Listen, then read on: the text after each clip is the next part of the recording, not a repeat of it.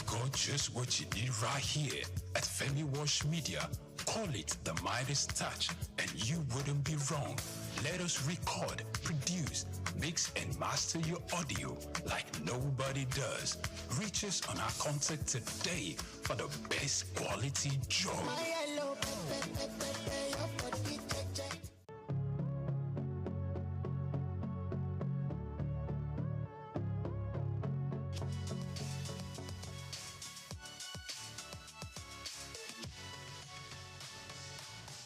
I'm Gode Odidi, the CEO of Mindset Media and Achievers Gabro Limited. Mindset Media is all about celebrating people from nobody to somebody. We celebrate excellence, we celebrate innovation, we're also celebrating networking people from one part of the country to another.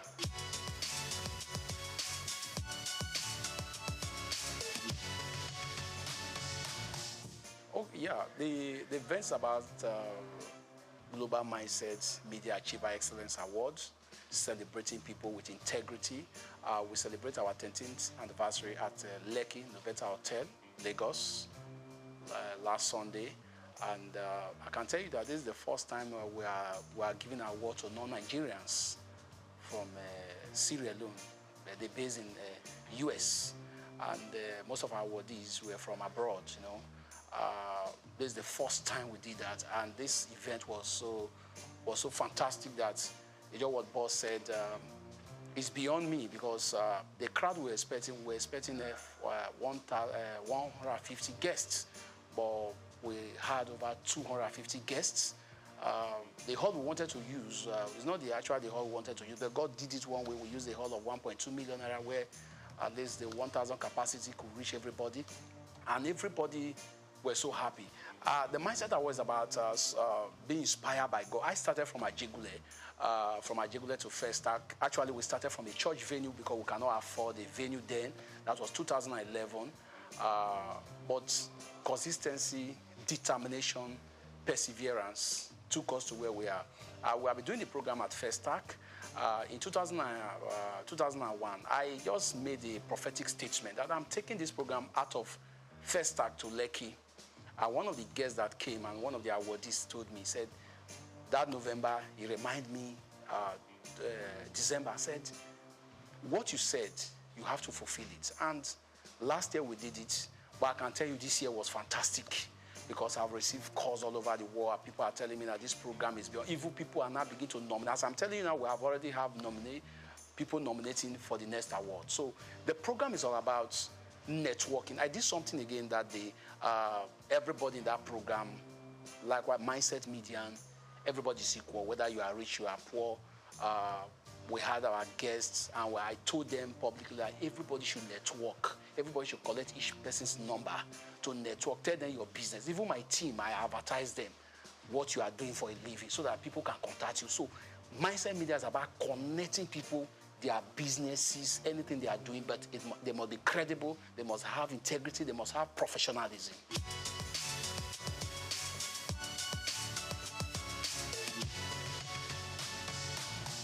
Yes, the individual that received the award, you know, from different categories.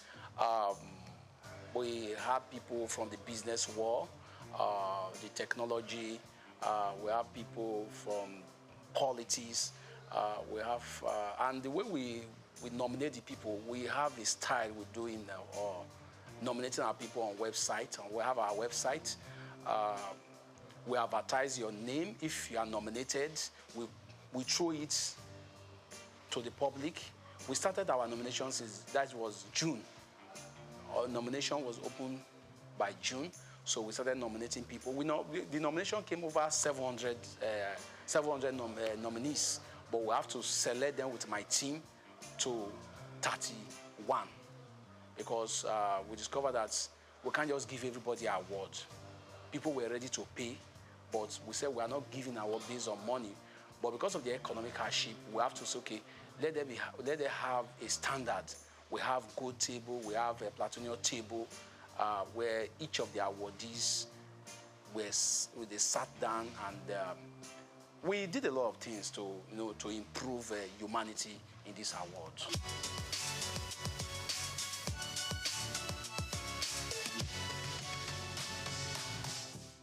this award this year, I'm very flabbergasted. Let me use that. I'm super excited because this year award was fantastic because when I met our boss here, the first day I came here, we discussed.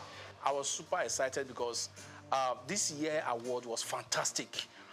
People are calling me all over the world because I have not seen that. I discovered the award has grown beyond me. As what boss said, it has grown beyond me because even my team, we couldn't even meet up the people, the guests, and I was surprised. And we did so many things what we have not done before, because in every year of our awards, every mistake we have done, we improve on it the next year. But this year we did something very fantastic. We brought things that world-class awards, Headies awards. We brought classic things into the system. He now made it look so, so great that people were saying, is it God or this? Somebody was asking, do I do ritual? We're asking, what happened? Even people saw the picture. People are still calling me from Sweden. People calling me from UK, telling me that, are you the one doing this award? You did an excellent job. What we did is that we have to go through a lot of people who are experienced, like Mr. Victor Oluwafemi, a lot of people who believes in my dream. I listen to their advice. I even listen to the advice of my team. And so as young as them, when they brought the ideas, I said, okay, let's work on it. And those ideas work for us. So, and at the end of the day, we did so many things. When you look at the economy and look at such an event put together, so if our people went home and they are thanking God today too.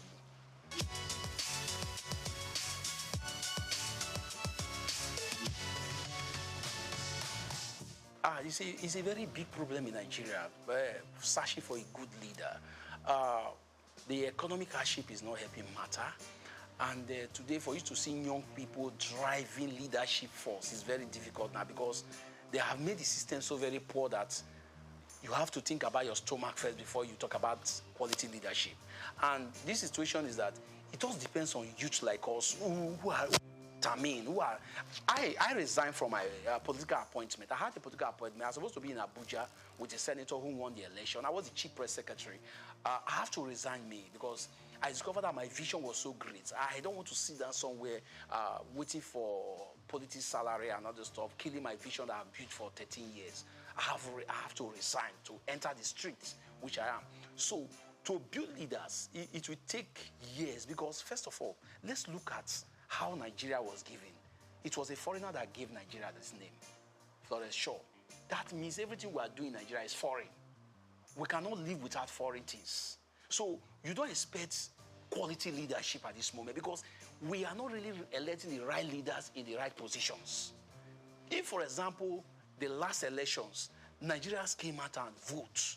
If our votes are counted, Nigeria can decide that this is the person we want. If you make any mistake, we'll tell you, go out of the leadership. But it's not like that. So it will take some years, because the system has impoverished, have made many people poor. So when they see money, they can say anything.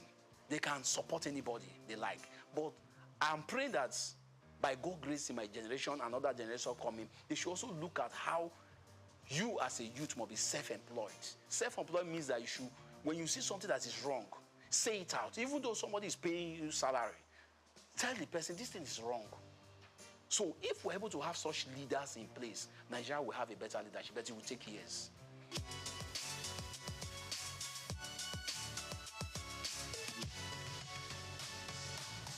First of all, you must be educationally equipped.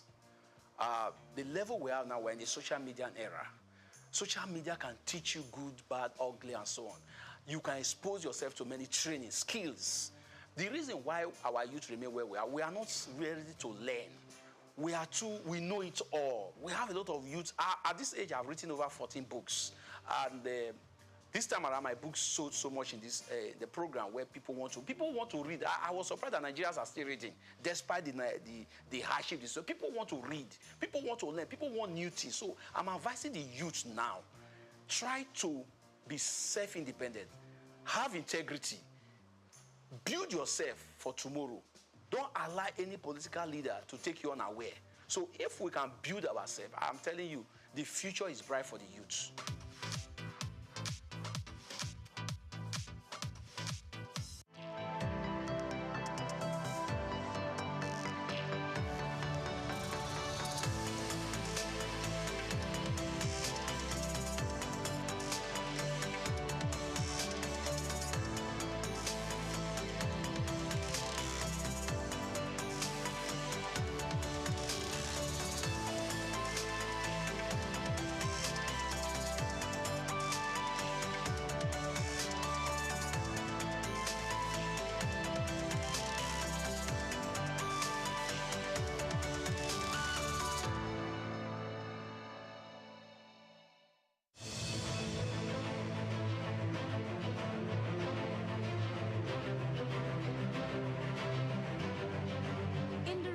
human achievements, goal setting, hard work, and dedication have been proven to be some of the elements towards success.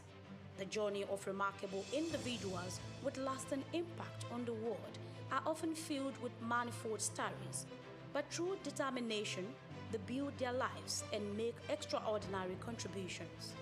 Join me on the story of a trailblazer in business and philanthropy, Aiboje Ig Mokwede, a lawyer turned banker who has done well for himself, made an indelible mark within the banking sector, and has continued in his ambition of touching lives within Nigeria and across Africa.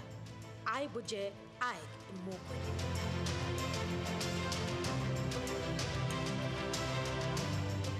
Within the Nigerian business space and philanthropy, few names resonate and are respected profoundly. Such is Aiboje Ig Mokwede.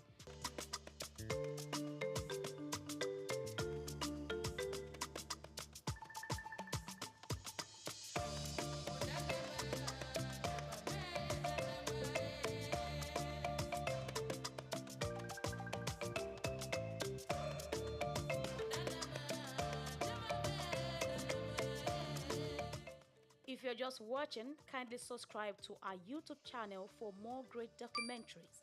Like, share, and comment.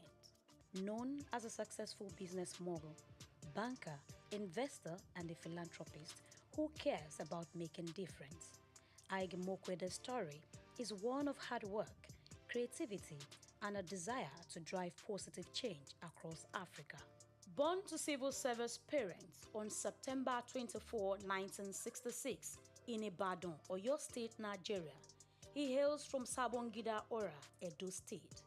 Aiboje spent his formative years with his parents in Lagos, where he had his primary education at St. Saviour's School.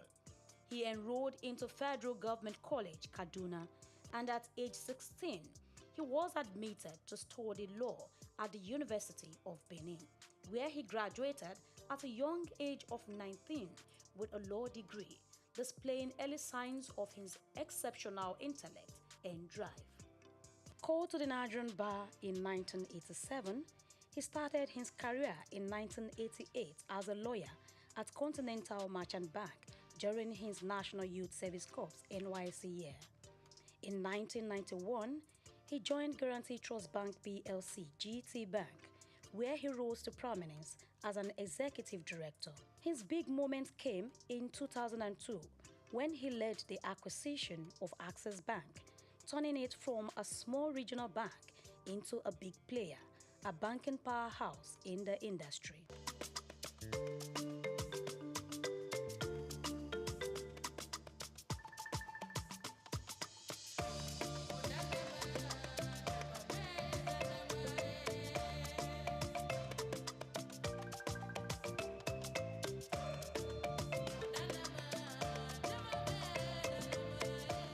Throughout his career, Ig Mokwede has taken on different leadership roles, including Group Managing Director and Chief Executive Officer of Access Bank until December 2013.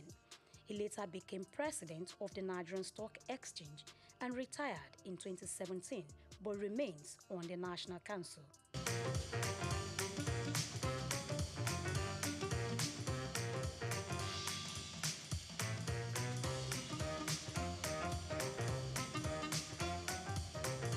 Bowing out of Access Bank, he was given a befitting send-off. No man or combination of men could transform what we met in Access Bank in 2002 into what would cause this type of people to come and celebrate today's office. His foresight and managerial acumen have brought him chairmanship and directorial roles in prominent organizations such as African Finance Corporation, Associated Discount House Limited, Petrolon Energy, among others, thereby contributing greatly to their growth and sustainability.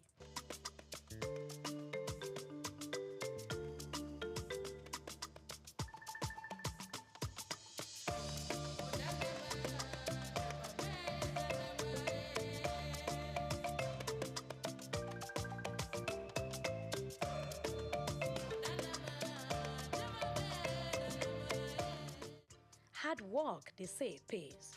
Igboje Agemokwede's hard work earned him many awards and honors. He received the National Productivity Order of Merit Award in 2009, conferred with Commander of the Order of the Niger CON in 2011 by the then President of Federal Republic of Nigeria, Goodluck Jonathan, during his administration for contributing to banking and finance.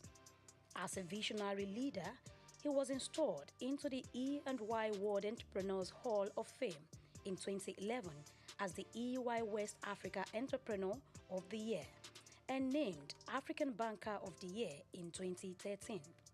These amounting to how much others values his leadership and ideas. He got honored by Chartered Institute of Stockbrokers of Nigeria. Beside his work, Agemokwede also gives back to society. This philanthropist is involved in efforts to improve governance and healthcare across Africa through his Agemokwede Foundation, making a positive impact on people's lives. He initiated the Adopt a Healthcare Facility program in 2019, and he is the chairman of ABC Health and director of the Private Sector Health Alliance of Nigeria. He is the founder of Chairman of Coronation Capital Limited since 2015 and has contributed to the growth of the Coronation ecosystem. Coronation Capital Limited, with other arms of its businesses, also bettered Coronation Art Gallery in Lagos on the 13th of May 2022, a platform for showcasing exceptional works of art that embodied the essence of cultural significance and artistic expression. Igboje Agemokwede founded Coronation Art Gallery with the vision of democratizing art, foster appreciation and understanding for the artistic world, and making it accessible to a wider audience. Bumi Augusto is, I knew Bumi when she was born. I know her parents, and I know all her siblings. She's a beautiful, wonderful, gifted Nigerian artist. And just like many of the others here, the piece behind me is a triptych, long throats, all up to longer throats. I actually thought that I was going to caption this collection. You know, this is really a microcosm of my entire collection, but I was going to capture it longer throats because this represents a lot of this collecting I did during COVID. Many of these pieces actually were not in Nigeria. I brought them home. I'll tell you something. I'm known for collecting masters, you know, the Enwonwus and the Yusuf Grillos and so on. I still do, okay? And I kind of stuck to that genre of classic. Those are the people who, when I was growing up, as I told you, those are the people who were my parents, either just older than them or contemporaries. So I grew up knowing these artists as my uncles, okay? So my first collecting was, you know, from works, you know, done by masters like that. After a while, you know, these works are really priced in. But Bumi Augusto, you know, her works, you know, which may appear even a bit pricey now, in 10 years' time, you know. So this is also hosted by Coronation, which are companies that are all about wealth creation. So there's also the investment angle. I don't collect for investments, but, you know, with all that these great Nigerian and African artists, the young ones, have been doing, and the way their prices have been rising, you know, I've got to focus on investments now.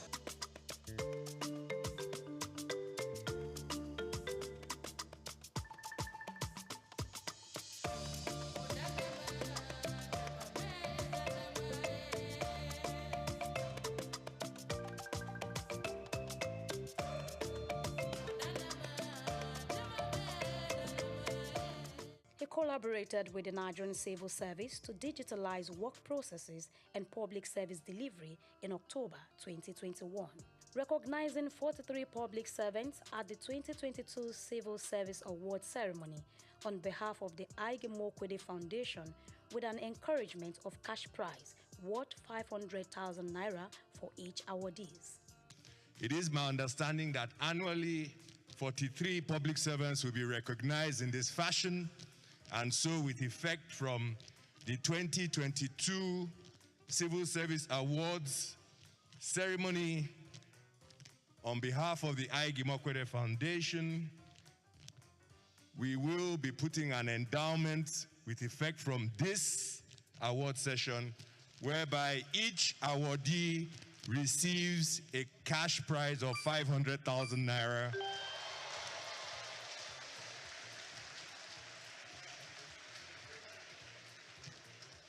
And in the interest of digital culture, the credits will go directly to your accounts.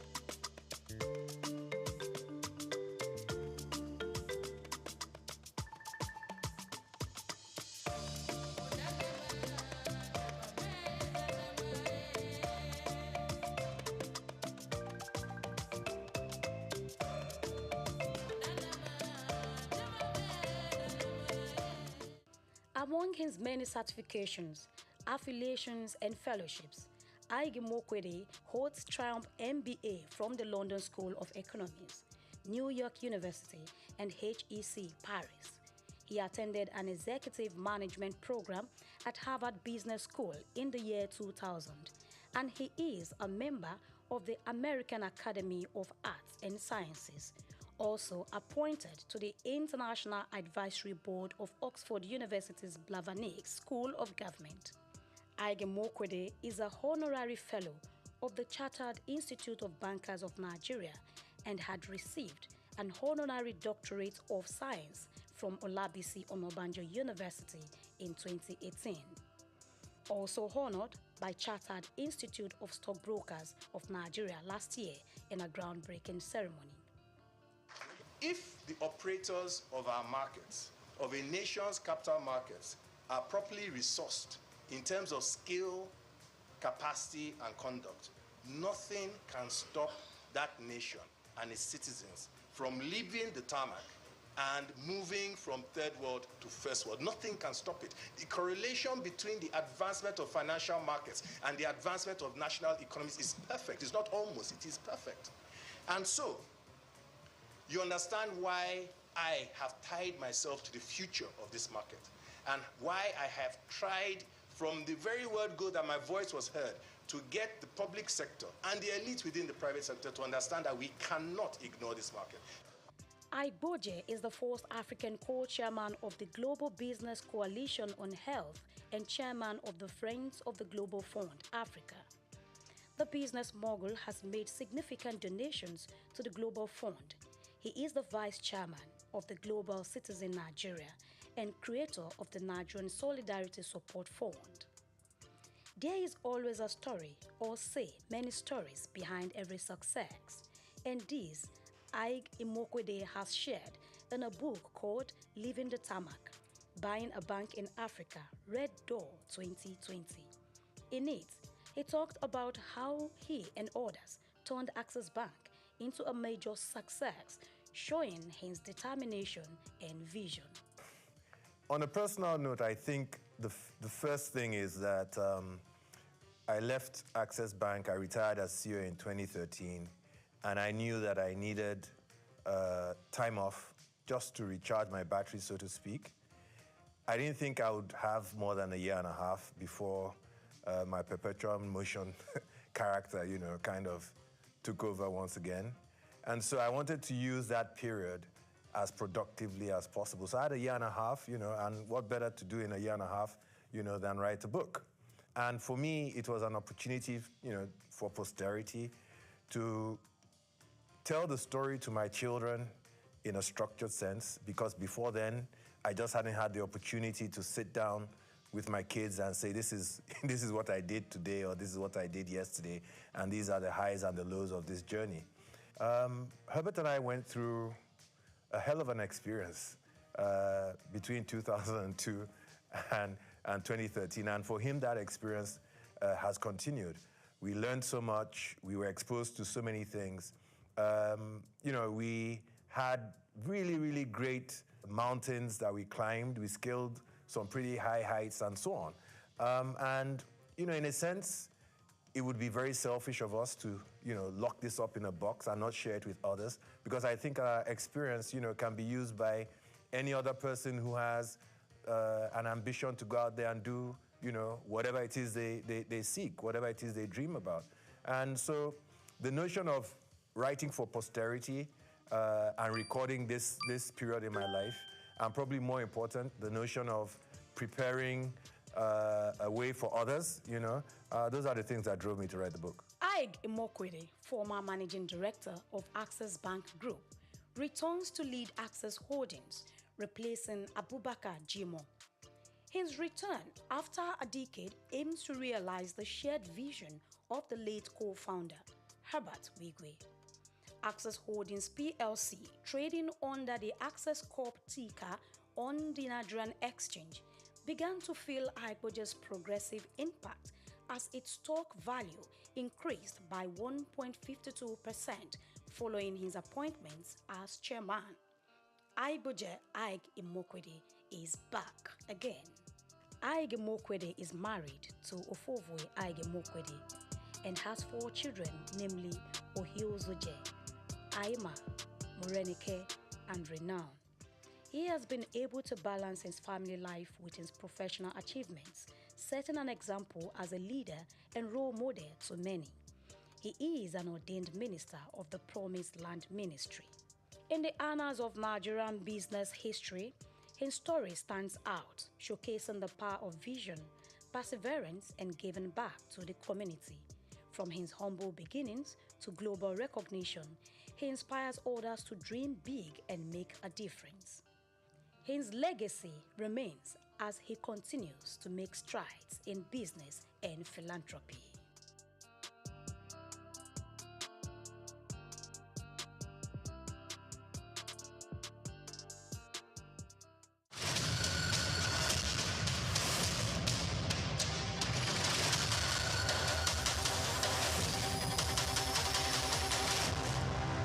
Anthony Onyemaechi Elumelu was born on the 22nd of March 1963 in Jos, North Central Nigeria, to Susanna and Dominic Elumelu, originally from Delta State.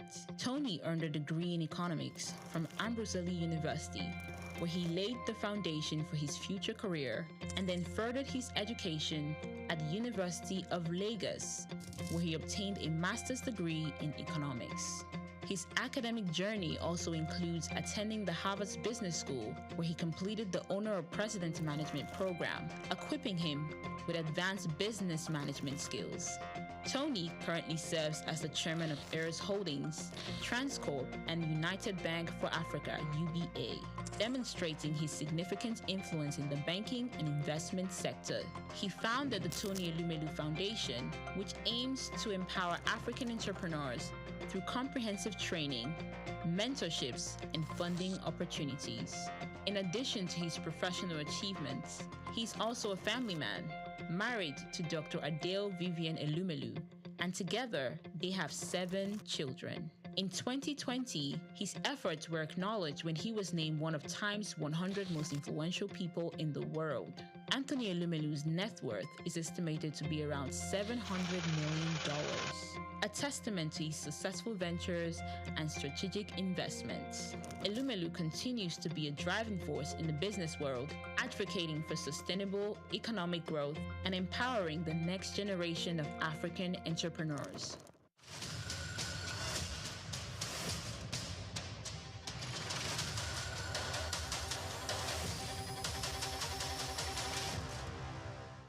Broad Street. Broad Street, situated in Lagos Island, is steeped in Nigerian history. Once the biggest financial hub of the country, it housed the headquarters of major banks, linked to CBN, the stock exchange, and the loads of lender companies. Broad Street is a historically significant street. It has played a central role in the development of Lagos and history, an important commercial and administrative center for the British colonial authorities. It was also a home to some of the city's earliest modern buildings. Broad Street was a residential area in the pre-colonial era. With the British came the Methodist Boys High School in 1878 and the Broad Street Prison in 1882, renamed Freedom Park. The General Hospital, which was a British military hospital, was built in 1893, being the first general hospital in Nigeria. The old British Secretariat building, which is now the Federal Ministry of Justice, was built in 1906.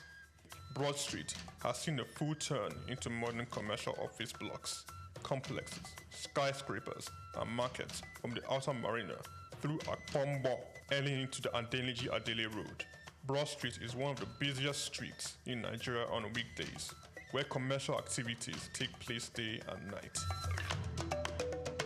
From modern buildings to ancient structures, this street gives one a raw dose of life in Lagos. Broad Street is often referred to as Lagos Financial District. It boasts a mix of architectural styles, reflecting its long history, colonial-era buildings, Victorian and Edwardian architectural features, alongside more modern skyscrapers and structures. Broad Street remains a vital, vibrant part of the Nigerian economy. Broad Street. Souq Enlightenment. We've got just what you need right here at Femi Wash Media. Call it the Midas Touch, and you wouldn't be wrong. Let us record, produce, mix, and master your audio like nobody does. Reach us on our contact today for the best quality job.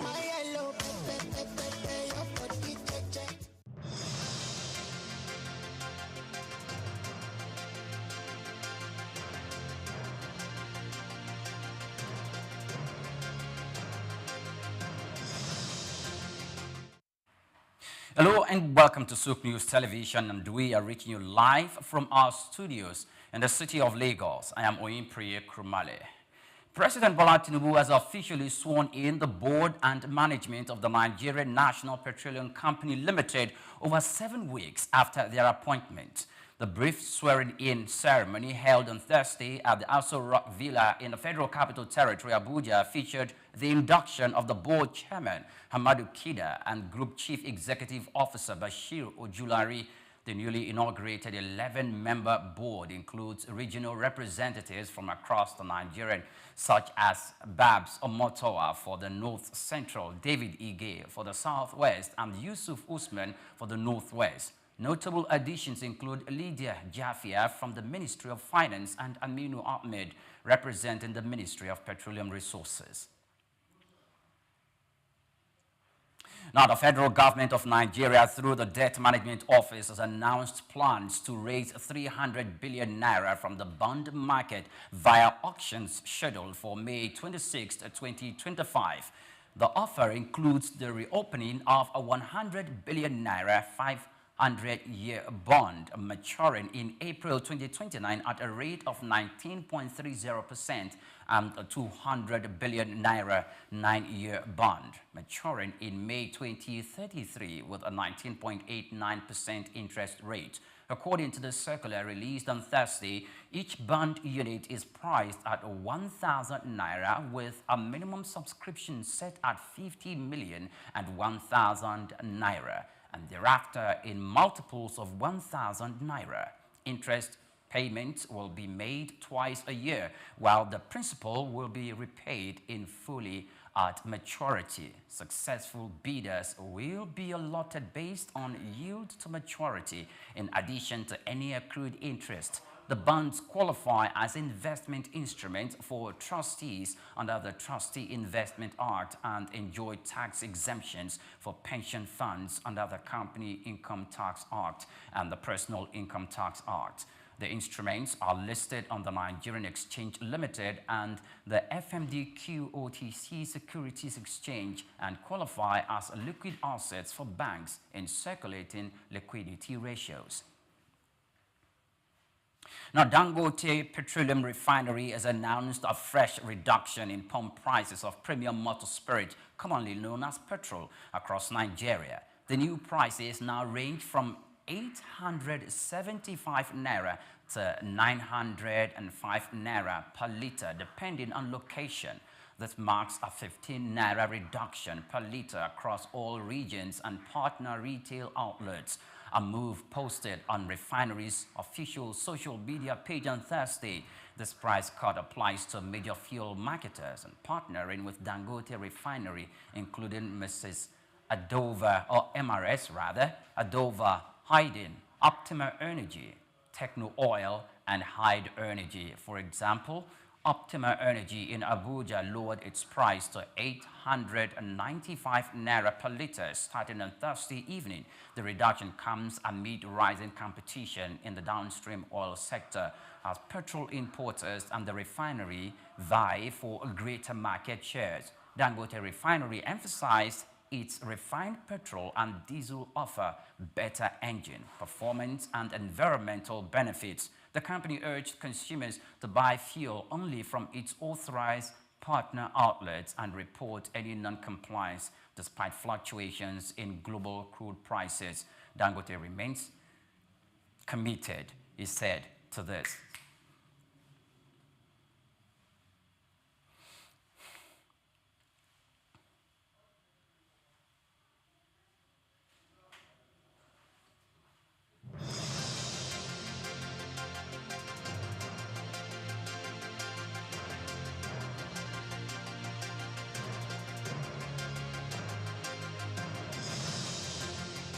We've got just what you need right here at Femi Wash Media.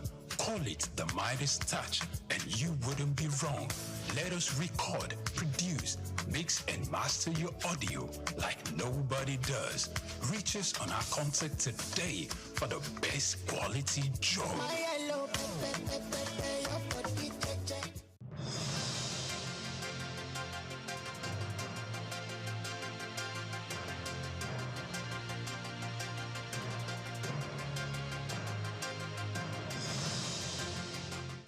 Welcome back. Now, Nigeria's telecommunications industry is set for a major transformation as telecom operators have placed equipment orders worth over $1 billion with deliveries beginning in July 2025. This marks the largest infrastructure investment in a decade. Many thanks for watching That's the News. Do stay with us and follow us on all our social media platforms. Coming up shortly is Just Africa.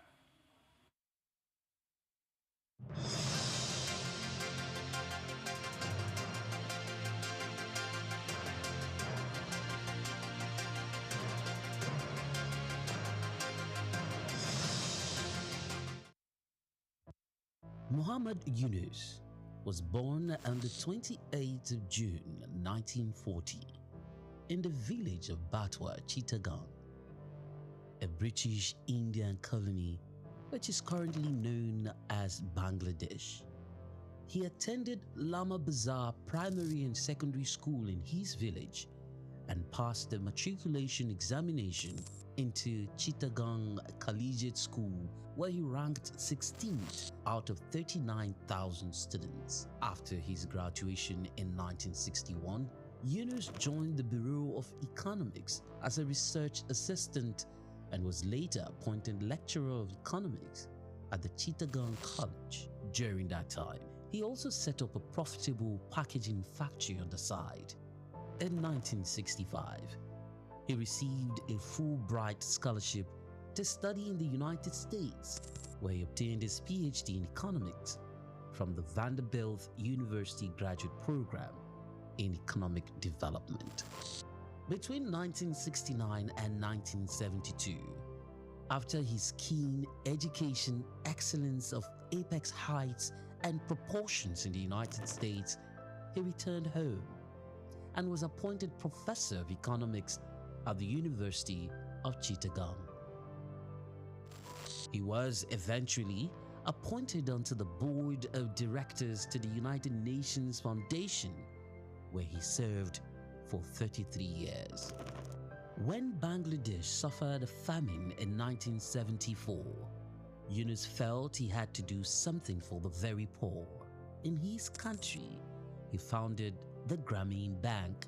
His motivation was to create economic and social development for the very poor, giving long-term loans to those who wanted to start small enterprises to pay back when they can. The aim to help out of poverty. For this, he was awarded the Nobel Peace Prize in 2006.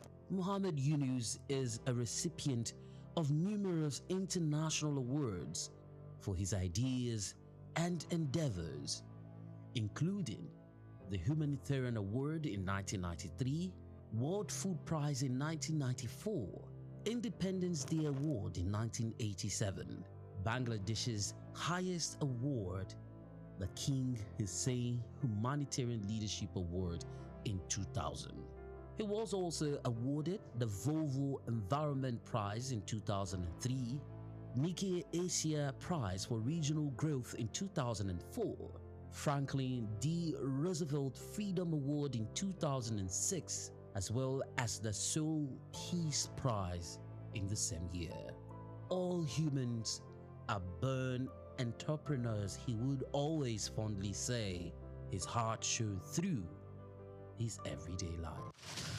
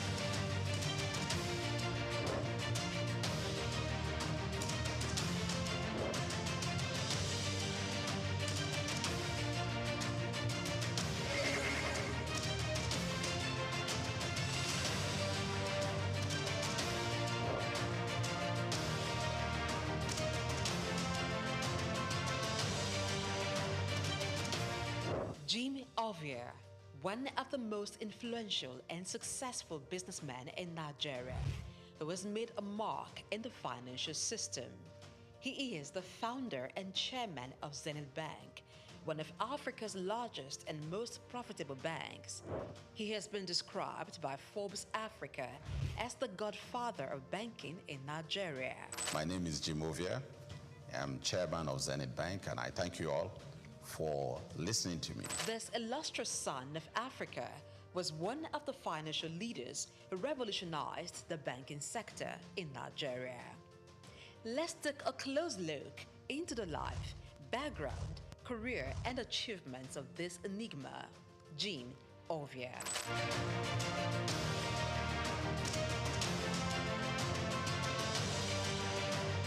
Jim Ovia was born on November 4, 1951 in Agbo, Delta State, Nigeria, to a large family as the second son of Chief Obi Olihe of Agbobi in Delta State. Being one from a humble background, Jim attended local schools as he had lost his father at the tender age of 4.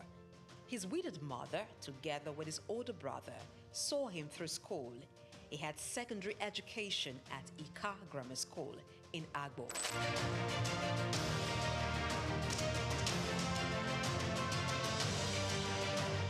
Due to his interest in business and technology, he proceeded to the United States to study business administration at Southern University, Baton Rouge, Louisiana, USA, where he obtained a bachelor's degree in 1977.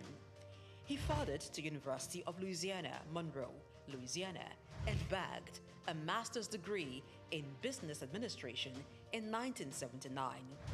Jim Ovia is also an alumnus of the prestigious Harvard Business School.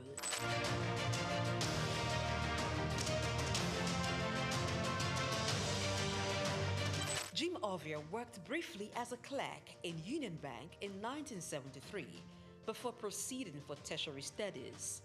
Upon acquiring immense business knowledge from international institutions, he returned to Nigeria, his home country, and began a career in banking.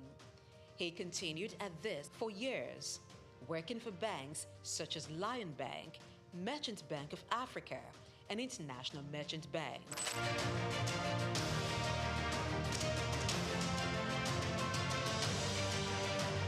After many years in the banking industry, In 1990, Jim came together with some colleagues to found one of Africa's largest and most profitable bank, Zenith Bank.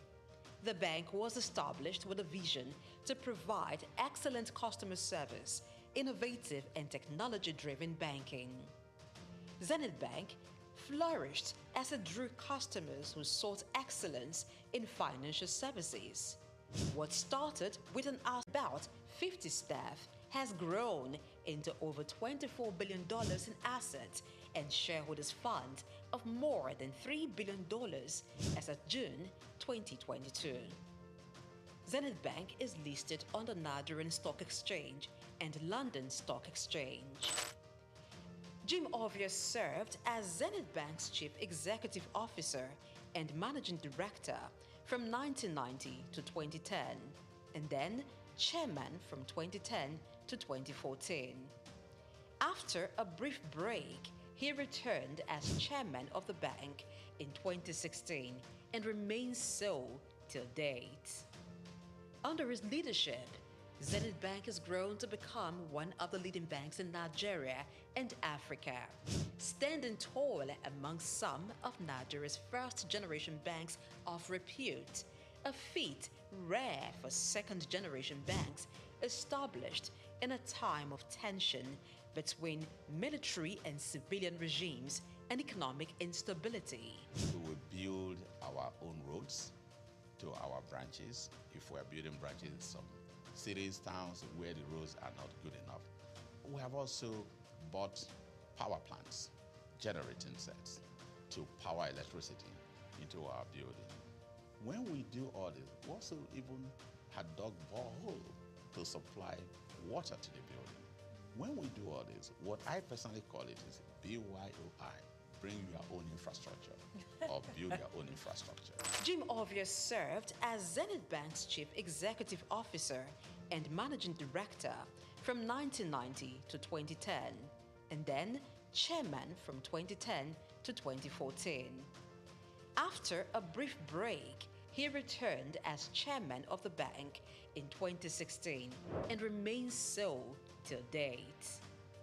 Under his leadership, Zenith Bank has grown to become one of the leading banks in Nigeria and Africa, standing tall among some of Nigeria's first-generation banks of repute, a feat rare for second-generation banks established in a time of tension between military and civilian regimes.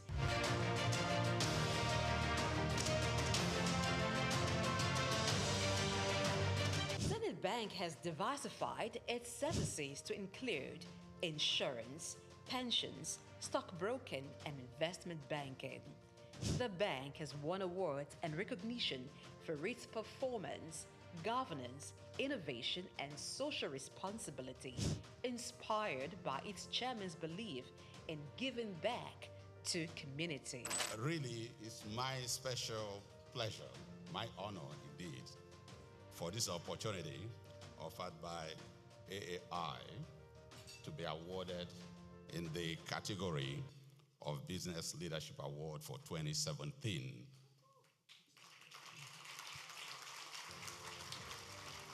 As an entrepreneur, Jim Ovia has made investments in sectors other than banking. They include oil and gas, telecommunication, real estate, power generation, media, and most recently, education. He is the founder and chancellor, James Hope University, Lekki, Lagos State, which has been approved by the National Universities Commission, NUC, to offer postgraduate degrees in business courses.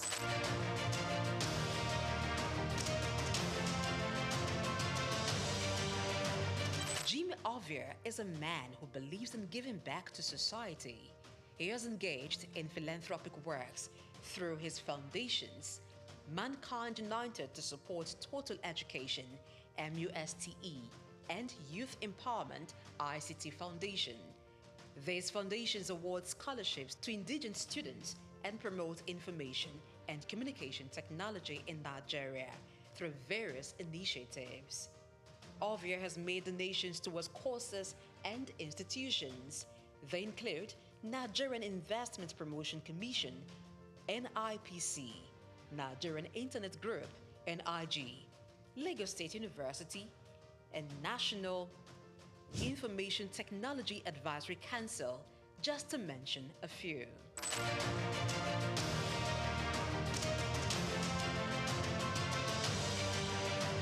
In recognition of his contributions, Jim Ovia is a recipient of many honors and awards.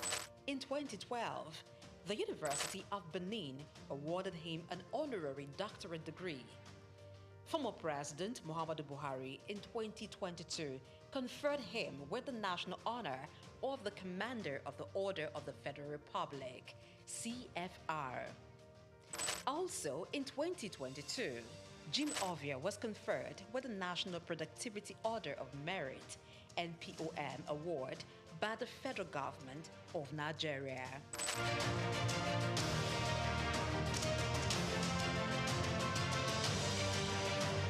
Jim Ovia is a proud member of the World Economic Forum, the Nigerian Economic Summit Group, and the Institute of Chartered Accountants of Nigeria.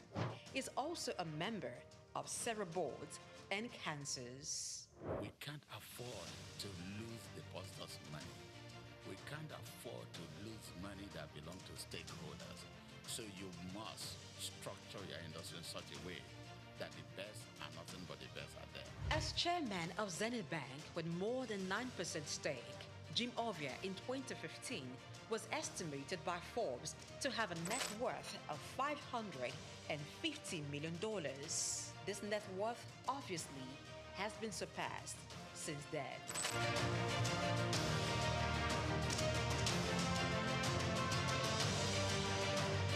Jim Ovia, as a business person, founded 5 companies. They are Zenith Bank PLC, the Quantum Group, Visaphone Communications, Quantum Luxury Properties, Civic Center Towers, and Cyberspace Network. Jim is member, Honorary International Investors Council.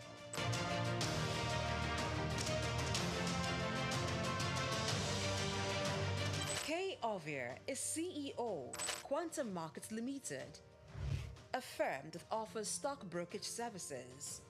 She sits on the board of several organizations and is chairman, board of directors of Cyberspace Limited, a leading software engineering company.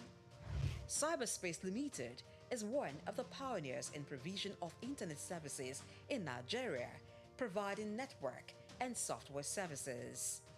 Kay, being at the head of a tech giant in Nigeria, teamed up with her husband, Jim, to strategically deploy robust IT infrastructure at Zenith Bank, which resulted in the development of digital products and technology-driven banking in Nigeria. Kay is an alumnus of Enugu State University of Technology, Souq, where she holds an MBA in management. She is much given to philanthropy, with several initiatives to transform lives, particularly those of the underprivileged. One of her projects targeted at children and youths, Star Rising Talent Hunt, aims at discovering and projecting hidden talents.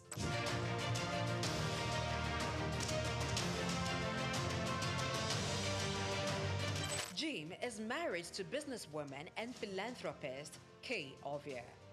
She's also a hotelier, proudly running Starwood Hotels. Jim and Kay Ovia are blessed with 5 children: Isioma, Zephyr, Tito, Tommy, and Jesse. As a family man, Ovia enjoys spending time with his family. He also likes reading and traveling.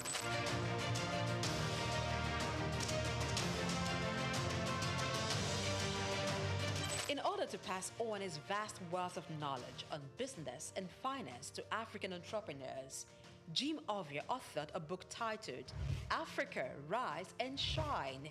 The book was published in 2018 by Forbes Books.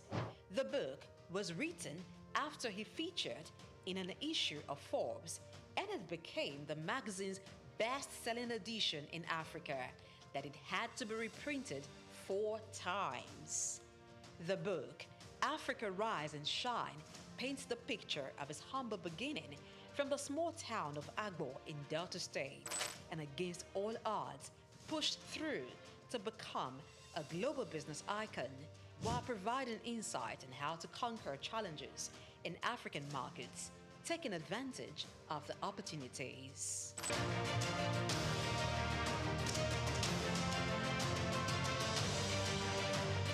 The man, Jim Ovia, is a firm believer of Africa being a continent abundant with natural and human resources.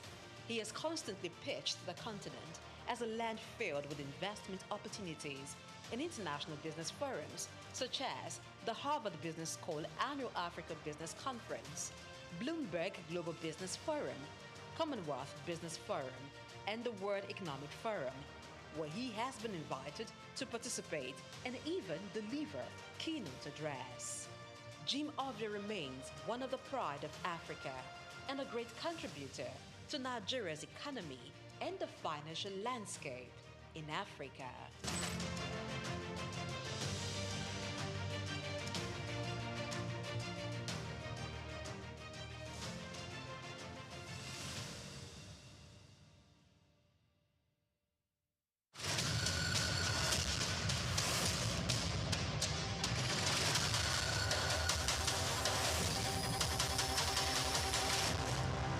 For more than a century, Zambia has stood as a prominent figure in the mining sector, particularly renowned for its copper production, which remains a cornerstone of the nation's economy. Accounting for 3/4 of the country's export earnings, mining plays a pivotal role in Zambia's economic landscape. The focal point of this mining activity is the Copperbelt province, home to major copper mines like Lumwana and Konkola, alongside Sentinel in the northwestern province. These mines, operated by renowned international firms such as Barrick and Vendetta Resources, hold majority foreign ownership, with Zambia Consolidated Copper Mine Investment Holdings retaining minority stakes. Smaller mines in the Copperbelt region, backed by investors from countries like China, Brazil, and South Africa, contribute to Zambia's diversified mining landscape. However, the country's mining sector faces various challenges hindering the potential growth trajectory. Fiscal policies introduced by the government, including royalty increases, the taxation policies, have negatively impacted mining profitability. Also, price volatility in global markets, infrastructural deficiencies like inadequate transportation networks, power shortages, and an uncertain regulatory environment further increases the sector's challenges. Moreover, labor disputes, safety concerns, and geopolitical risks stemming from political instability poses additional hurdles to Zambia's mining sector. To propel the nation towards its 3 million tons copper production goal, strategic measures are crucial, and these include leveraging digital technology through partnerships with AI and machine learning firms to enhance sector's efficiency and investment, stable policy framework in order to attract and retain investment, and provision of a conducive regulatory environment. Infrastructure strengthening supported by donor funding and concessional financing can also alleviate critical constraints such as transportation and power shortages. More so, environmental conservation is vital for sustainable development. Hence, mining companies must provide government-approved environmental management plans, prioritize durable equipment, and proper waste disposal techniques to minimize environmental degradation. Given copper's expected dominance in Zambia's exports, maintaining its position as Africa's economic hub demands a concerted effort. Israel Adeyemi, Souq News.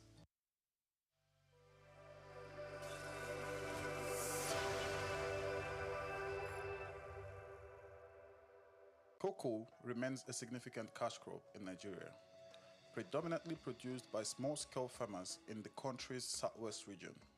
Historically, cocoa served as a major source of foreign earnings until the 1970s, when the discovery of petroleum shifted the the focus away from agriculture.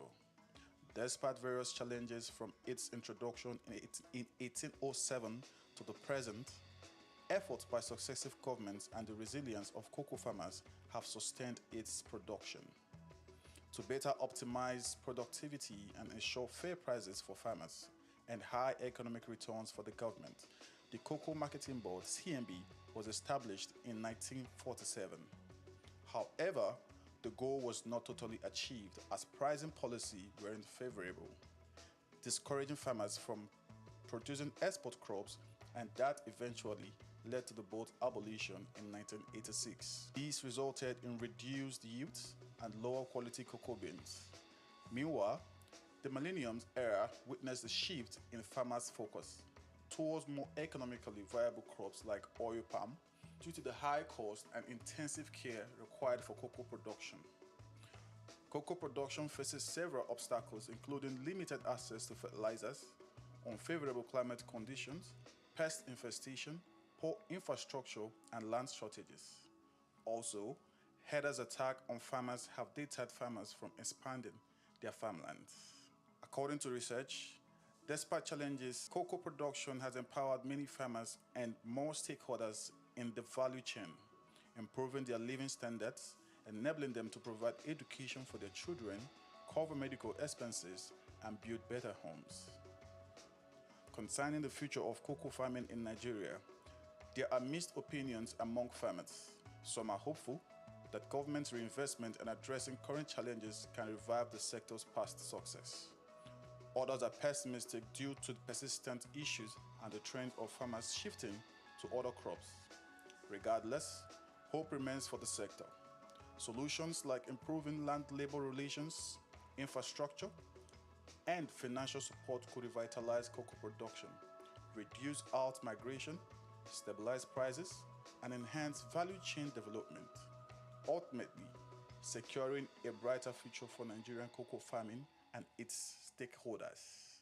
Ojai Michael, reporting for Souq News. Cashew nuts, ranked among Ivory Coast top cash crops, play a crucial role in the country's economy, generating substantial revenue and supporting livelihoods across the country.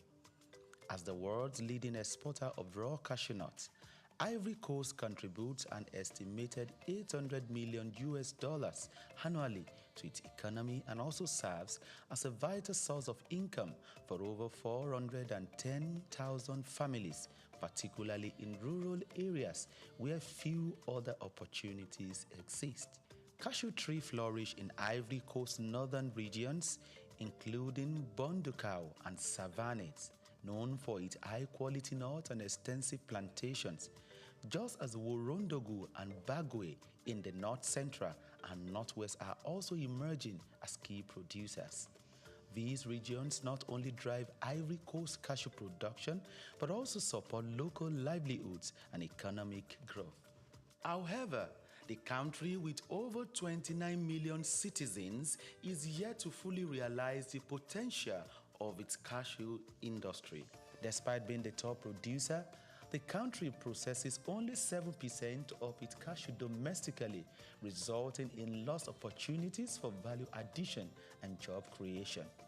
Specifically, a recent data reveals that only 22% of the country's cashew nut output was processed domestically in 2023, even as the volatility of global cashew prices poses risks to farmers' income and overall economic stability. Concerns also arise regarding labor practices in some cashew farms and the environmental impact of deforestation for new plantations. To address these challenges and maximize the benefit of its cashew industry, Ivory Coast must focus on key strategies moving forward. These include investing in local processing facilities to boost job creation, export value, and farmers' incomes. Furthermore, the Ivorian government body overseeing the cashew sector, ARECA, must promote fair trade practices and ethical sourcing to ensure better prices for farmers and improve working conditions. Sustainable farming practices will also help to protect the environment and ensure long-term cashew production. According to a recommendation made at a workshop organized by the World Bank, tax exemptions and access to credit facilities will help to tackle some of these challenges. Furthermore, the private sector can also invest in research to develop high-yielding cashew varieties, improve processing techniques, explore new cashew products, as well as develop and implement digital platforms that connect farmers to market in order to facilitate financial transactions. Organizations like the Africa Cashew Initiative (ACI) must also assist in data compilation in the value chain at macro, meso, and micro level. By addressing this and harnessing its cashew potential, the country can further enhance its economy and build a more sustainable future for its citizens. Israel Adeyemi reporting for Souq News.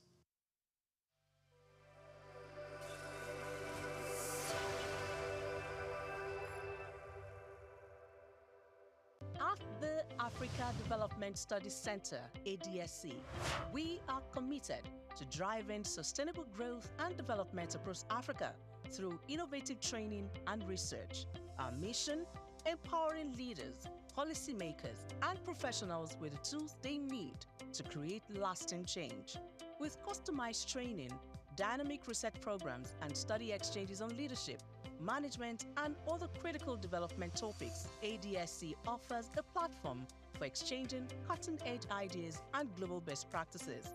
We provide comprehensive services in research and consultancy, capacity building and training, education programs, publishing, and knowledge sharing.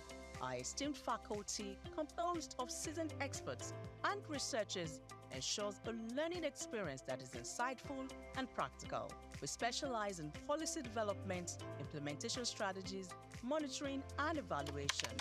At ADSC, learning is engaging and enjoyable. Our unique methodology includes talks, interactive exercises, games, video screenings, and lively seminar discussions, all in a comfortable and friendly environment. Ready to make an impact? For more information, email us at info@adstudycenter.com or call +234 912 439 2362. Visit us today at www.adstudycenter.com to explore our programs and upcoming events. Africa Development Studies Center, rethinking development for Africa. We've got just what you need right here at Femi Wash Media. Call it the Midas Touch and you wouldn't be wrong. Let us record, produce, mix and master your audio like nobody does. Reach us on our contact today for the best quality job.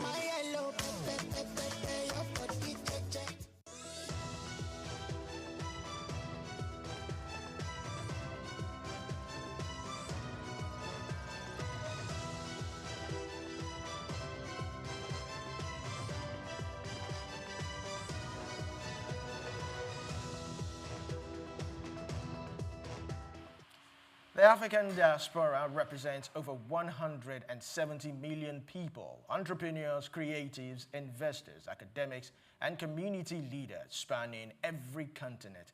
Now, this global community is a bridge linking cultures, transferring knowledge, creating markets, driving growth, both in their countries of residence and their countries of origin. Immigration is often discussed in terms of loss or challenge, but today, we are shifting the lens. We focus on the immense opportunity it represents, from launching startups to funding schools, from influencing global fashion and music to shaping trade policy. Diasporans are rewriting the narrative.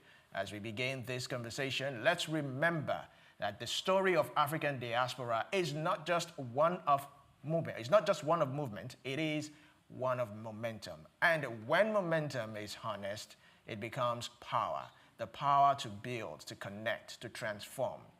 Hello and welcome to Just Africa. I am Olumide Shokoye. I'm not just the only one here. I have Krumale. Hello. Thank God it's Friday. Thank God it's Friday. I am so glad it's Friday. I'm very glad it's Friday. At least I don't have to wake up 3 a.m. or 4 a.m. in the morning. I have to. You don't have to message me 4 a.m. It's quite interesting. Yes, it is. So we're talking about African in diaspora or African diaspora being an asset. Okay, so in every African or in every diaspora, whether you are from Mali, whether you are from Egypt, you are from Nigeria, you are from Kenya, you are from Burkina Faso, or you are from wherever in the continent of Africa, there is a linkage. As long as you are outside the continent, there is a linkage, there's a bridge, and there's a culture, there's a heritage that you left behind back at home. And so we've been telling success stories about Nigerians who have built the big tech startups, not only in the continent of Africa, but also outside Nigeria, in London, in Silicon Valley. We've heard of Ethiopian scientists that are doing greatly in Germany. We've heard of other Africans who have been building things that we Africans are proud to see. That yes, these are our brothers, these are our sisters doing great, and flying the African continent out there very, very well. But it's more than a personal success story. It's more than a personal success story. It represents a community. It represents a group of people. Though some other scholars and experts have painted the picture that it's amounting to a heavy, huge loss and that the continent is suffering brain drain. But maybe that's a conversation for another day. Let's talk about the brain gain. So if we're to talk about the brain gain, what sort of assets do they represent? They do send remittances back home.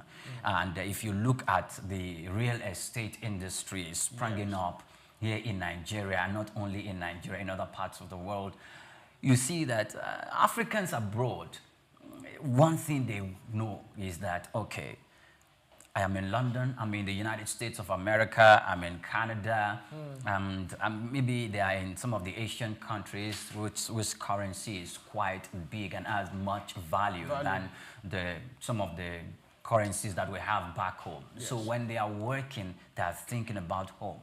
When you are in the United States of America and you are paying $1,750 or $2,000 for rent. For rent per month. Per month. Then you begin to think, okay, and you calculate that $2,000 that you pay for rent per month in the US, and you calculate and by the time you're done doing your calculation, it's amounting to 2 million naira per month. 3 million. 3 million or more that you're paid as rent. Then you begin to give yourself some sense. Because then it will, even though you didn't have the habit of saving. The prudence. Yes. You now start, imbibing that attitude, that disposition to save.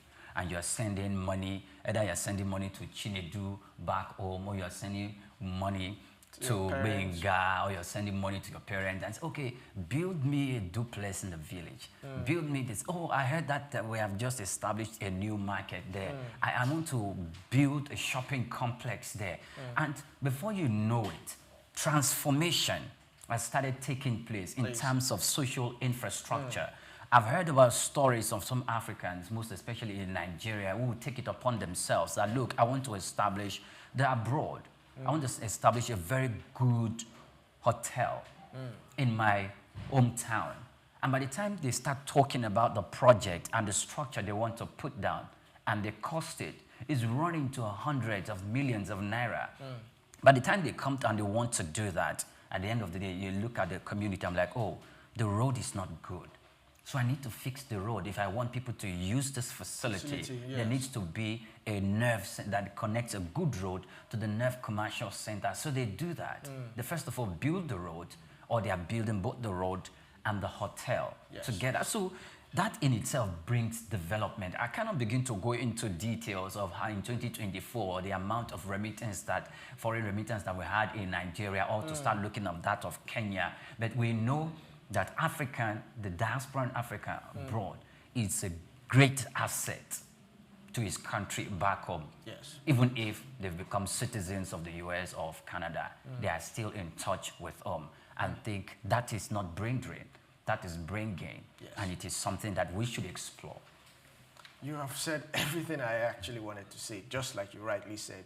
Most of these people abroad, all they always think about is remitting money back home because the cost of living there alone is not, I won't say not encouraging, but it's on the high side. It is. They pay taxes and they see the taxes of those countries that they pay in those nations work for them. They could see it vividly. They have good roads. They could see they don't experience power failure. So they tell you we are paying taxes and we see it working. So if we are going to go into details of what to do to make sure we retain people from leaving the continent, that's what to be in the aspect of brain drain, then we will have to make these social amenities available and at a price, at the rate that the Nigerian is comfortable with. Probably the kind of system another area that I noticed that Nigeria is gaining is, if you notice, most of these diasporans, once it's Christmas or get into Christmas, they all come back.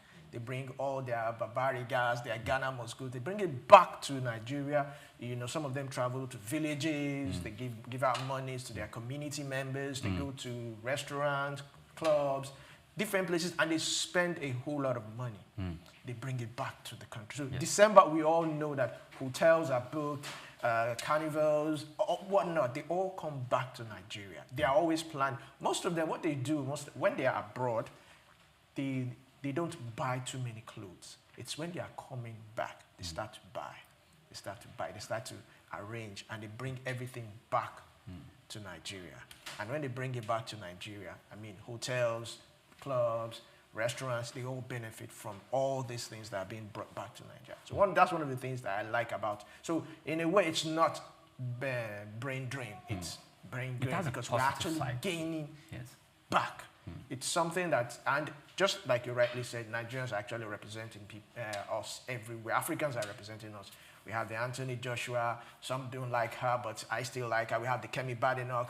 We have the no way. If you call Kemi Badenoch a diasporan, I think people might come for you because they'll tell you that Kemi is lost to the diaspora. No, and that she's gone for good because she doesn't seem to give a positive side, talk about a positive side of Nigeria. And well, you know that in this tape, on this table, I said it sometimes with that number that I don't really blame her.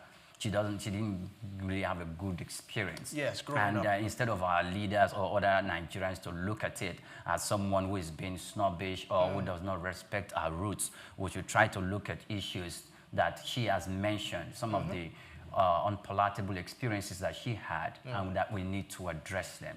And it's the same thing in Gambia. It's the same thing in Zambia.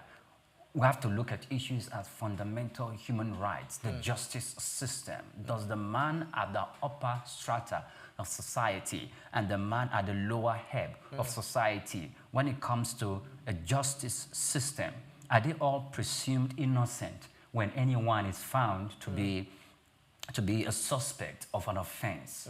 Do they really enjoy the same sort of privilege? When they go to the police station, are they accorded the same sort of respect and that you are a human being? The law says you are presumed innocent until you are proven guilty by the court of law. So we are going to defer to you what the law has said concerning X, Y, Z. It's not because, oh, Olumide is a big boy, he has paid some amount of money and the police are going to look the other way and treat the other person badly. No. So those kind of systems need to be looked at. Now, look at our background. If you look at it, it looks like people are attending to like, okay, this represents Ghana, but they represent Africa. We are in Nigeria, and say the background represents Ghana. Why? Because of there is this the Ankara that we have in Nigeria, and if you look at Ghana, they have their own too. If you look at Ethiopia, you can see some form of similarities, but there are differences. But these are all birthed by culture. And whether it's from Nigeria, the Ghana, Zambia, Kenya, and you take a look around, you will see that there are patterns of patterns of fashion that runs through our culture. So in terms of the diaspora, Africa, one of the areas they can take a very good look at to come and invest, and hopefully their investment will be safe, is the textile industry. Because, and for instruments like the African Continental Free Trade Area that will guarantee the free movement among neighboring countries or African nations to trade. If you establish a world standard textile factory that can supply with strands and tentacles reading to other parts of Africa, we should be able to make good money, because your market that is available to you is 1.4 billion people. Lastly, before we take a break, I would like us to look at how diasporans are influencing policies abroad to benefit Africans. Yes, Kemi Badenoku is not someone that will come to mind, but let's look at how Nigerians now. I was talking to a political, one of these political juggernauts, veterans, and he was telling me how sometimes some of these diasporans, they contribute money to support a particular candidate for political positions. Okay. They sponsor this candidate with the souvenirs and all that, whatever he or she needs, they send it back home. That is their own contribution back home. That, okay, this person, let's put this person into governance, and maybe this person will make some policies that will change. Politicians, okay. Maybe no politicians, but they sponsor politicians. Let's look at, if you look at this woman, Okonjo-Iweala, and how she's also shaping policies to benefit Nigerians back home. You know, these are one of the things that I like Nigerians for. That's why they tell you if you go to any country and you don't find any Nigerian, leave that place. I guess that's one of the things, one of the benefits of being a Nigerian. So we'll go on a short break now, and when we come back, we will dive into the conversation proper. Stay tuned, don't go anywhere.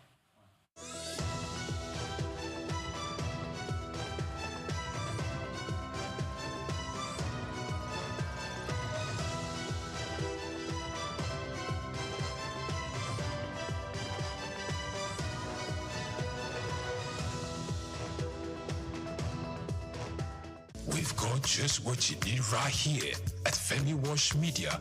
Call it the Midas Touch, and you wouldn't be wrong. Let us record, produce, mix, and master your audio like nobody does. Reach us on our contact today for the best quality job.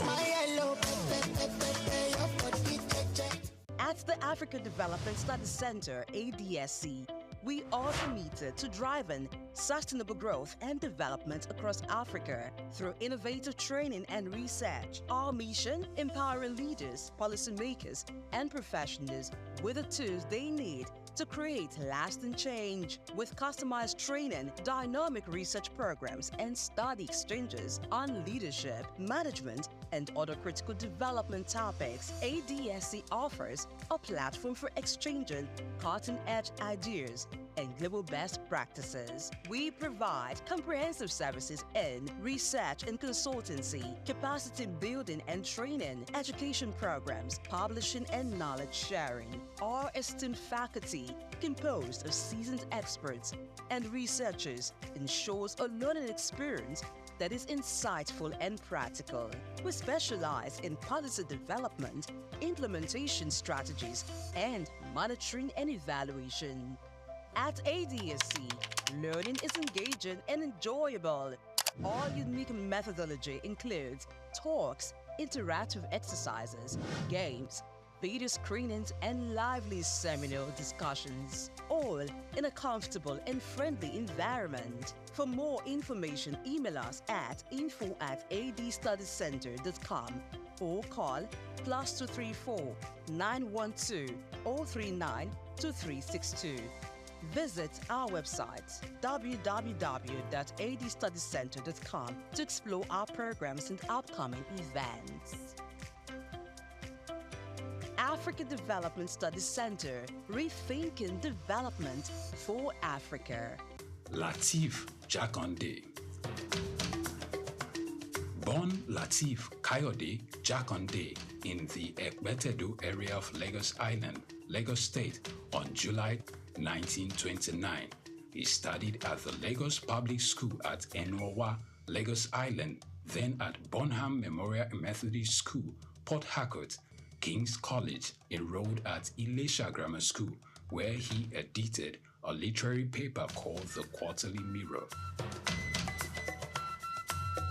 Jakonde began a career in journalism in 1949 with the Daily Service and joined the Nigerian Tribune in 1953. The owner, Chief Obafemi Awolowo, appointed Jakonde editor-in-chief of the Tribune in 1956.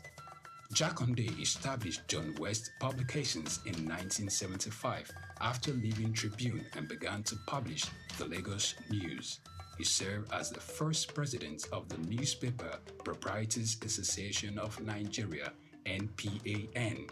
Jakonde ran for election as executive governor of Lagos State in 1979 on the Unity Party of Nigeria platform. His administration was effective and open and implemented the cardinal policies of his party.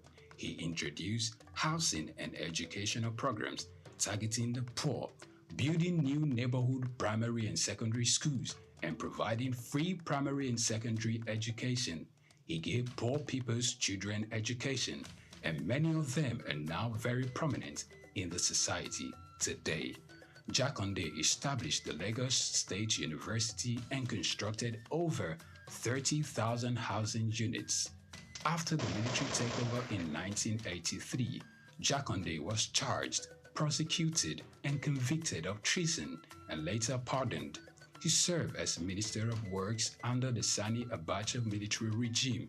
He died in Lagos on February 11, 2021. Lateef Jakonde was the first civilian governor of Lagos State. Lateef Kayode Jakonde, Souq Enlightenment. Hello Nigeria, hello Africa. Yeah, this is Sound Man. Keep watching Souq News. My name is Babalola from Excel LED. Keep watching Souq News. My name is Shepherd Michael Adewale Onofuye. I enjoy you all to watch, always watch Souq News TV. Hi, I'm Tom Boggaballs, and please keep watching Souq News. Wale Seriki, SLG Lagos Island East, Souq News. Keep out watching them and keep a lookout for them. They're up and coming, and we're proudly to be affiliated with them. You alone where they make me go crazy. This your love in the cool of my brain.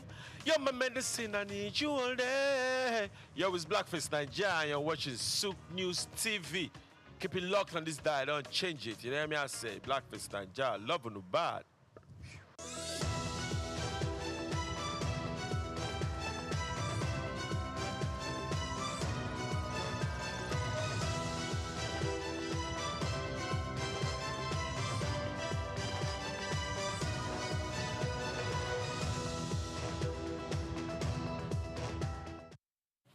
Welcome back to Just Africa. We have a special guest in the studios right here.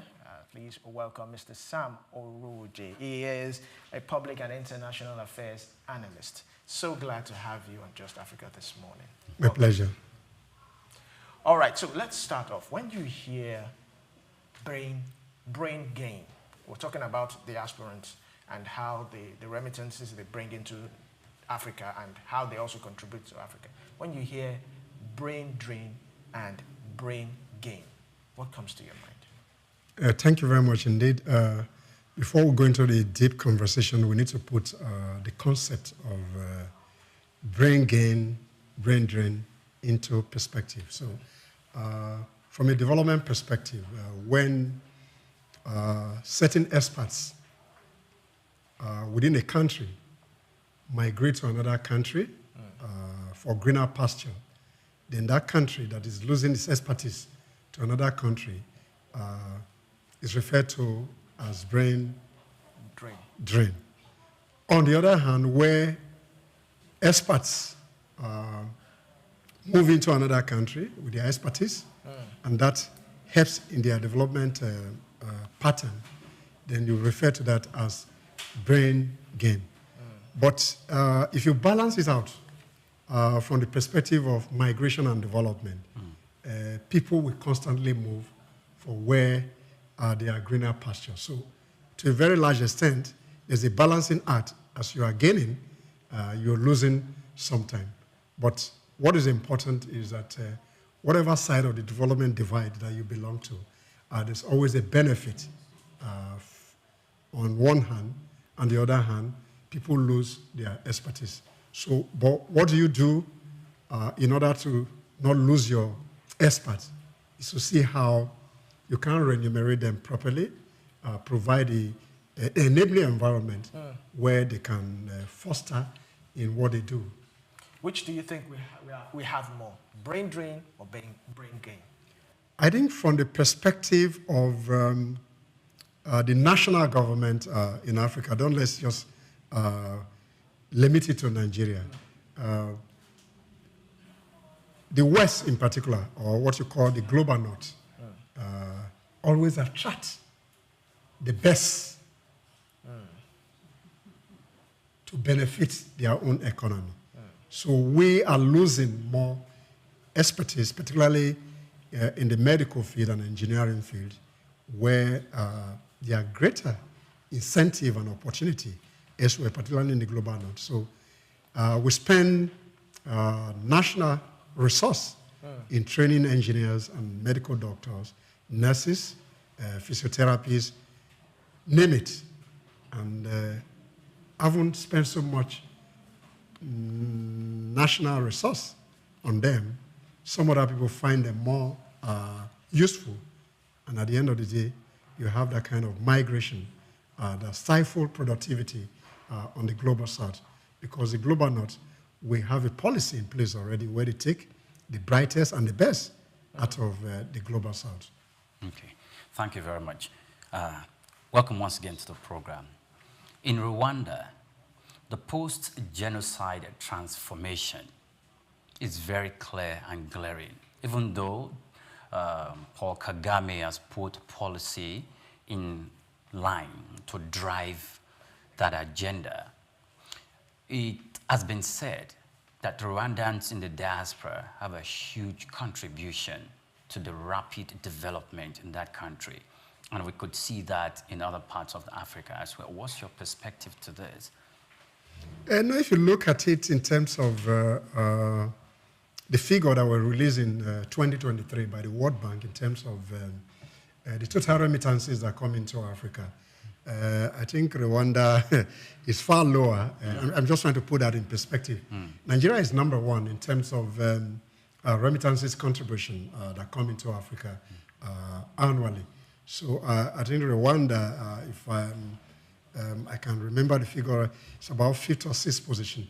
But what is important is that diaspora have huge contribution to make in terms of African development, not necessarily Rwanda. Rwanda should just be a model. If you look at the peculiarity of what happened after the genocide, and you know Rwanda is not really gifted with natural resource. So the remittances that are coming in from Rwandan nationals who are working elsewhere has contributed immensely to the development of that country. Mind you, there's a policy in place where you help people within your community who are not as fortunate as you are and find a way to accommodate them.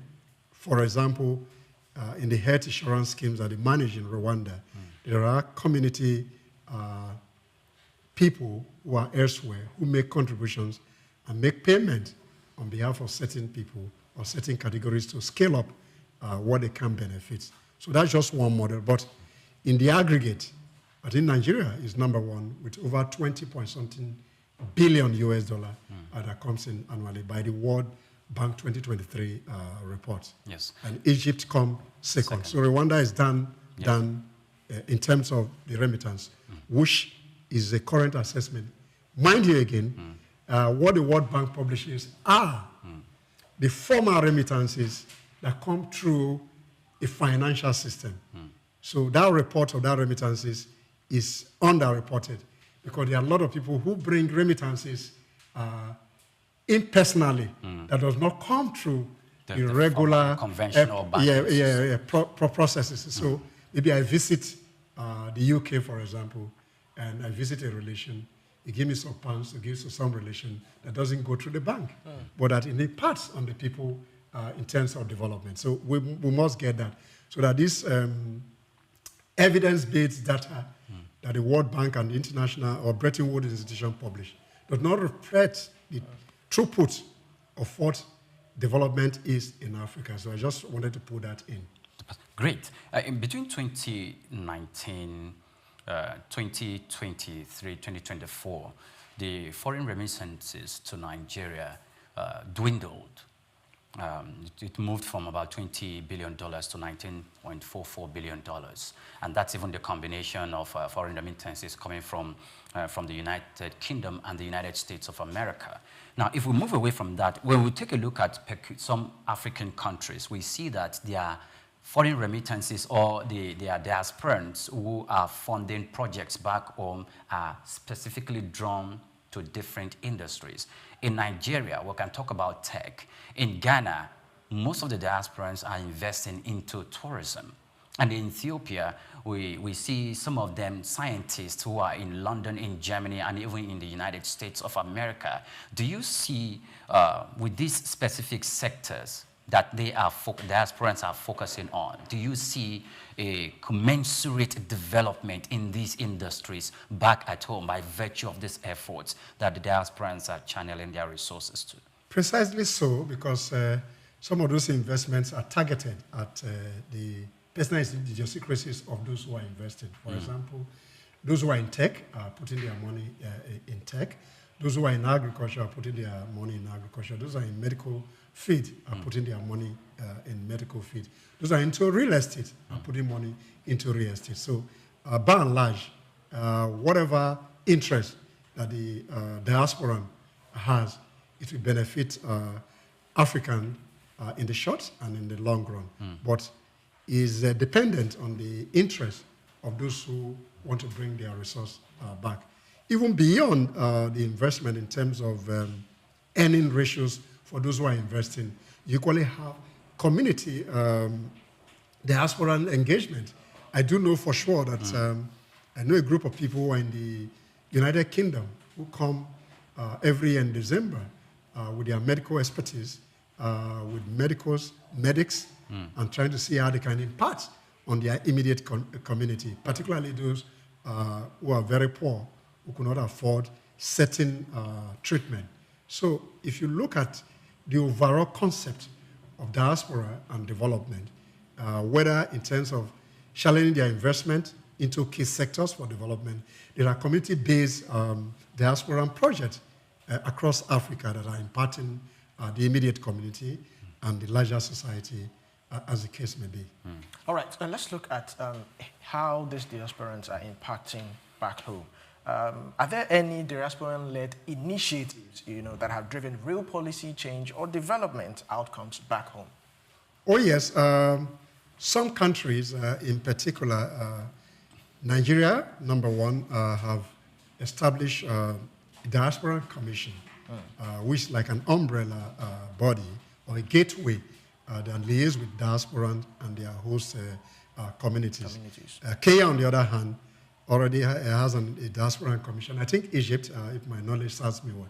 So countries are putting regulatory framework to be able to tap into the diaspora relation with a view to benefit it. So if you take Nigeria in particular, most diasporans has invested into specific sector by bringing their resource back home, and that has aided development. But then with the framework in place, that aids, and you have a diaspora commission where they come in yearly to see which area they can tap into in terms of investment, where they can bring their expertise as well and their resource. So that has really been very impactful across various countries in Africa. Okay, great. So I want to briefly take a look at something that within the diasporans, but it comes from a political perspective, because recently President Bola Tinubu extends heartfelt felicitation to two British Nigerians, Okpeyemi Bright and Jason Jackson, on their historical election and inauguration as mayors in London. Now, When we look at this, I, for one, looking at the prospect and the potential that foreign remittances will create in the economy of African countries. And what do you think, by way of government policy, how can government harness this and to make the ecosystem a favorable environment for the diasporans to put their funds in? Do you think we have policy currently that we can point to with regard to some African countries? Or do you think maybe the government in Africa, they're not doing enough to earn the confidence of the diasporans to invest more than what they are currently doing? I just mentioned a little while ago that Nigeria, Kenya, and possibly Egypt, I'm not too sure of the Egypt, but Kenya and Nigeria has created Diaspora Commission, which is a regulatory, a policy framework that encourage diaspora to bring in their investment and their expertise, their resource back home. So those policy framework are already in place. So what we can see here is some other African countries that have not created some of those diaspora commission can take advantage of what is happening in Nigeria, Kenya, and possibly Egypt to create diaspora commission, which is a strategic gateway between diaspora and their host community that will help to formalize the relationship, particularly in terms of a channel where they can get information in terms of investment potentials, investment opportunity back home. With that kind of framework in place, most of them will feel that their resource in terms of investment are guaranteed back home. So the idea is that most African countries should scale up diaspora commission. On the other hand, some countries have created what we call diaspora fund. I think Ethiopia has a very robust diaspora fund in terms where diasporans put in money, and there's a bigger fund, a pool of fund that is there where government can even borrow money for development. Okay. So that would be the ecosystem in the long run that will help that trajectory in terms of development from what you get from diaspora into Africa. Challenges. The reason why what informed that question, because I see that Nigerians who are equally nationalized in those continents, in those other countries, they have now started occupying political positions. And not just that. My question was informed by recent development where the President Cyril Ramaphosa of South Africa went to see the President of the United States of America, and the criticisms and the allegations against the government of South Africa was that the government is not doing enough to stop genocide. Genocide in the sense that white farmers are being killed, and that the South African government is not doing enough to protect them because their lands are being expropriated and it's being forcefully taken out from their hands, and violence is being meted out to them.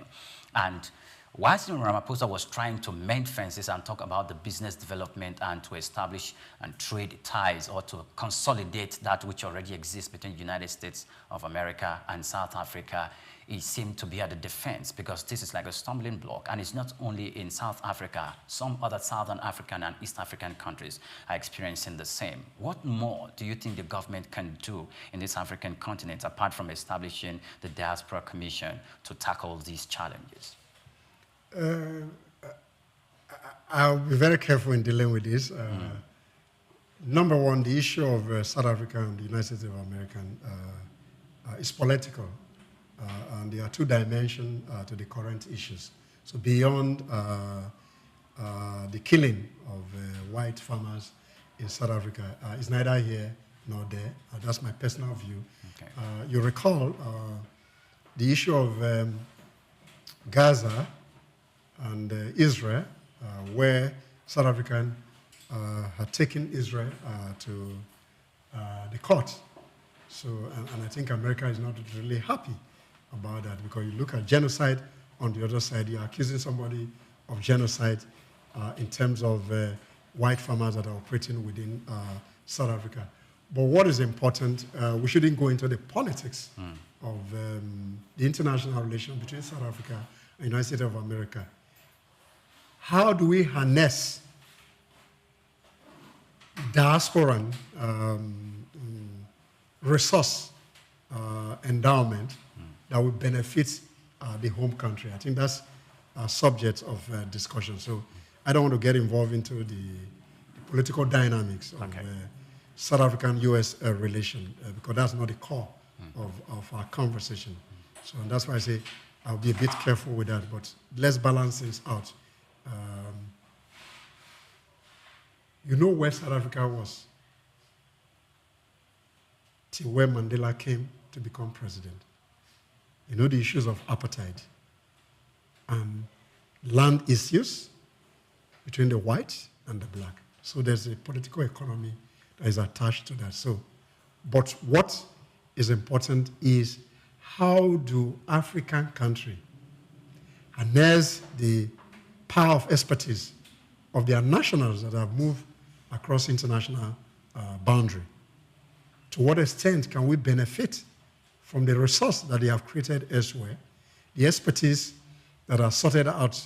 How do we tap on those expertise for capacity building back home?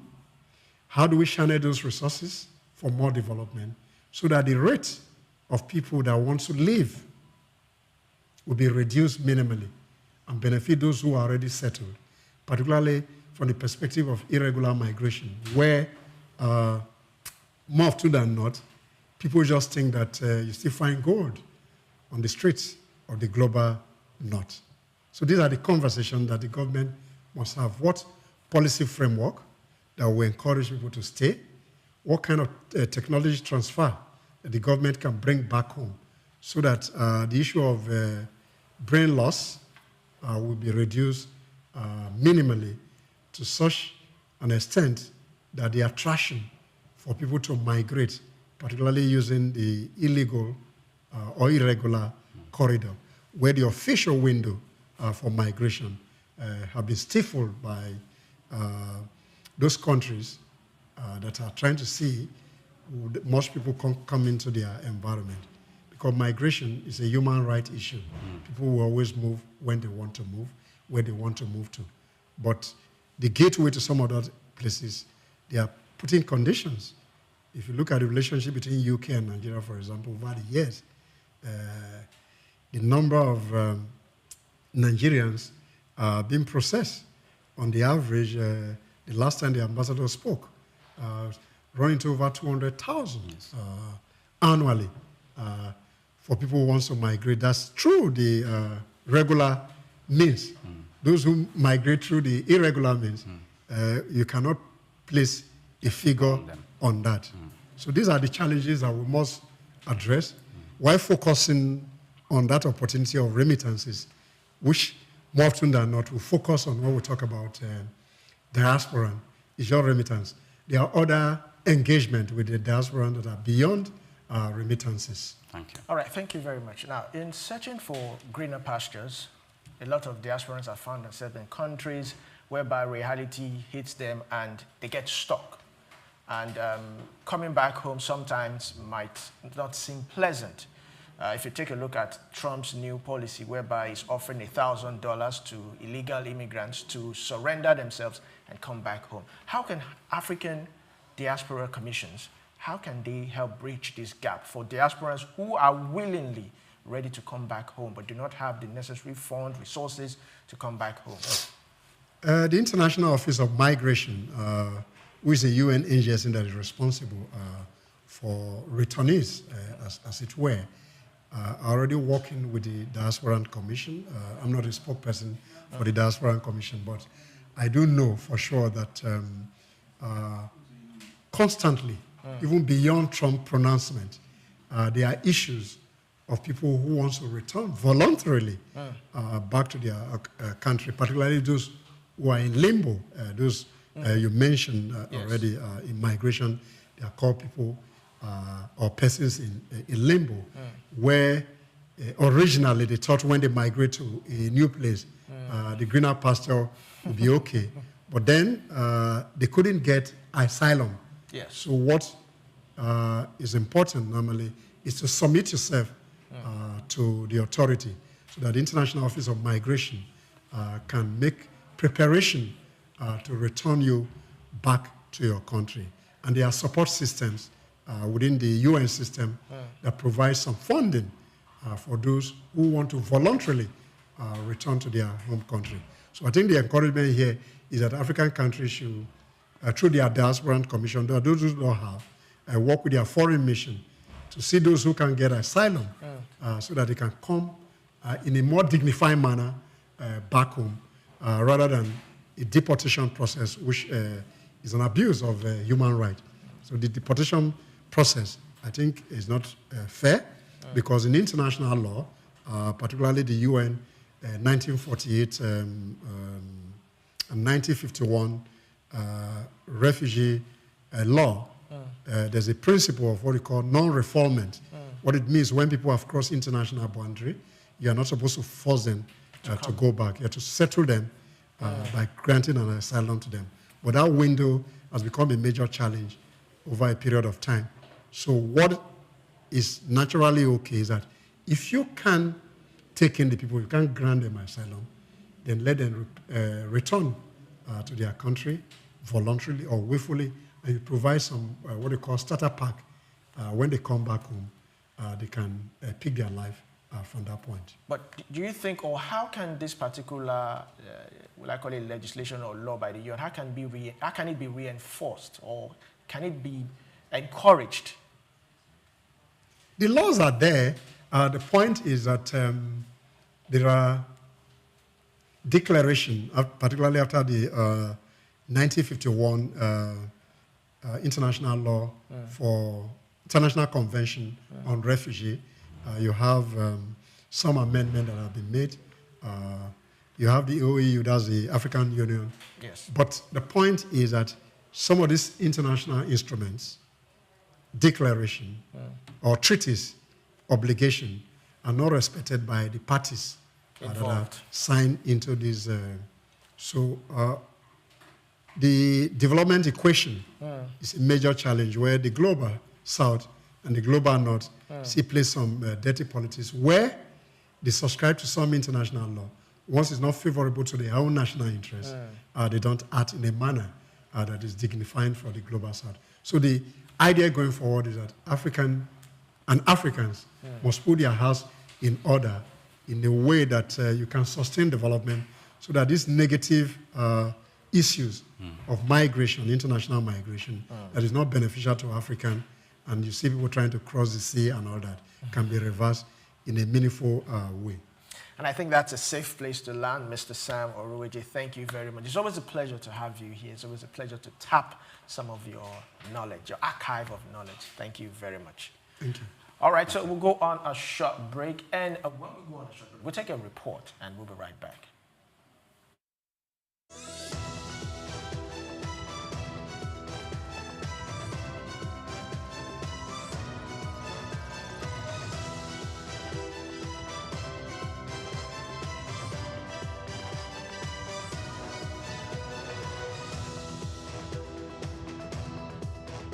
Hello, Nigeria. Hello, Africa. Yeah, this is Sound Man. Keep watching Souq News. My name is Babalola from Excel LED. Keep watching Souq News. My name is Shepherd Michael Adewale Onofuye. I enjoy you all to always watch Souq News TV. Hi, I'm Tom Boggables, and please keep watching Souq News.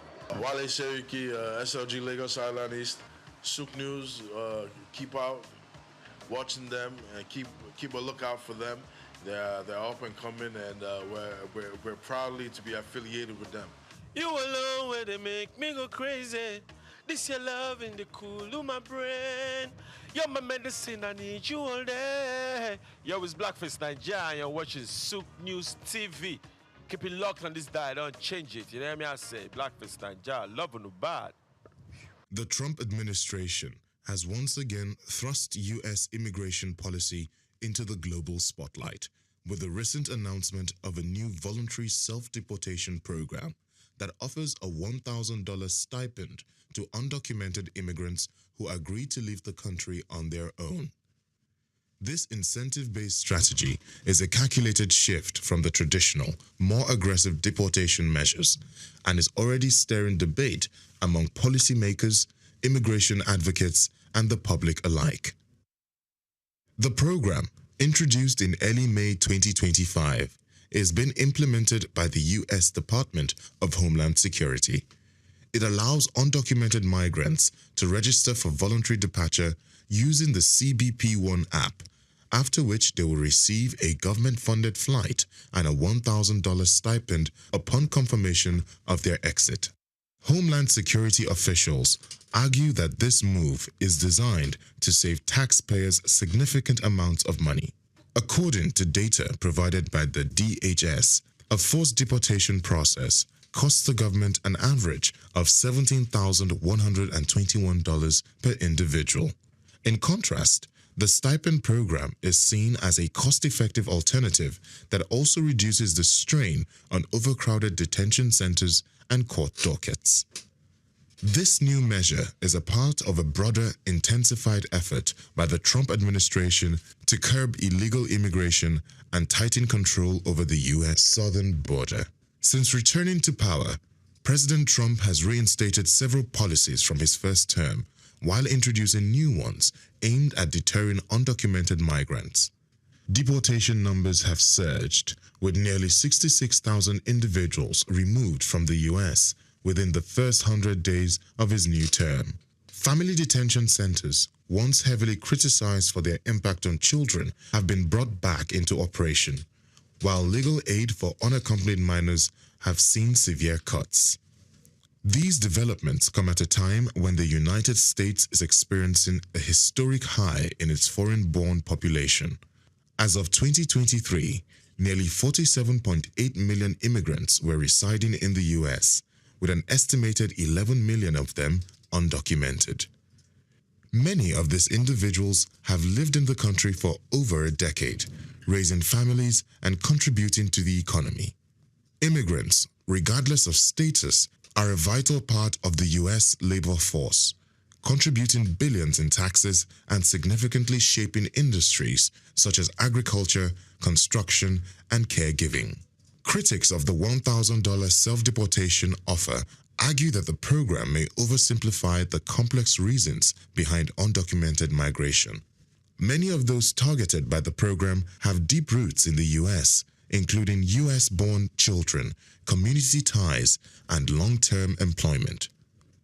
Human rights organizations warn that such policies, while less aggressive on the surface, may pressure vulnerable individuals into making life-altering decisions without legal representation or full knowledge of their rights. There are also concerns about the ethical implications of offering monetary incentives for departure, particularly in cases involving asylum seekers or those fleeing violence.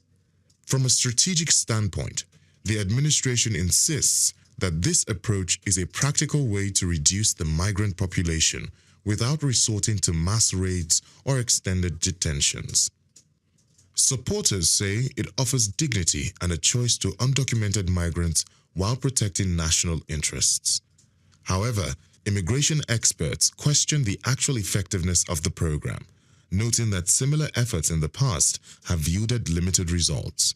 The offer of $1,000 may not be enough to motivate individuals who have risked everything to seek better lives in the United States. The debate around this policy underscores the broader tensions within American immigration discourse, balancing border control and national sovereignty among humanitarian obligations and economic realities. With the 2026 midterm elections approaching, immigration remains one of the most polarizing and politically charged issues on the national agenda. In the wider global context, policies like this could set a precedent as other countries monitor the U.S. approach, especially those in Europe and parts of Africa facing rising migration numbers. Questions around voluntary migration, incentives, and state-led deportation policies are likely to spark wider international debates. What remains clear is that the Trump administration's latest move is not just a domestic policy. It is a bold, controversial experiment in reshaping the global migration conversation. I am Moyosore Adibi for Souq News TV.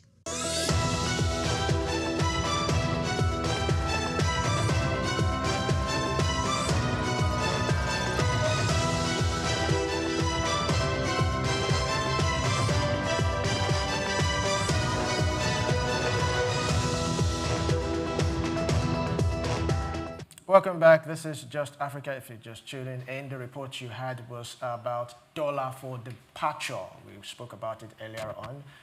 Trump offers $1,000 for undocumented immigrants to voluntarily leave the country, and a lot of people. It has sparked wide reactions, positive and negative reactions. And we were talking about it earlier, and I said that, I mean, he should have raised it up to like $10,000.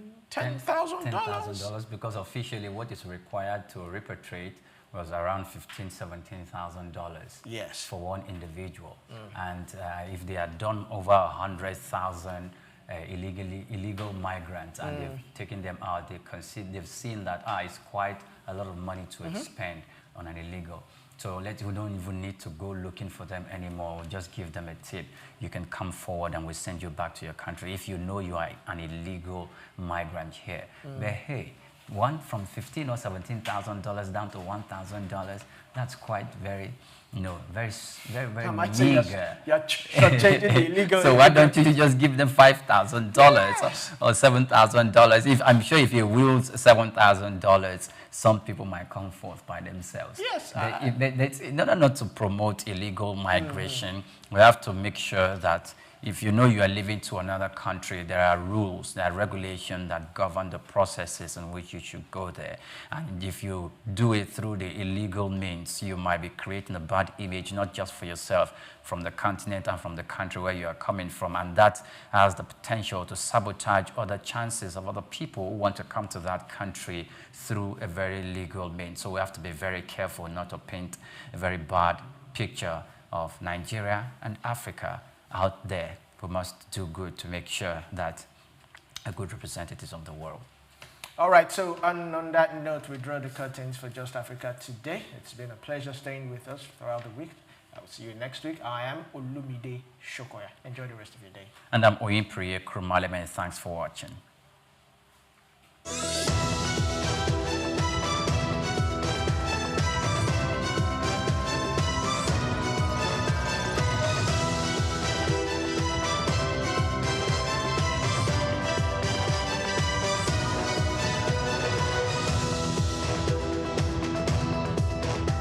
When conversations around figures, I mean money, flies around, serious-minded and business-conscious people will at every point open their eyes because business ideas and opportunities can come up even at a bar.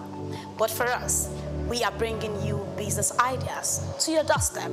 And today I am saying welcome to Cashcraft, where we share with you tips on making money. We dig into the ordinary things around us, things we pass by daily, never knowing they could be our next income stream. My name is Grace Komolafe, and today we are stepping into the world of charcoal, not the one you fan under your suya or barbecue, but the one that's quietly building millionaires, fueling export earnings, and heated up markets from Lagos to places like Nairobi. In the smoky corners of rural villages, behind the crackles of morning dogs, lies a black treasure, charcoal. It may not glitter, but don't be fooled. Charcoal is hot business, literally and financially. Now, before you turn up your eyes thinking it's dirty work for tired farmers, I want you to pay a close attention because this is business, not bush talk. Charcoal is made by carbonizing wood, burning it slowly in a low oxygen environment to remove moisture and volatile compounds, leaving behind a high carbon energy packed fuel.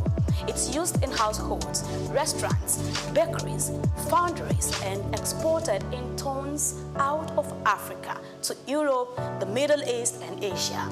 Straight to the numbers, according to data from the International Trade Center, Nigeria exports over 400,000 tons of charcoal annually. That's millions of dollars flowing into an industry that up until now barely makes the headlines. Charcoal ranks among Nigeria's top 10 non-oil export commodities, and guess what? The market is growing, especially with the rise in demand for natural and organic heating fuel abroad. But how can you, yes you, tap into this business? So here are tips from top to bottom. Step 1, know your entry points. The charcoal business is wild. You can be a producer cutting and burning the wood, a distributor buying from villages and selling to cities, or a transporter, a retailer, or even go big as an exporter. If you want to go into production, you will need access to hardwood species like acacia, mahogany, or share. This burn longer and cleaner. And anyhow, get your wood legally and where possible. Support replanting. Illegal logging is the fastest way to lose your business before it. All right, let's go to step 2. Carbonize like a pro. Charcoal is made in kilns. While many still use traditional earth kilns, modern alternatives like the Casamance kilns or Adaman retort kilns produce better yields, reduce smoke, and are friendlier to the environment. A small investment in an improved kilns can double your output and your profit. Now step 3, bag it right. Local sales, use 25 kg or 50 kg sacks. For export, your charcoal must be dry, dust-free, and neatly packaged. Now exporters deal in 20-foot or 40-foot containers, each holding up to 25 tons. So let's go to step 4, know your market. If you're selling locally, look for suya sellers, grill restaurants, and food vendors. In urban centers like Lagos, Abuja, or Port Harcourt, and in Nigeria, charcoal sells fast, especially during festive seasons. Now exporters, on the other hand, deal with buyers in Germany, UK, Belgium, Israel, UAE, and more. You will need a registered business and export license from NEPC and reliable logistics partners. That's very important, isn't it? So let's move to 5. Learn network. Grow. You need to network and you need to grow. The charcoal business is not enter and blow. No way. You need to learn the ropes. Join export forums, visit charcoal hubs in places like Oyo, Nasarawa, Kogi, and even Ogun State. Build relationships with local producers and study what foreign buyers want. And yes, think beyond just lump charcoal. There's briquette charcoal, eco-friendly, compressed charcoal made from agricultural waste, and that's the future. It's cleaner, greener, and already catching fire somewhere far off Africa. If you get small capital and you no load, this business they pay you. You fit load one truck and make better money. But customers and forest wahala, if it spoil your market, oh, so yes, there are risks. The government can clamp down on deforestation. Poor quality charcoal can ruin your reputation, especially with international buyers. Export delays, customs seizure, they are all real. But with knowledge, structure, and strategy, you can turn charcoal into gold. So here is your takeaways. Charcoal is not just for the poor man's stove.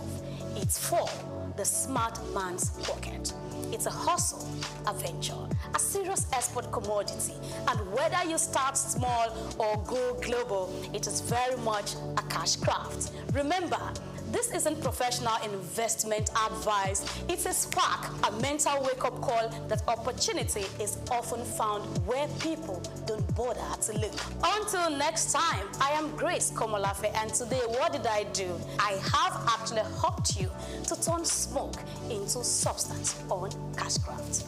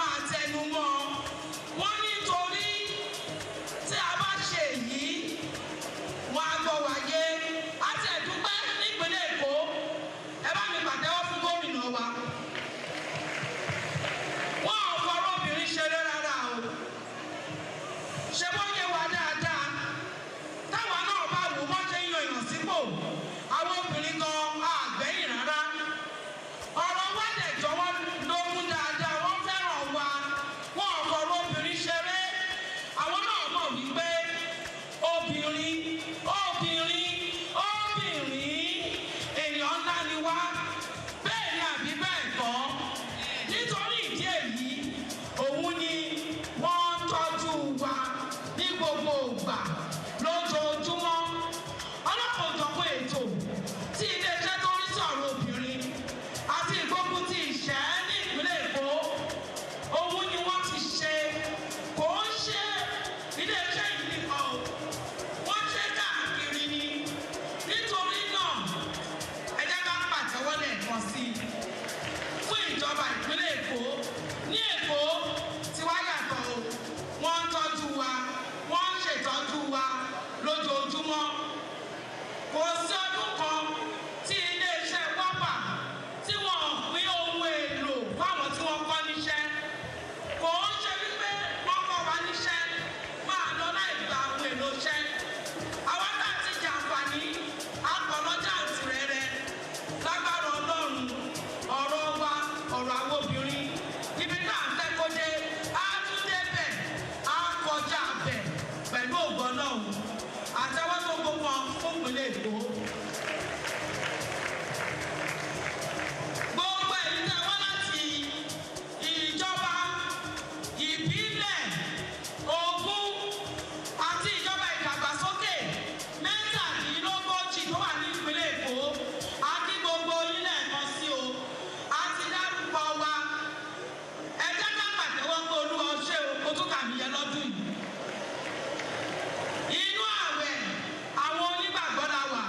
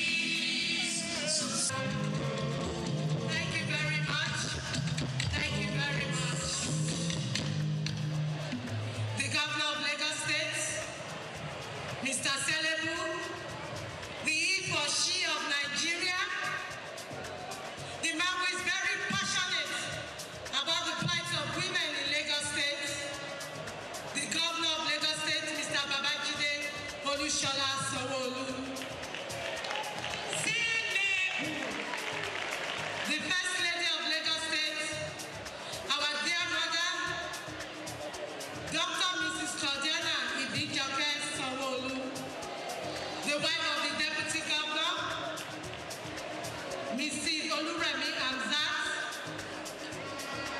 the past and present members of the Executive Council here present, chairmen and members of statutory commissions here present, members of the body of permanent secretaries here present, especially the permanent secretary, Ministry of Women Affairs and Poverty Alleviation, Mrs. Oluyemi Kalesoro, chairman of local governments and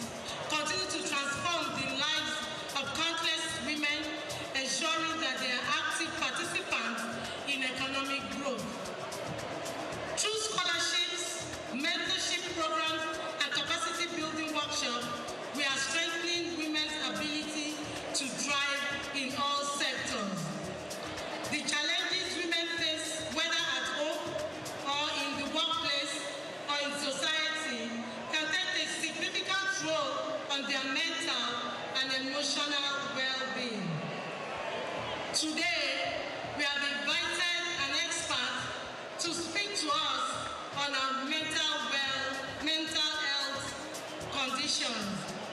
As a ministry, we are actively working to provide safe spaces, counseling services, mental health support programs to ensure that women have the resources they need to live healthy and fulfilling lives. Women must not only have a seat at the table, but must also be active participants in shaping policies and decisions that affect their lives. We need more women in governance, business leadership, and community development roles. Tí ọ̀rọ̀ kan bá ti wà tó ń gbé wa nú, tó ń kọ wá lóminú, tí ò jẹ́ ká ní fọkànbalẹ̀, àwọn pòfẹ́sọ̀ wa máa wá bá wa sọ̀rọ̀ lórí yẹn o. Lẹ́nìí, ìgbéga wa pọ̀ lórí International Women's Day. Tíìmù wa ni pé ká accelerate action, ká bẹ̀rẹ̀ ìgbésẹ̀ ńlá láti rí pé gbogbo nǹkan bíi gender-based violence, bíi sexual violence, bíi financial inclusion, ká gbé ìgbésẹ̀ ńlá láti tẹ̀síwájú lórí ẹ̀. Mo fẹ́ kí gbogbo wa dìde ká ṣọwọ́ wa báyìí pé alágbára láti ṣe. It is time for us to all rise up and make that sign to accelerate action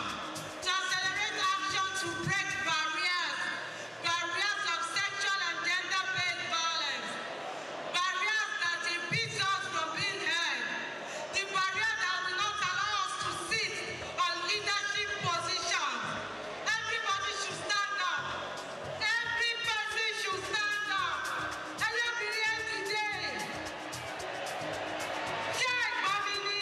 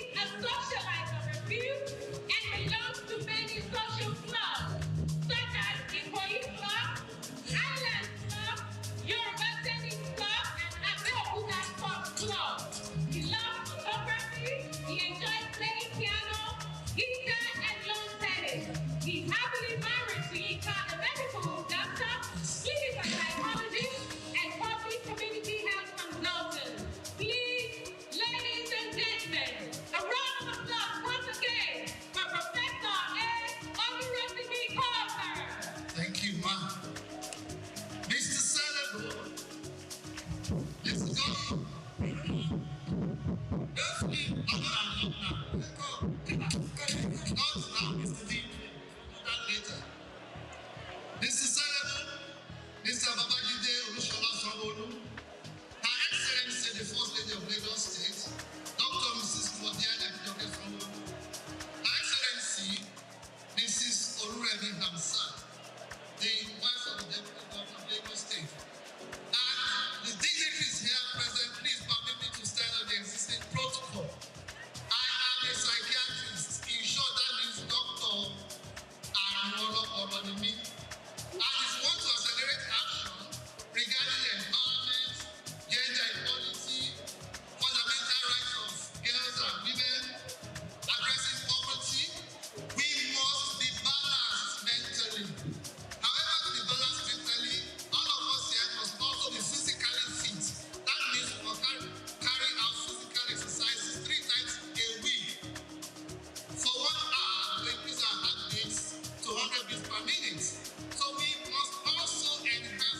social health, ability to make friendships anywhere you are. Then lastly, ability to enhance your mental health. Science has said that 1 in 5 women will develop mental illnesses such as anxiety, depression, panic attacks, and bipolar disorders. And what are the causes of this problem? Because women have many multiple social roles. They are mothers, they are wives, they are leaders in offices, they are spiritual leaders, and they have to fulfill so many social roles. Maternal depression is on the increase, and women don't know that they are depressed because the signs of depression are like that of malaria when it starts. Other causes of mental disorders: the death of a loved one, your husband, your child, divorce, separation, not being married, and you are married, you don't have a child. And sometimes when you have a child and you don't have the support, it will also cause mental disorders. Employment, poverty, rape in women, women that live alone, single mothers, discrimination against them, stigma at the workplace. At home, difficult husband. Your husband don't want to cooperate with you. He doesn't want to hear you. So there's communication breakdown in the house. Then domestic violence. There's what we call also postpartum psychosis. 1 in 7 women that deliver children will have mental disorders. Ìyẹn ló ń pè ní àbísínwí in Yorùbá land. Also, when you are getting to 55, 60, women also experience menopause. And menopause can also manifest as symptoms of depression. So when you are having issues, you start to think. As you are thinking, some chemicals are being pumped from your brain to all parts of your body. Dopamine, serotonin, adrenaline, and cortisol. And they start to affect your organs, your heart, your liver, your kidneys, and then you start to have symptoms. Initially, they come as symptoms of malaria, hotness of the body, weakness, headache, backache. Then the BP will go up, and we start to have hypertension. Some people develop diabetes. But the most important thing is that when depression sets in, most people do not recognize the signs of depression. Sign of being sad all the time, irritability, short temper, not be able to sleep, loss of weight. And if you don't get to see a psychiatrist, then you start to hear strange voices. You think some people are after your life, then it gets to guilt feelings, worthless feelings, and hopeless feelings, and that's when people attempt to commit suicide. If we don't recognize symptoms of mental illnesses, the consequences are enormous. Domestic accidents, violence in the house, tension in the house between husband and children, verbal abuse, social isolation. I've seen women that said they don't want to go out again, so they have social withdrawal. It can bring about prolonged suffering, separation, unemployment, early death. So if we don't want to have mental problems, I'll teach you just 5 ways. These 5 ways, you don't even need to have money to have them. They are wonderfully selected, and they are very good psychological problems. Number 1, if somebody is stressing you anywhere, at work, at home, your mother-in-law, your father-in-law is stressing you and is making you want to have mental disorder, write a letter to that person. Dear sir, dear man, you know you are the most terrible person in this world. I feel like slapping you. So write 5, 10 pages, sign it, but please go and hide that letter when nobody will see it. 3 days later, go back to that letter and be amazed about the venom you poured in that letter. Number 2, abuse the person stressing you. Not to his face, so put a pillow on a chair. Write the name of the person stressing you. Mr. Jones or Mrs. Brown. Then abuse that pillow the way you would love to abuse that person to his front. So when you see that person following day, you will not have racing habits or palpitations. Number 3, between husband and wives. Very effective. When somebody wants to be difficult, either the husband or the wife, just walk away.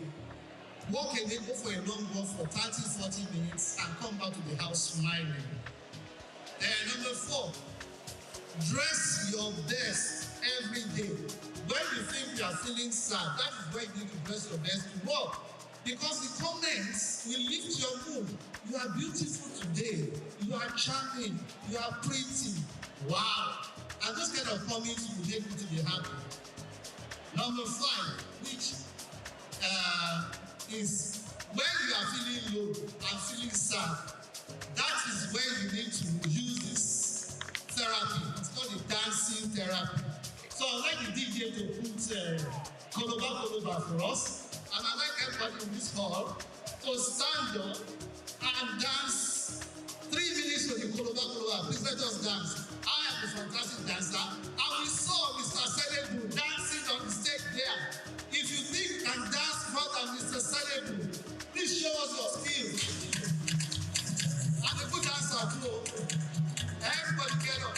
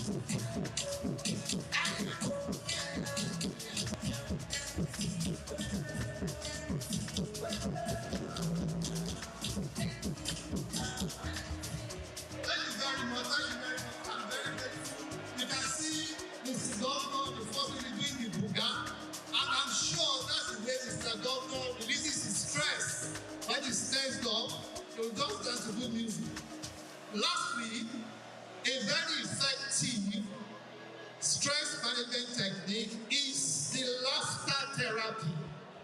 Laughter therapy, because of Lagos State stress, people have forgotten how to laugh. So we carry out laughter therapy for our patients at the Lagos State University Hospital. And if you don't know how to laugh, you will try to solve your problem. So I want everybody in this stadium to laugh from the bottom of their hearts. Let's go.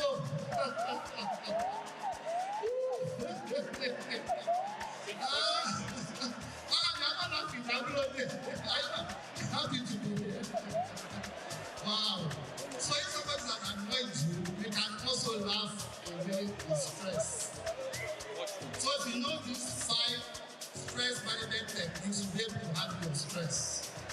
Now, one thing to sọ ní Yorùbá pé gbogbo wàhálà tó wà lẹ́kọ̀ọ́ yìí, ó jẹ́ káwọn obìnrin máa ní àrùn ọlọ́pọlọ, èyí tá à ń pè ní depression, ìrẹ̀wẹ̀sì ọkàn.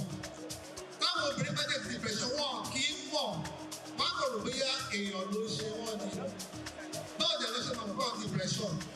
Wọ́n á máa ronú, wọ́n á máa kanra, wọ́n á máa bẹ́rù bọ̀dìjà, wọ́n ò ní lè sùn, wọ́n á lose appetite fún àbíkọ́ máa jẹun jù, ọ̀kọ́ máa sùn jù.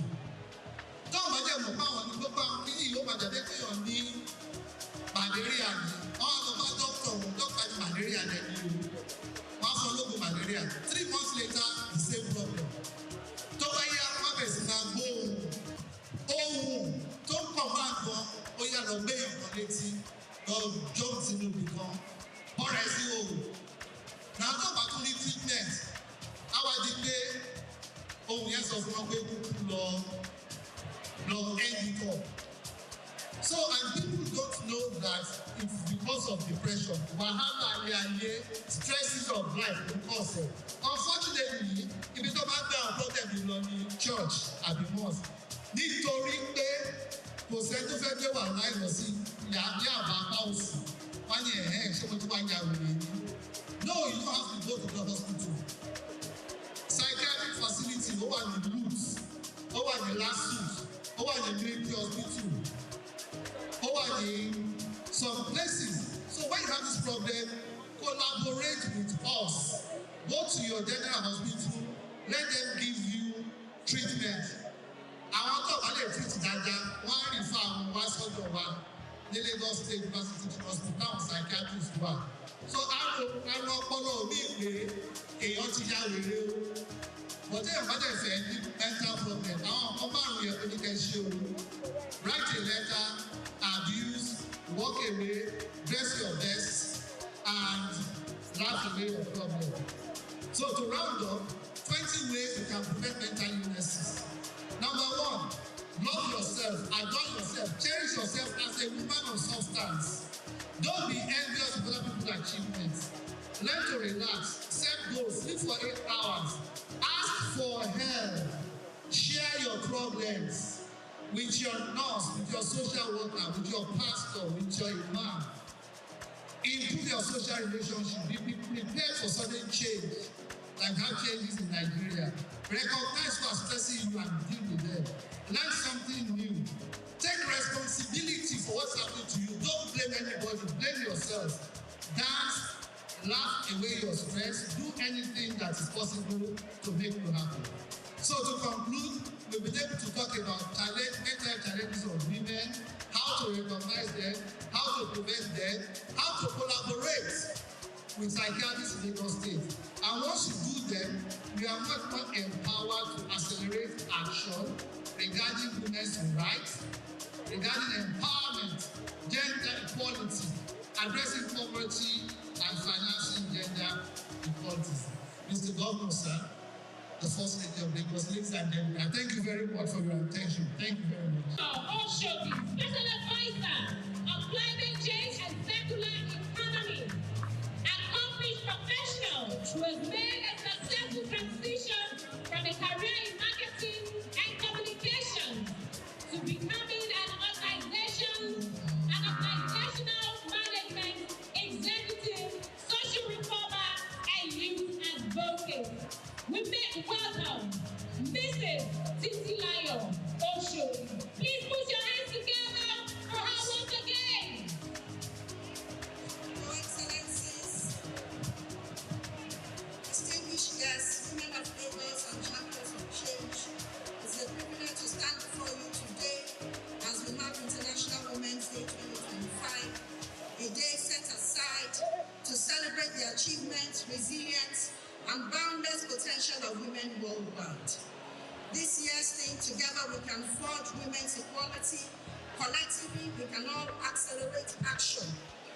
This is a powerful reminder that true progress is not just about acknowledging women's contributions, it is about deliberate action to ensure that women thrive in every sector, every community, and every economy.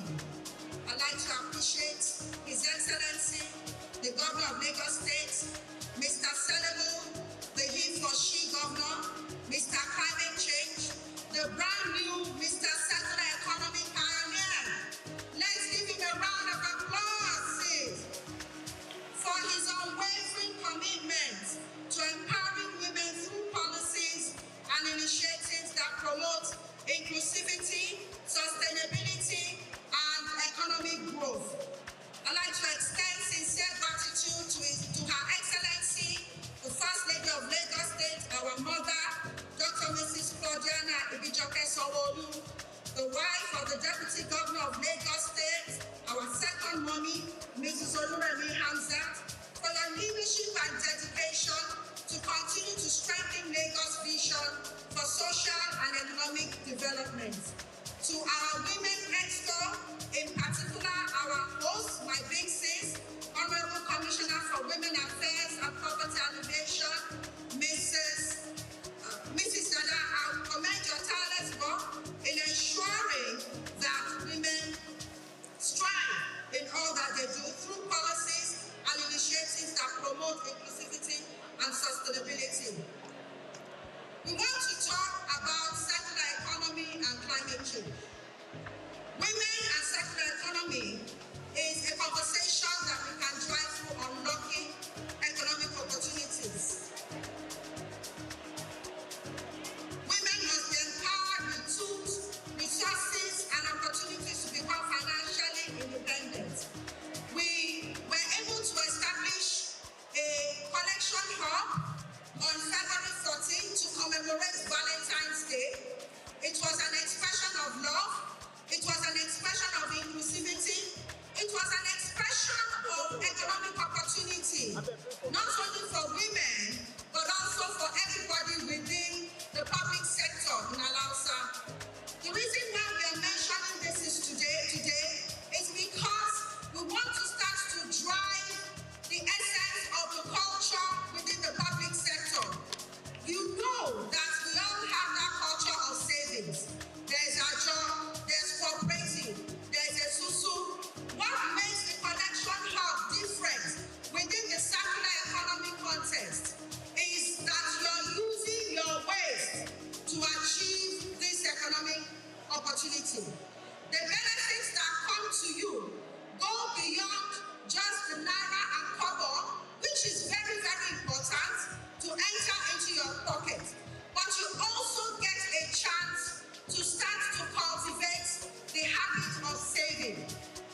Now, if you are able to gather your waste from home, those plastic bags, those clothes, those cartons, the cans, even the things that you use as remnants, begin to know from now on that everything has a value on it.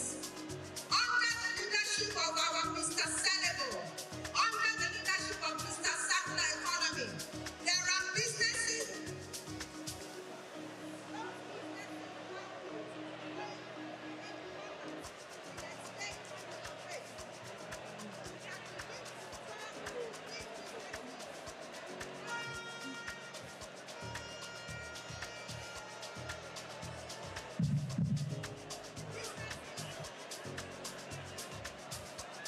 The businesses will help you. When you can tètè sọ ní Yorùbá torí bí àsìkò ti ń lọ. Nǹkan tá a sọ pàtó ni wípé ẹ̀yin obìnrin wa ìgbé àwọn ìdọ̀tí yín nílé wọ́n ti lówó lórí nísìnyí o.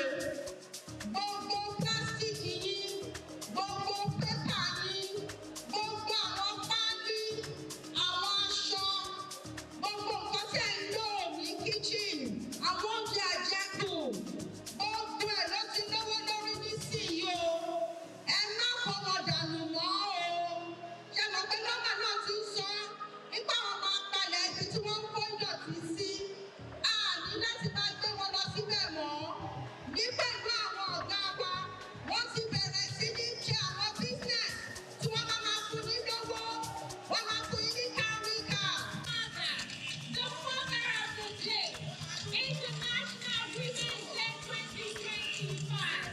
We welcome her, full of compassion and empathy. She's a beacon of hope for those in need. She's working tirelessly to support initiatives that address unique challenges faced by women and girls. You talk about education.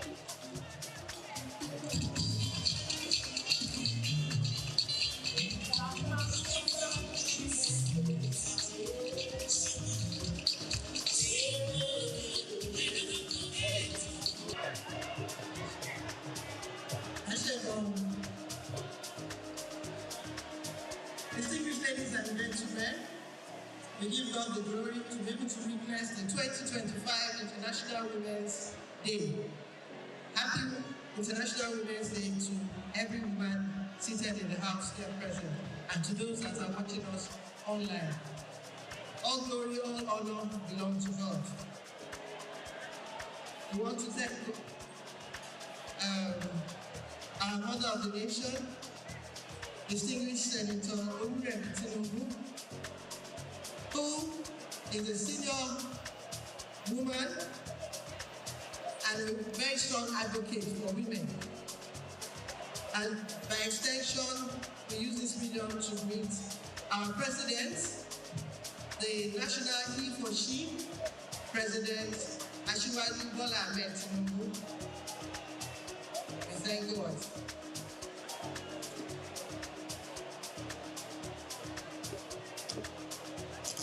Our He for She in Lagos, Mr. Governor Babajide Olushola Adurabe Sanwo-Olu, thank you for always being there. And I also know that you do not do it alone.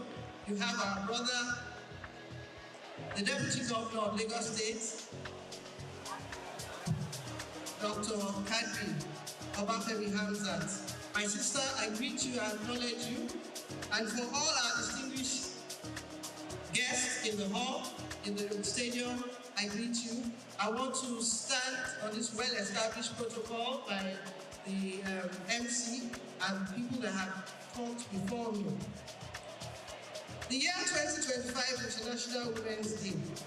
The theme, Accelerate Action. Lédè Yorùbá, yára ṣàṣà fún ìdàgbàsókè àwọn obìnrin. Lédè Hausa, Àìkàtó, Àìkì. Lédè Igbo, Ike, Ngwagwa. To show you that all over the world, all over Nigeria, today is a significant day that we remember all our women.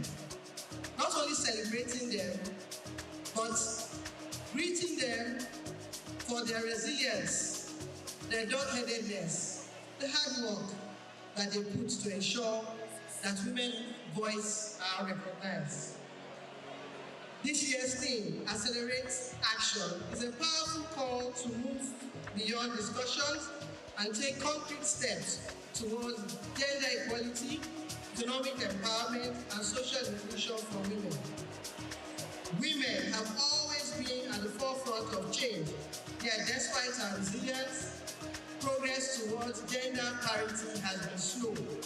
Today, we reaffirm our commitment not only to advocating for women's rights, but also to ensure meaningful and impactful action. In Lagos State, we have remained steadfast in implementing policies and initiatives that uplift and empower women. Through the Ministry of Women Affairs and Poverty Alleviation, thousands of women have gained access to economic opportunities, vocational training, and financial support to boost their business, as mentioned by the Honorable Commissioner of Women Affairs this morning.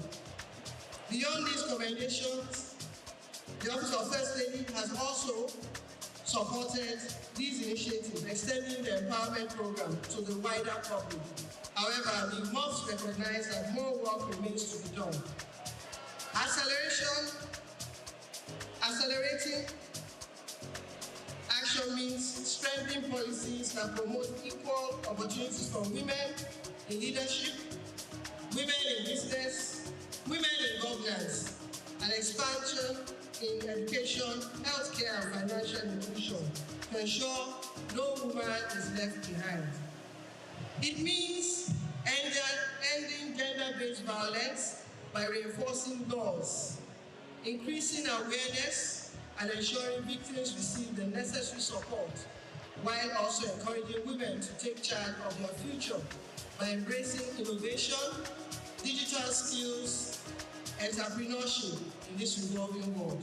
The Lagos State government, under the leadership of your dynamic governor, remains committed to improving the lives of women through empowerment programs, skill acquisition centers, intervention initiatives. We continue to foster an environment where every woman can thrive and contribute meaningfully to the society. As part of our commitment to eliminating gender-based violence, the Domestic and Sexual Violence Agency has intensified efforts to promote, support, and rehabilitate survivors through legal aids, shelter services, and advocacy campaigns. Ẹ̀yin obìnrin, ó ṣe pàtàkì kẹ́ gbọ́ àwọn ọ̀rọ̀ tí à ń sọ yìí kẹ́ lè mọ ibi tí òfin ti ṣiṣẹ́ dé lára àwọn iṣẹ́ obìnrin. Kò sí wípé wọ́n fipá lò pẹ̀lú obìnrin mọ́. Kò sí pé ní yunifásitì àwọn ọmọ yẹn obìnrin àwọn lẹ́kítọ̀rà àwọn máa dà wọ́n láàmú. Òfin ti wà fún gbogbo yẹn. Ẹni tó bá ṣe ẹ̀wọ̀n gbére ló lọ. Bẹ́ẹ̀ ìyá ẹ̀yin òbí tẹ́ ẹ̀ bá mọ̀ ẹ ti mọ̀ ọ́ sí yín o. Wọ́n tún ti dá agency sílẹ̀ wo ni mo sọ lẹ́ẹ̀kan yẹn Domestic and Sexual Violence Agency. Ó wà lẹ́kọ̀ọ́. Tó bá jẹ́ pé nǹkan kan ṣẹlẹ̀ bóyá ọkọ àti ìyàwó jà àbí wọ́n fipá lò pẹ̀lú obìnrin. DSVA Domestic and Sexual Violence Agency ó wà bẹ́ẹ̀. Lọ́yà agbẹjọ́rò ó ti wà bẹ́ẹ̀. Ibi tó máa fi ọmọ yẹn sí àgbóbìnrin yẹn sí ó ti wà bẹ́ẹ̀. Àwọn dókítà tó máa tọ́jú arábìnrin yẹn ó ti wà bẹ́ẹ̀. Ẹ má gbàgbé o domestic violence àwọn ọkùnrin náà ó máa affect wọn náà o. A rí àwọn obìnrin míì tó jẹ́ pé wọ́n dàbọ̀ ọkùnrin tó máa ń lu ọkùnrin. Àwọn ọkùnrin náà lè mú ẹjọ́ yẹn lọ sí DSVA wọ́n lọ fẹjọ́ sùn wọ́n má jẹ́ pé òdìkejì ló máa já sí. The Lagos State Child Protection Policy has also been reinforced to safeguard the rights of young girls and boys, ensuring that they grow in safe and supportive environments. Ètò wà fún àwọn ọmọdé náà. Àfẹ́ káwọn ọmọdé wọ́n máa kiri nígbà tó yẹ kó wà ní iléèwé. Àfẹ́ káwọn ọmọdé wọ́n máa ṣe àwọn iṣẹ́ kán pa owó púpọ̀ fún àwọn òbí wọn gbà tó yẹ kán kàwé. Àwọn ní ọjọ́ ọ̀la wa afẹ́kọ́ ṣoríire báwa náà afẹ́kọ́ ga jù wá lọ. Ní iṣẹ́ ibi tí ìyàwó gómìnà wà, the office of the First Lady, we have the initiative of the Boy Child, which focuses on young men, mentoring our boys,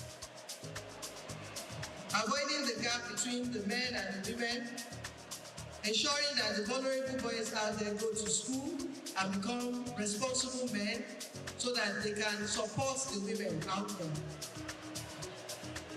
Also in the office of the First Lady, we are strong advocates on stop tuberculosis, immunization,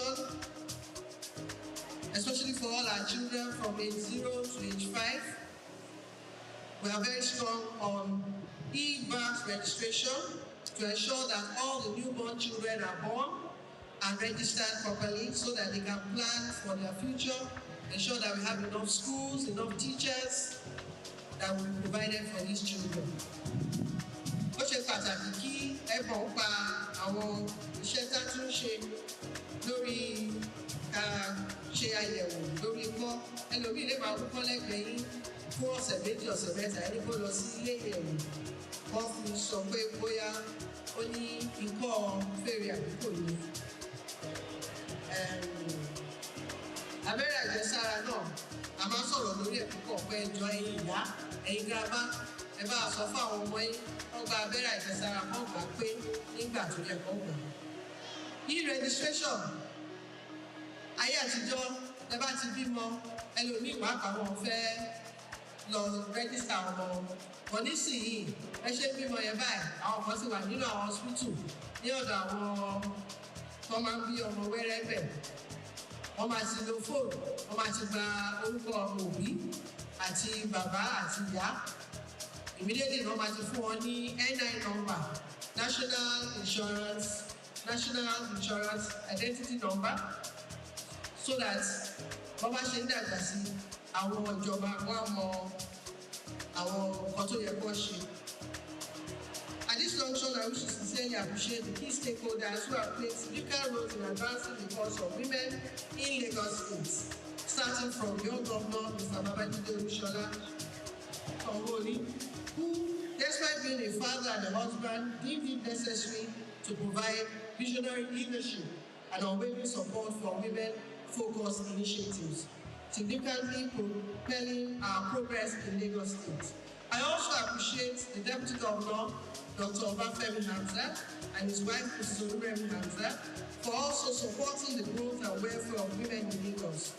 We deeply appreciate your contributions. The Honorable Commissioner for Women Affairs and Poverty Alleviation, Mrs. Bolaji Dada. The Permanent Secretary of the Ministry of Women Affairs and Poverty Alleviation, Mrs. Oluyemi Kalisongo, for your joint, relentless effort in championing women's causes, expanding empowerment programs, and driving impactful policies that have transformed countless lives. Again, we want to remember our mother, the wife of the President, distinguished Senator Oluremi Tinubu, on her program Renewed Hope Initiative, which encompasses and ensuring that better families are being recognized. Her pillars based on agriculture, on women empowerment, financial inclusion, social inclusion, very important, and environment. Over the months coming, you will be noticing and be hearing a lot about more on encouraging every woman to plant something in their homes to reduce the poverty level. You will also be hearing a lot about financial support, elder support, and you will also be hearing a lot on environment, ensuring that your environment is clean. When your environment is clean, you have a healthy nation. When you have a healthy nation, that is when you can plan different policies. That is when you can now start striving to attain some leadership positions. Last but not the least, is every woman should encourage every other woman out there. Please don't laugh at a woman that is trying to strive to be better. Please support every woman out there. Thank you and God bless you.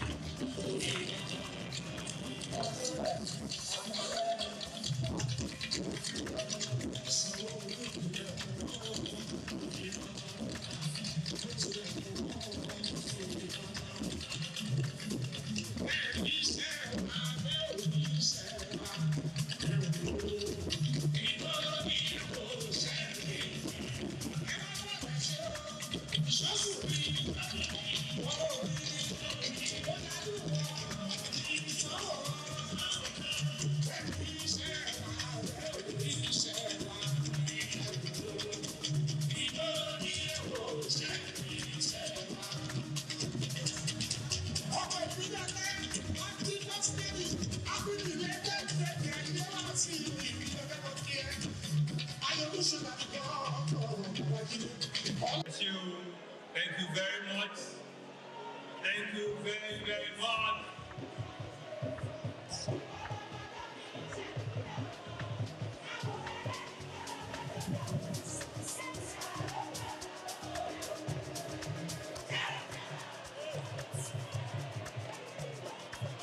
Àwọn yellow mi ni ẹ jàre.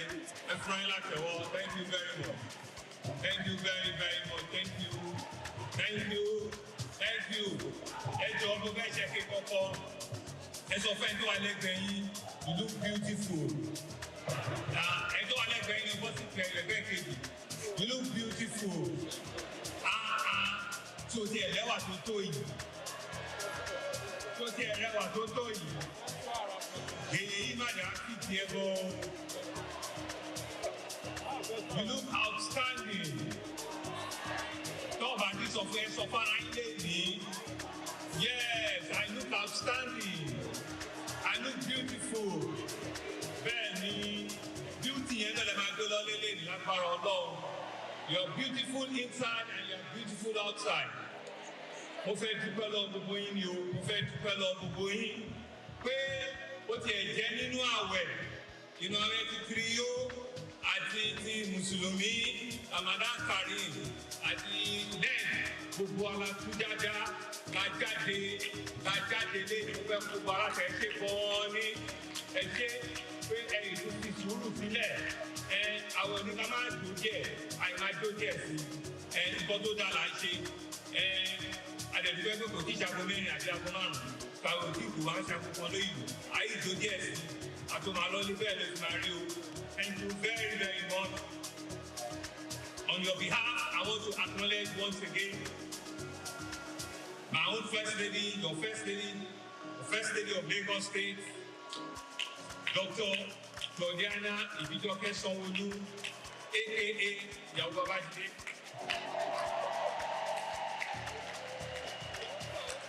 Wife of the Deputy Governor, Dr. Kadri Obafemi Hamzat, Mrs. Oluremi Hamzat, as well, thank you. Members of my female and male cabinet that are here, are they not lovely? And is she lovely? And they lovely? Aha! I want láàrin cabinet tó ń ṣe gbogbo ẹni àdúpẹ́ fọlọ́run. Thank you very much. I greet you, each and every one of you, especially Madam Wapa, Eshu, statutory commission members that are here. Thank you very much. Permanent Secretary, thank you very much. Eshegonyu, Chairman of our LCDA and our local council areas, thank you very much, Princess, and all of you, thank you very much. Our mothers, Yalodi of Lagos, Alaja Bintu, Tinubu, Eshegonyu, man, thank you very much for taking our time for sitting with us all throughout.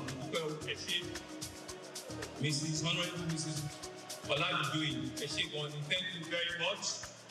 I want to thank all of our council women that are here. Thank you all very much. Thank you very much. Thank you, thank you, thank you. All of our guest speakers, Professor and Mrs. Lucy, thank you very much. Our Yaloja General here is represented. Gbogbo Yaloja, Lotto Atilusi, Atibelo Gbogbo, thank you very much. All of our traditional institutions that are here, thank you very much. Community leaders that are here, thank you very much. Different political groups, female political groups that are here, thank you very much. All of our great women from all of the 57 local government and LCDA, all the way from Agege, all the way to Yaba, all the 57 of you, I greet you, I thank you, Eshegonyu, Eko Aduroti Gbogbo Gbagbo, Eshegonyu, Ayo Balogun, Otojo Meta, Ọlọ́run ló lẹ́nu yín o, white jẹjẹ wọlé ní kò fẹ́ dájú gómìnà lọ lọ́sí òkè, gbogbo inú àwọn àrí àdúpẹ́ fọlọ́. Thank you very much, thank you. You can see that this year 2025 is a year of happiness and joy for each and every one of us. It's a year of blessing for each and every one of us. I want to use this opportunity, like First Lady said, to thank the leader of our government, Mr. President himself, who is number one, he for she. Through him, to also thank our First Lady, who were the beginning of the light of Lagos in 1999. We continue to acknowledge them. Thank you very much for your leadership. And to all the other First Ladies and former governors also that have run this place, we are here to celebrate all of you. Thank you for all the work that you have done to take us thus far. And so I want to thank all of you and with immense pride. This year, 2025, International Women's Day, which is globally a significant day. It's not just a day. It's on our calendar, but it's a powerful reminder of the essential role played by our women in shaping our society and driving progress. Our women internationally have come to acknowledge and recognize that we need to celebrate separately, differently. We need to set a day aside to celebrate, to thank you individually and collectively. And this year's theme is Accelerate Action. To accelerate action.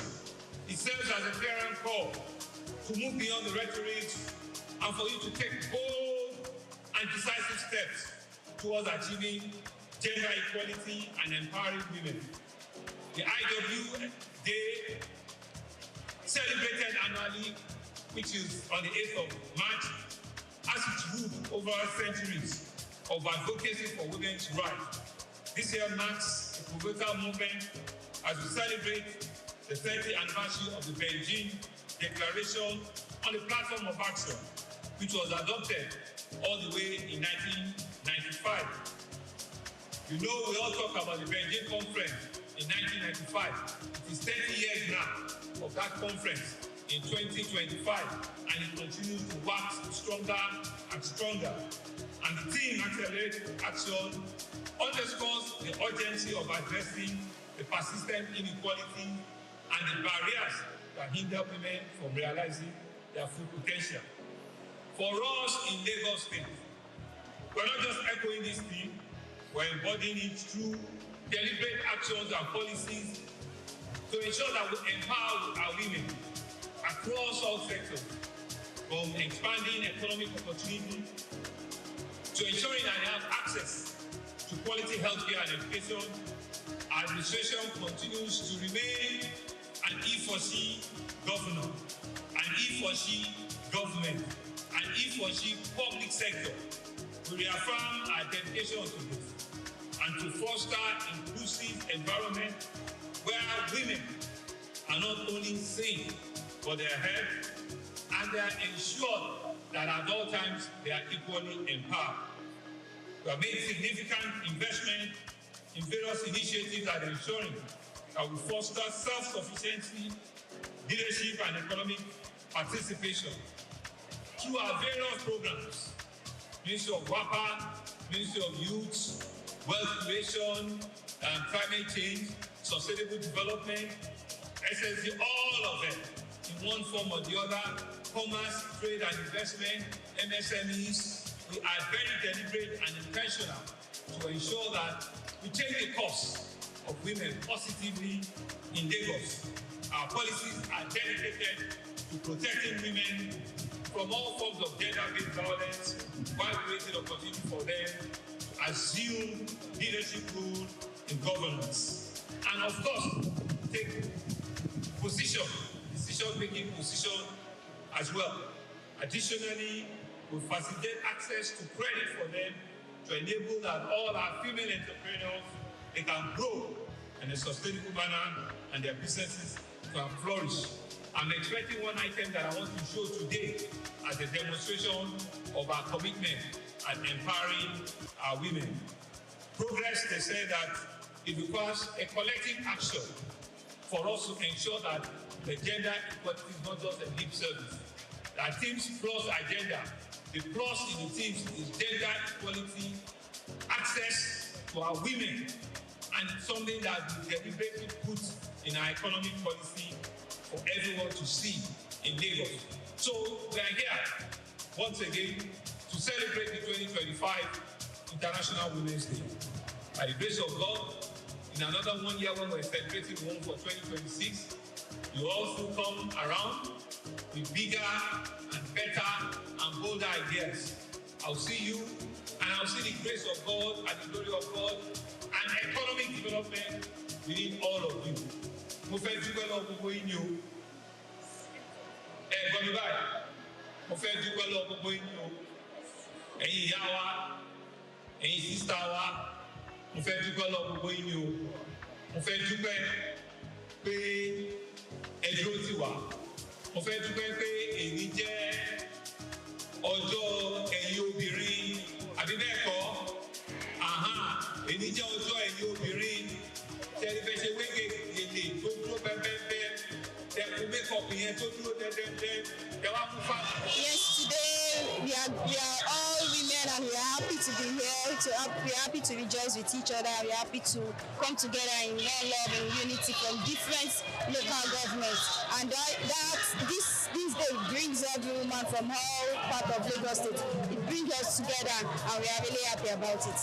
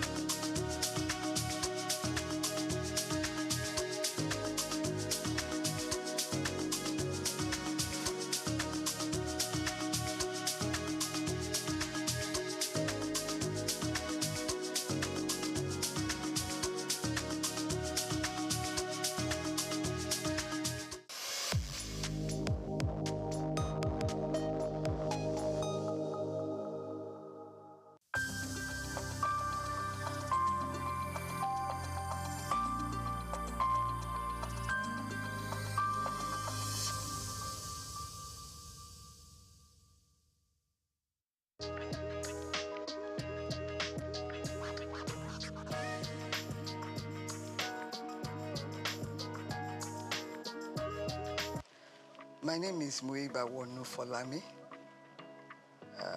an indigenous of Lagos State, Ikorodu, to be specific. I was born in Lagos 86 years ago, and to the glory of God, I'm still alive and well, and trying to be a relative in the cause of women.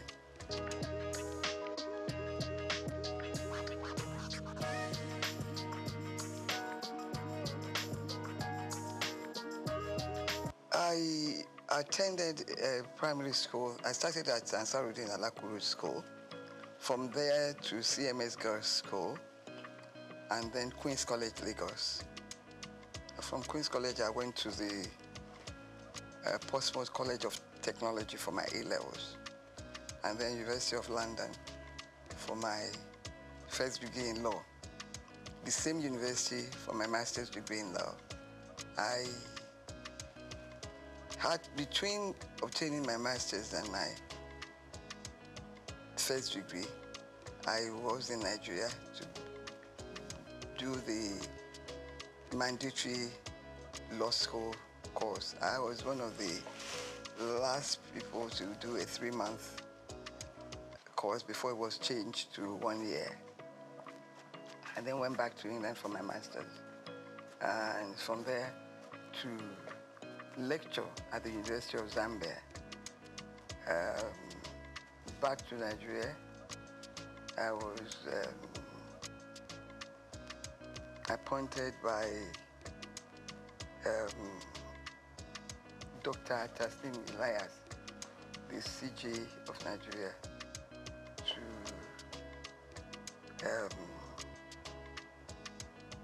the Commission for Advance Notice to Lawyers of Developments in Law. It was a commission funded by the Ford Foundation to keep lawyers abreast of the developments in law. I was a director there. Then from there, I was admitted to the Federal Ministry of Justice. Right after being legal advisor to many ministries, I ended up as the Director of Public Prosecutions for the Federation. And after that, whilst I was the Director of DPP, I was appointed Attorney General and Commissioner for Justice in Lagos State.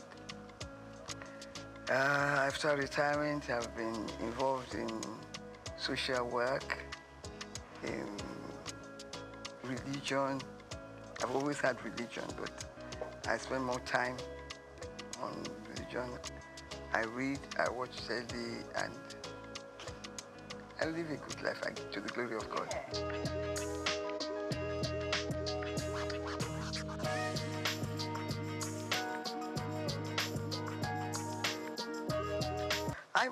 You see, when you begin to think that it was not until 2007 that women started to get equal pay in tennis tournaments. And it was something that was fought for. Little things like that does not add to equality. But when it was done, it may be small, but at work, even at work in employment, women are still discriminated against.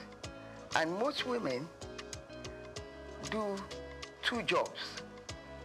They look after the home, and they do the normal work that a man does in an office. Why I fail to understand this inequality in the treatment of women is that the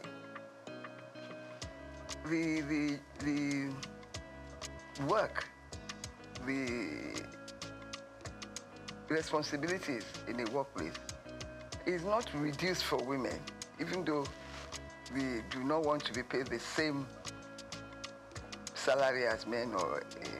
It's a fight that has continued, and in that area, I think we need to do more to push for more recognition.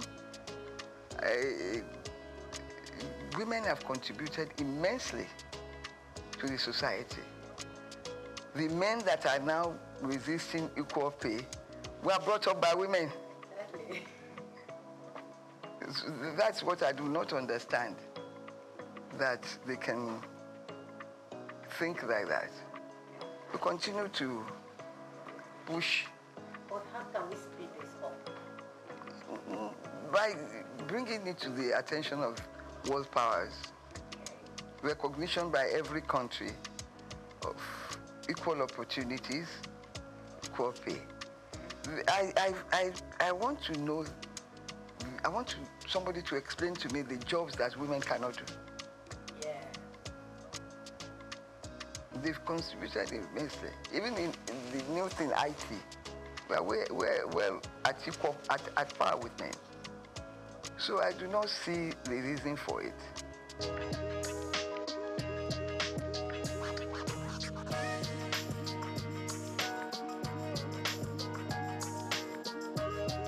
Unfortunately, I did not experience it, because when I left university, I practiced law briefly in my uncle's chambers before I went to University of Zambia as a lecturer. There, my position was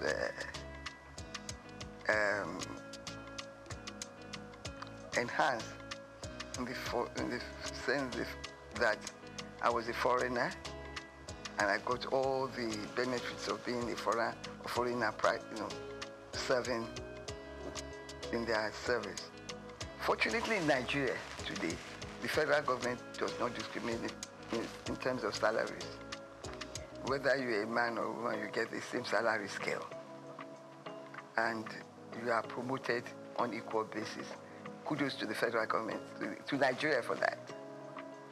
But in the private sector, things are different. In some companies, this is the areas that we have to work on, because the job content is the same.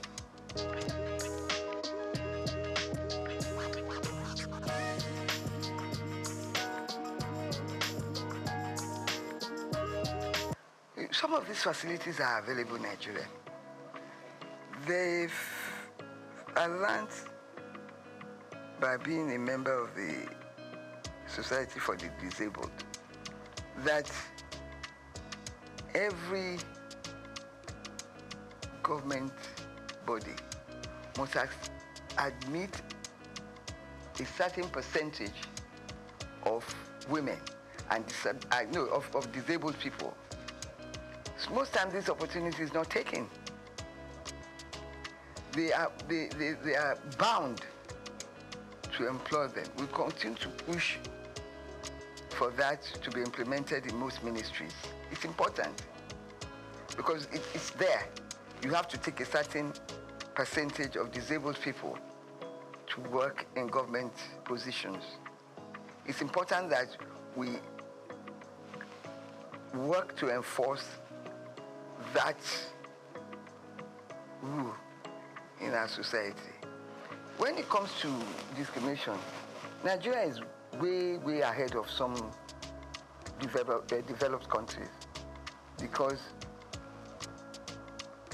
maybe because through slavery, we faced discrimination right from the beginning. We now know how to resist it. But in my country, Nigeria, in the federal government, in the state government, there is no discrimination.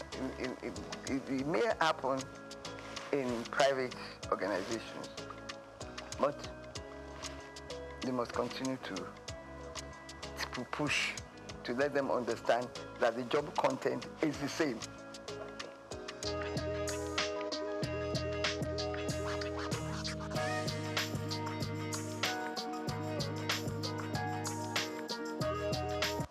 Well, you see, traditionally, under our culture, women are in the other room. To borrow the quotation. Yeah. That's our society, that's our culture. it's going to take a long time to evolve. In my time,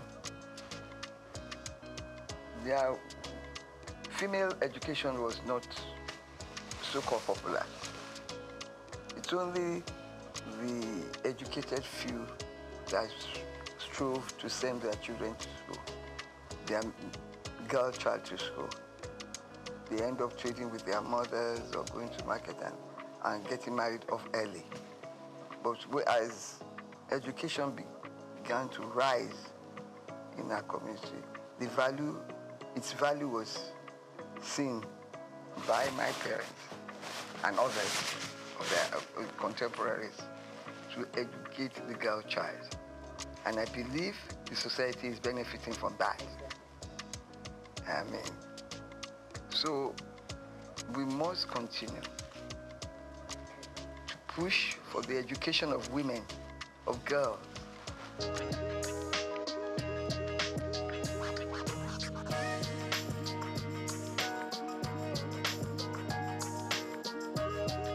I have thought that, you know, when I read that,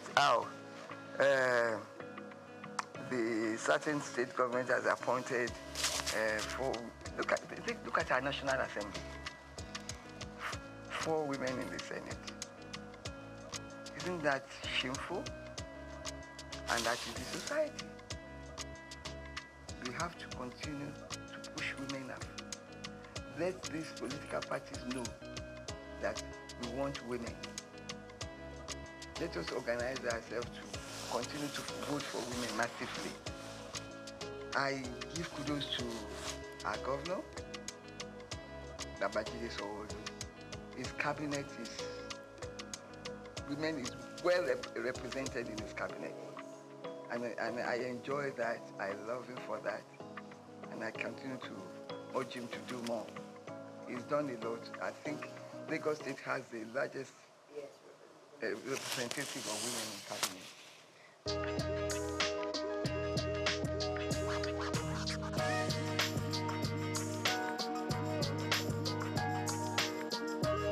First of all, they have to project themselves in their office space, their workspace.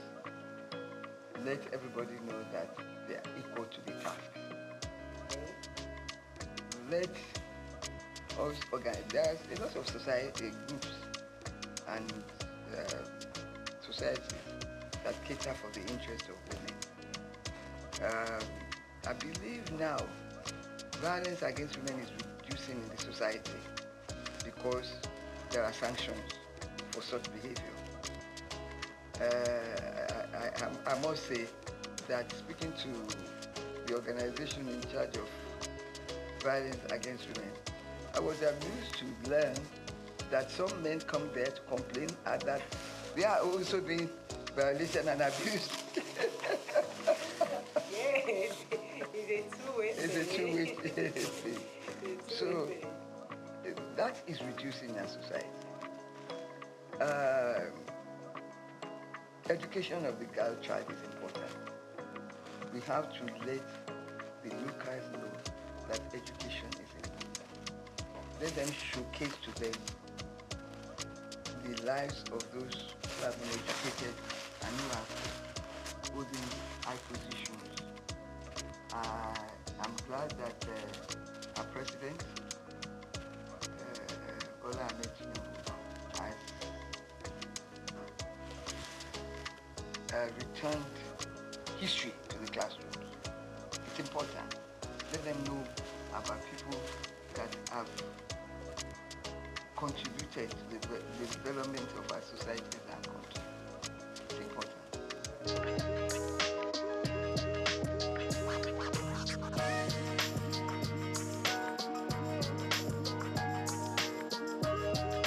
Yes, it's education. It's education. Once people are educated and they know that there is nothing a man can do that a woman cannot do when it comes to the workplace. We have women engineers, miners, and also all of that. Give me a job specific. that a woman cannot do. Then I've changed my views. So the moment you begin to upgrade education, let government now continue to vote more for education. I don't believe we are doing enough. There is a UN convention, and I think Nigeria is part of that convention, that a certain amount of a nation's income should be devoted to education.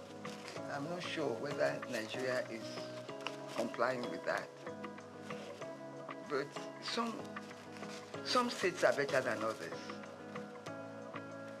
And we must, education, I believe in education of the girl child.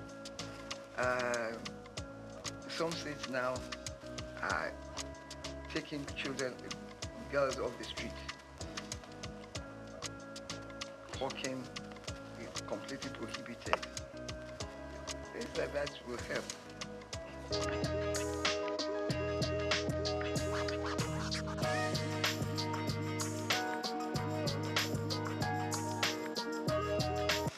Unfortunately, in Nigeria, we are not advanced enough to use our votes to change things.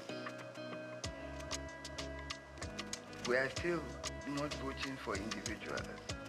We are voting for parties, irrespective of performance. Education will help. And when we join other nations for the same purpose, we get results. Our organizations who are fighting for women in Nigeria should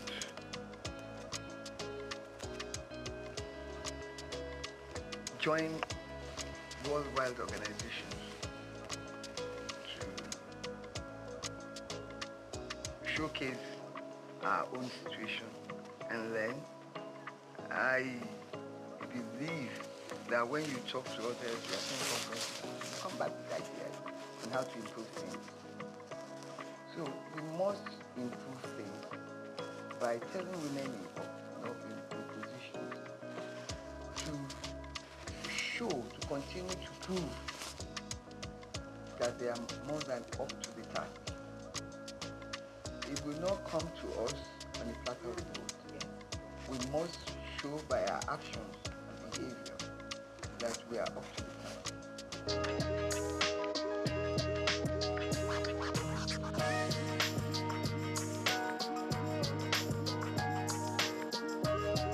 Of course, some women are wrong in claiming equal rights to their husbands in the house. I completely abhor that behavior. Even though they are husband and wife, in my culture, remains the head. You should be respected. You should be respected. It's only now the condition of living is so high that you join the two incomes together to run the house. In the past, it was the men that ran the house to pay for everything. Maybe some of these women are thinking that because they are contributing a quota to the development, that they have equal rights. Yes, they have equal rights in the upbringing of the children, in their homes and everything. But respect is important. That will keep the home, and the children will learn and imbibe it into their own children too. Equal right does not, in my view, mean that you can be rude, can not submit to your husband's wishes. Equal right means something differently. Respect comes out of it. It's important.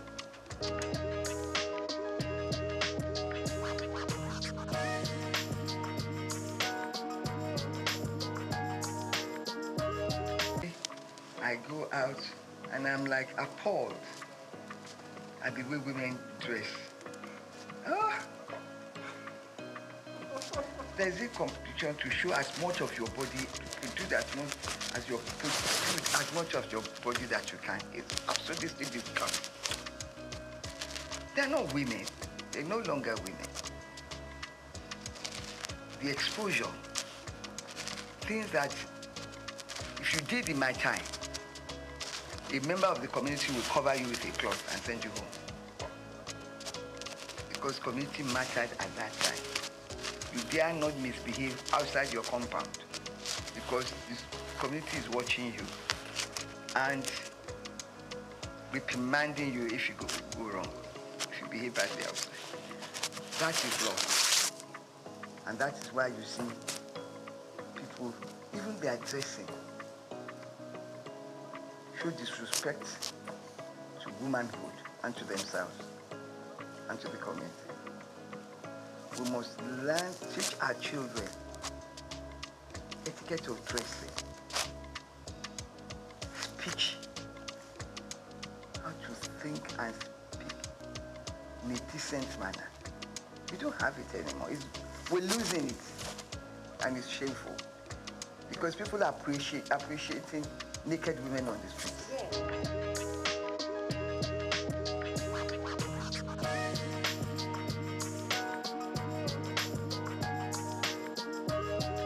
Both sides.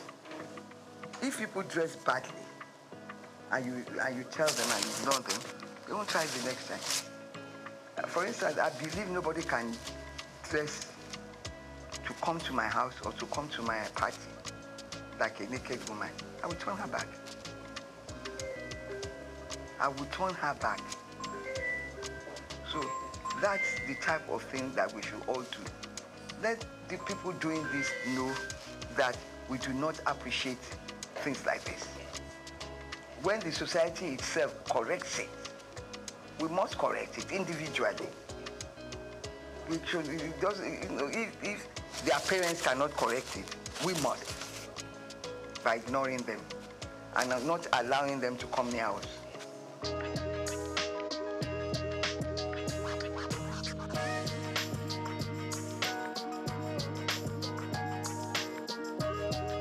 Show our women that have contributed to the society. Yeah. Show them, showcase them, showcase them. Yeah. We have the first woman senior advocate of Nigeria. We have Okonjo Iweala. We have, in the UN. We have all sorts. We have what's this pharmaceutical woman? She's done so much. The younger ones are there. Little ones like Shadi Okoya is managing her husband's company and doing well. Let's encourage them. They are young. The young ones, they are working to improve the society. There's so many of them out there. We should showcase them. Let them know that we have women who are of top quality, intelligent, and well-behaved, and they dress well. Dressing well is dressing in a manner that is appealing to the eyes, not nakedness.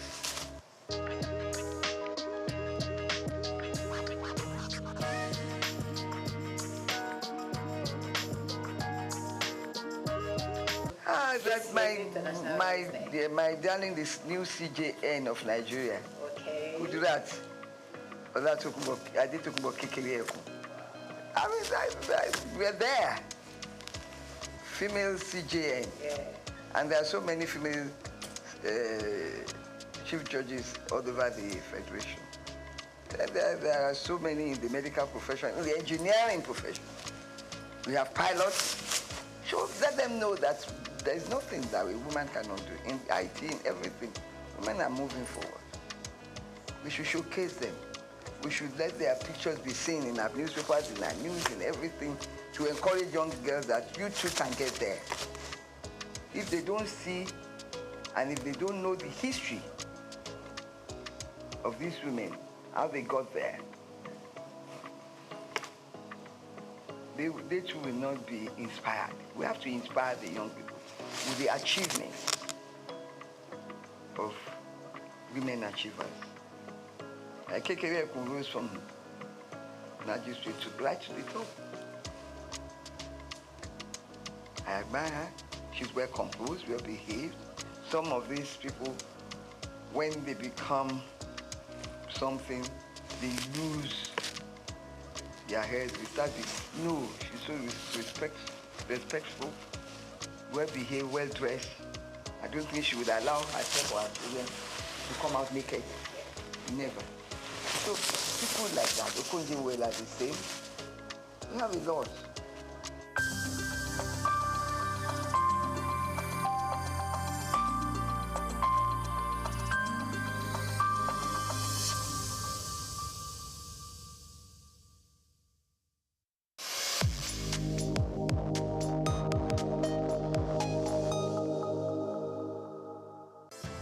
Nigeria, rich in traditional and cultural heritage, is intentional about promoting history and retaining cultural values.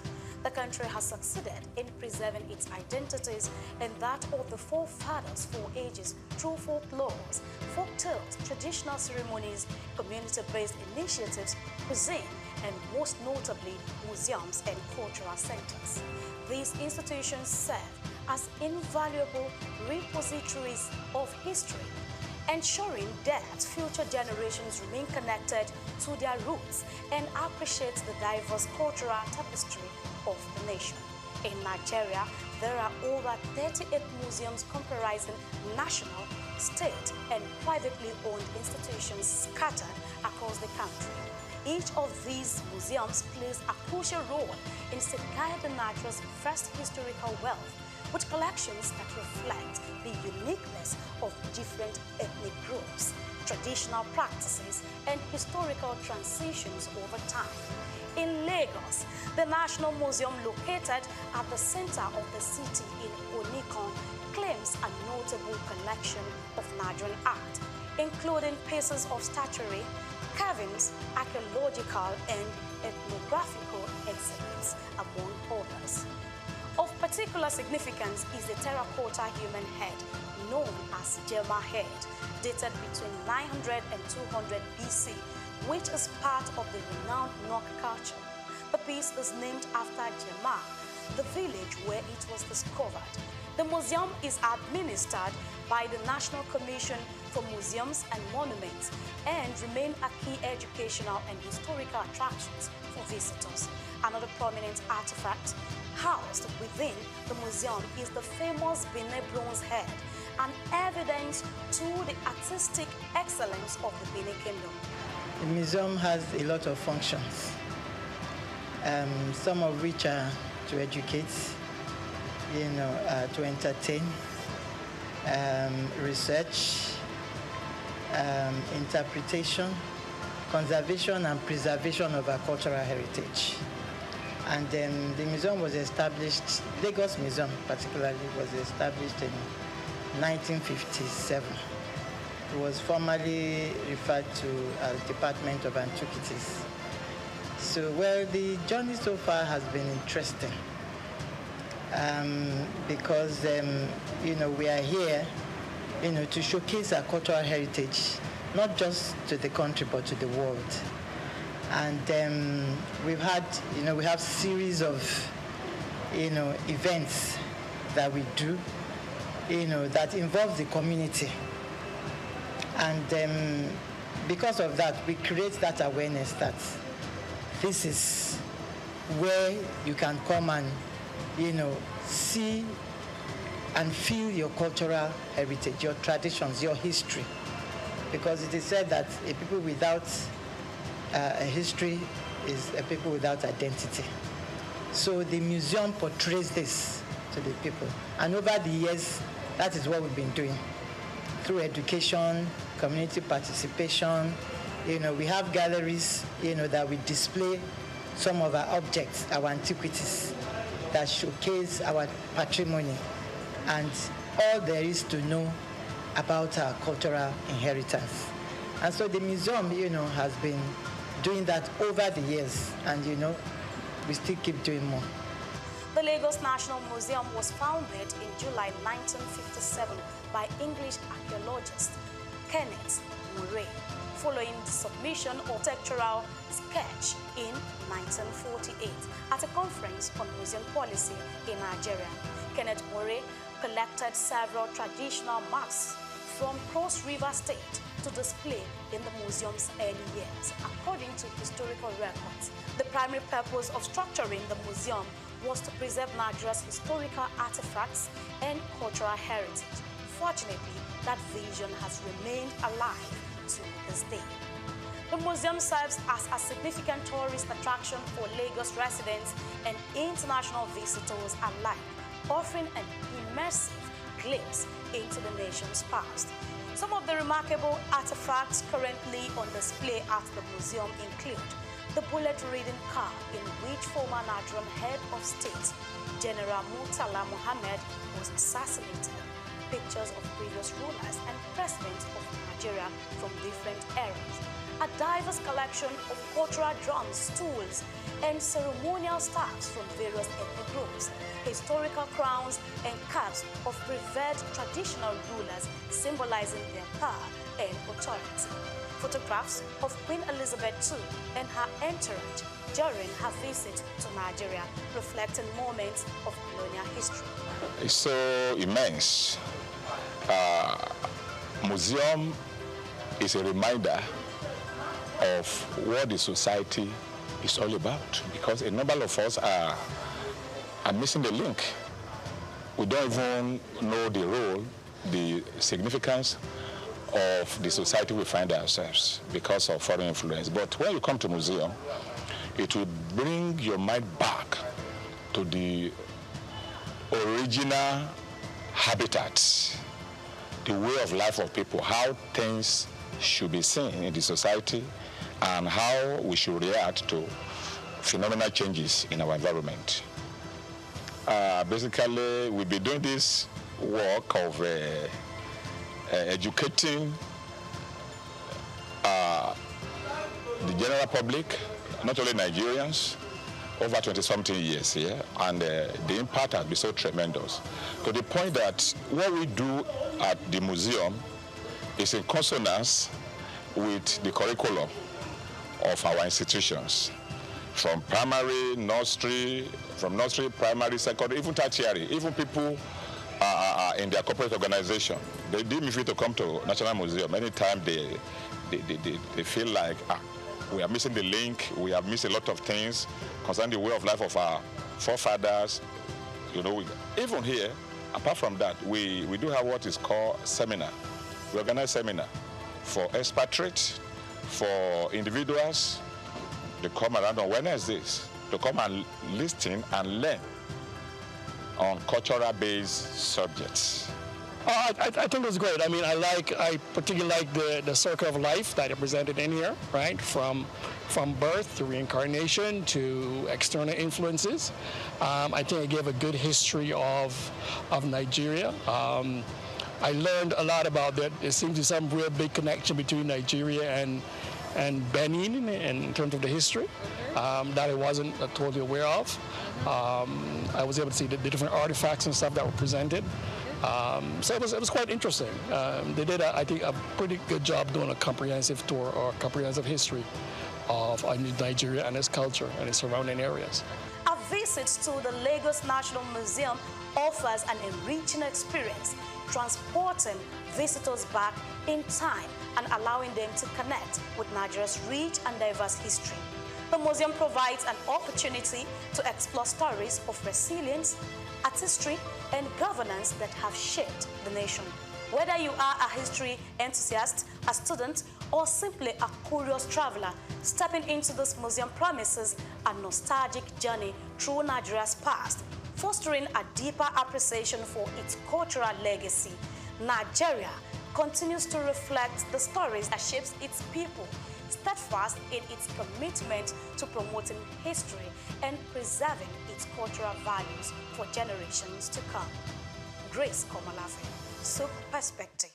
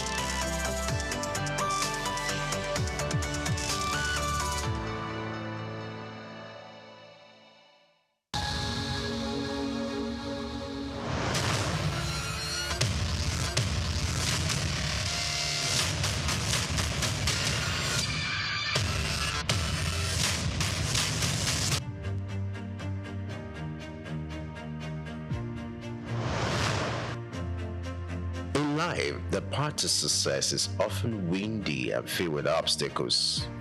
However, it's only those who exhibit courage to continue that are reckoned with. If there's one man who is armed with the sheer courage of a lion, the unusual foresight to spot the opportunities, Michael Adenuga makes the perfect reference. The name Mike Adenuga is synonymous with entrepreneurial excellence and tenacity. A self-made billionaire hailing from the heart of Africa, Adenuga's story is one that is laced with the threads of perseverance and ambition. Today, I really feel excited.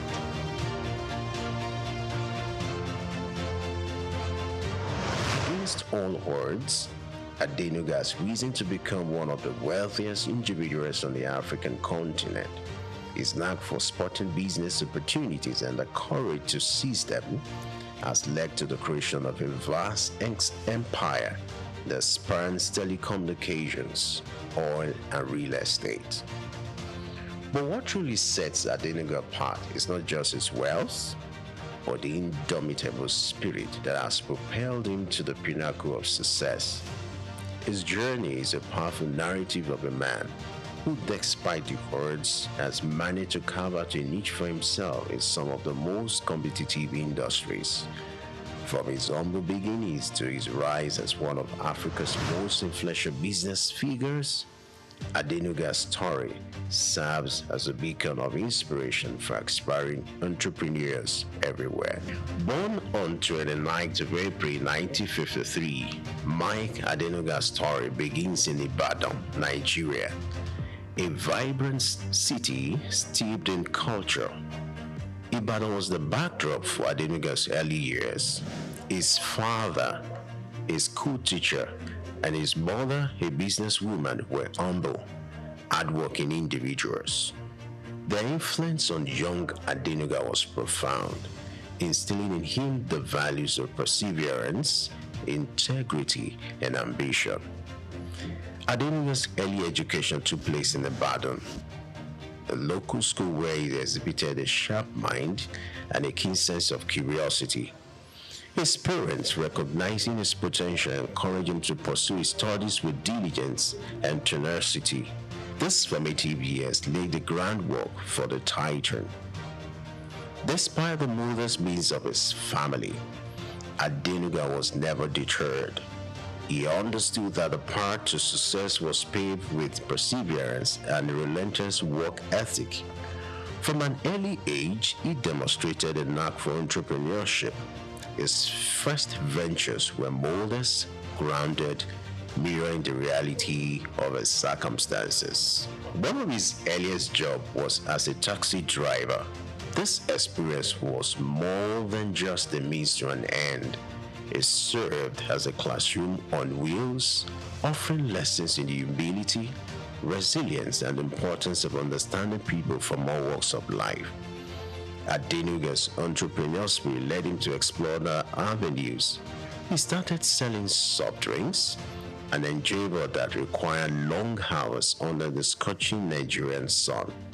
This venture was not glamorous, but it was honest, and it was his. It was a testament to his commitment to hard work and his refusal to shy away from the gritty aspects of business. From taxi driving to selling soft drinks, Adenuga was no stranger to hard work. This commitment to labor, this willingness to roll up his sleeves and get his hands dirty, laid the foundation for the empire he would later build. His story is a powerful testament to the fact that success is not an accident. It is the result of hard work, sacrifice, and most of all, love of what you're doing or learning to do. His journey began with an education in the United States where he studied business administration.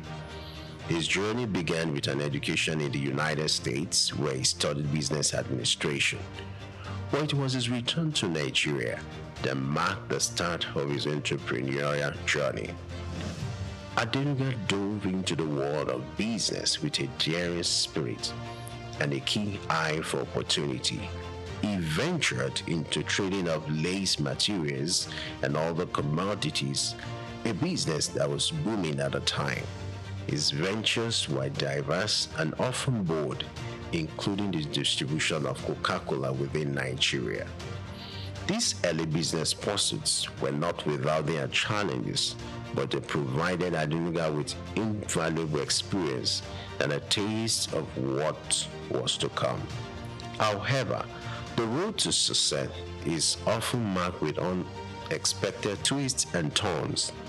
For Adenuga, one of these came in form of a military coup in 1983.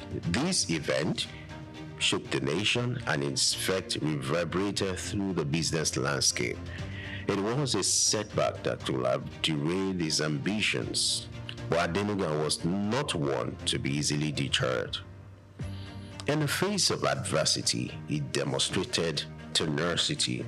He weathered the storm, navigating through the tumultuous period with an unvarying determination. It was during this time that Adenuga began to lay the groundwork for what will become his future empire. He was building a foundation, brick by brick, on which he will erect a business dynasty that will span across several industries. Regarded as a titan in the telecom industry, Adenuga is the mastermind behind Globalcom, Nigeria's second largest telecom operator. Under his visionary leadership, Globalcom has grown exponentially, connect billions across West Africa and beyond. In the oil sector, Adenuga holds the majority ownership of Cornoil, one of Nigeria's largest oil exploration companies. Cornoil has been instrumental in shaping Nigeria's energy landscape, and its success is the testament to Adenuga's strategic acumen and drive for innovation. When it comes to wealth, Adenuga's net worth is nothing short of impressive.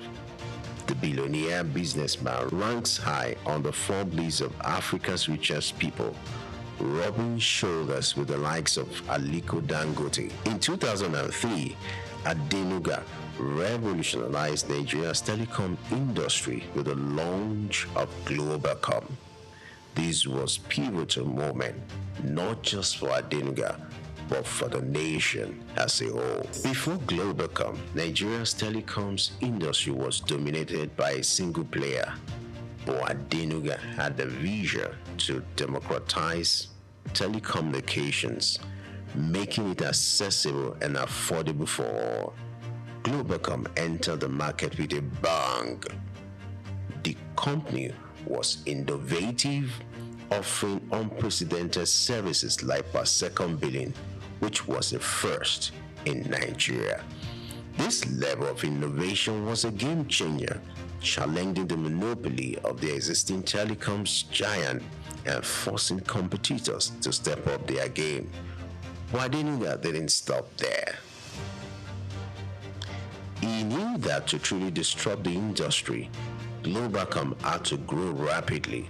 The company embarked on massive network expansion projects, erecting thousands of kilometers of fiber optic cables across Nigeria and beyond. In less than a decade, Globalcom has grown from a new entrant to a major player in the telecoms industry. Its services reached millions of Nigerians, even in the most remote corners of the country.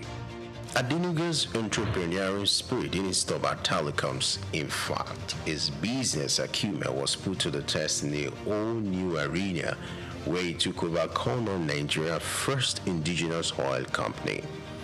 Under Adenuga's leadership, Cornell expanded beyond its initial operations, becoming a frontrunner in the Nigerian petroleum industries. It now boasts a strong presence, not only in exploration and production, but also in downstream operation, such as the marketing of refined petroleum products. Yet, Adenuga's ventures didn't stop here.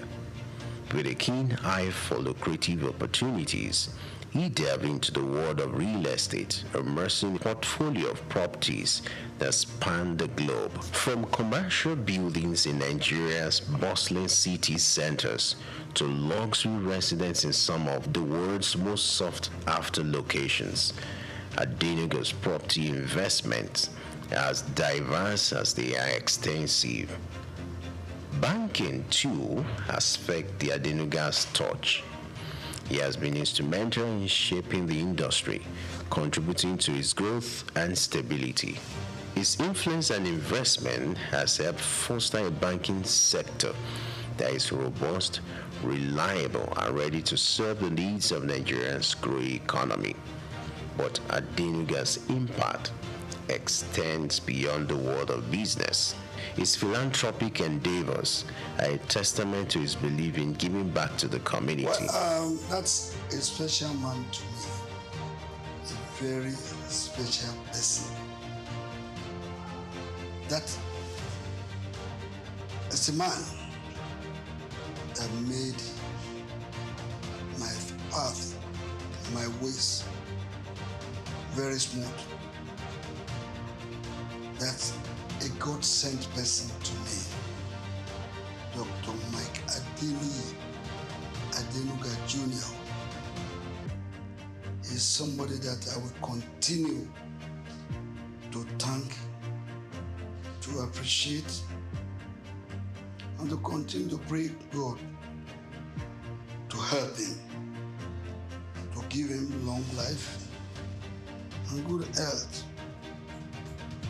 Well, decades of our relationship, way back in the 80s. Rafi Ladipo was a nobody, but through the help of Dr. Mike Adenuga Jr. and God's grace and blessing, I am what I am today. I owe it all to God, and indeed, Dr. Mike Adenuga, my second God. I'm close. I know him as a man that loves to assist his friends. Even if he's hungry, he'll come back and call his friend. This is the way it is done. So for me, my knowing Dr. Adenuga Jr. has been a blessing. Through the Mike Adenuga's Foundation, he has donated billions to causes closest to his heart, including education, health, and social welfare. He has founded scholarships, built schools, and supported hospitals, underscoring his commitment to improving lives and empowering future generations. In essence, Adenuga's business journey is not just about creating wealth, but also about creating value. Several years back, the Nigerian League had no sponsor. And it took me less than 1 hour to get Dr. Mike Adenuga Jr.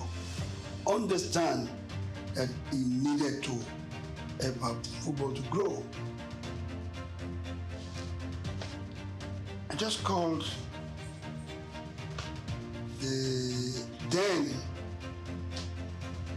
president of the league, the late Oyuki Obaseki. He met me at the National Stadium and was feeling very sad. And he said he was going back to Abuja. I asked him why. He said because he was not happy. Only yesterday he got the biggest disappointment of his life. That a company that had agreed to sponsor the league had reneged, and they were no longer ready to sponsor the Nigerian league again, unless they cut the agreed amount, the initial agreed amount between the National League and their company, unless they cut it into two.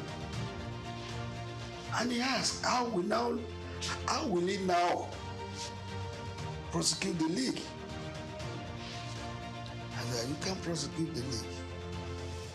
I'll get you a sponsor. Are you ready to go with Glow? He said he knows nobody in Glow. I said, I am Glow. And I quickly called the group CEO, Mr. Mohammed Jamil, and I asked him, wouldn't you want to sponsor the Nigerian League? He said they want to, but they don't know anybody on the Nigerian League. And I gave my phone to Yuki Obaseki to speak with Jamil. The man who was going to Abuja, who was ready to fly to Abuja, changed his mind because of what he heard. That Glow was ready to sponsor the league. And paying much more than the initially agreed amount he had with the other sponsor. That agreement took just 24 hours. And Dr. Mike Adenuga paid a sum of 610 million naira to sponsor the league.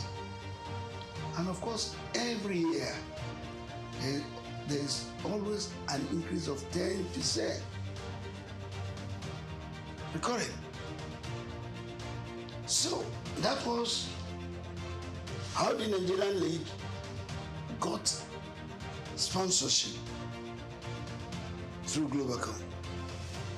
And to all of us as Nigerians, we need to thank Dr. Mike Adenuga. His diversification and expansion strategies have not only multiplied his fortunes, but have also contributed significantly to Nigeria's economic development, job creation, and societal welfare. In the world of business, especially at the grand scale that Mike Adenuga operates, it is not uncommon to come face to face with challenges. His path to becoming a billionaire was not always smooth. He had his fair share of obstacles, some of which were marred by controversy. On such instance was the legal issues he faced in the early years of his telecoms venture, Globacom. There were disputes over licensing and allegations of non-compliance with industry regulations. The Nigerian government was not always his ally. At one point, he found himself in a standoff with regulatory bodies. But what makes Adenuga's story remarkable is not just the controversy he faced, but the resilience in the face of adversity. He didn't allow these obstacles to deter him. Instead, he used them as stepping stones, turning the negative into a positive. His legal troubles were not just an obstacle, they were a test of his character. He passed with flying colors. Adenuga fought to clear his name and to ensure that his business complied with unnecessary regulation. This commitment to integrity has been a cornerstone of his success. Despite the disputes with the Nigerian government, Adenuga never lost faith in his homeland. He continued to invest in Nigeria, creating jobs, contributing to the economy.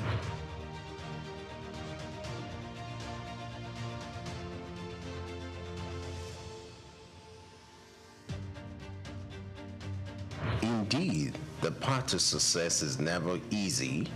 It is filled with trials and tribulations.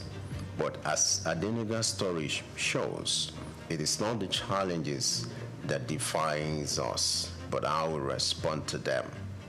Through it all, Adenuga has remained steadfast. His success, a testament to his resilience. Mike Adenuga's story is one of determination, ambition, and unparalleled success. As we delve into the legacy he has built, we uncover a narrative of resilience and visionary leadership that has left an indelible mark not only in Nigeria, but across the continent and the world. His journey from taxi driver to billionaire magnate continues to inspire a generation of entrepreneurs who dare to dream and strive for success against all odds. Adenuga's contribution to the Nigerian economy are monumental.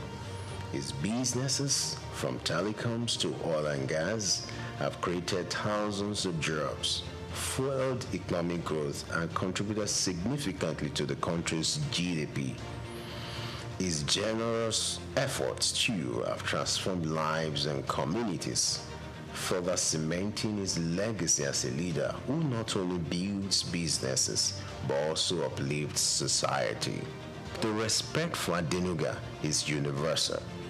From world leaders to business leaders, many acknowledged and admire his entrepreneurial acumen, his relentless drive, and his unwavering commitment to excellence. His name is synonymous with success, and his story is a testament to the power of vision, hard work, and tenacity. Mike Adenuga's story is a testament to the power of ambition. His journey from the humble beginning of taxi driving and petty trading paints a vivid picture of what tenacity can bring. He treaded the paths of uncertainty and risk, but his unyielding spirit guided him through the challenges. His ascent to the pinnacle of success, becoming one of Africa's wealthiest individuals, is an inspiration. Adenuga likes singing one song. It's a miracle walking God. It's a miracle walking God. He's the Alpha and Omega. It's a miracle walking God. He loves him.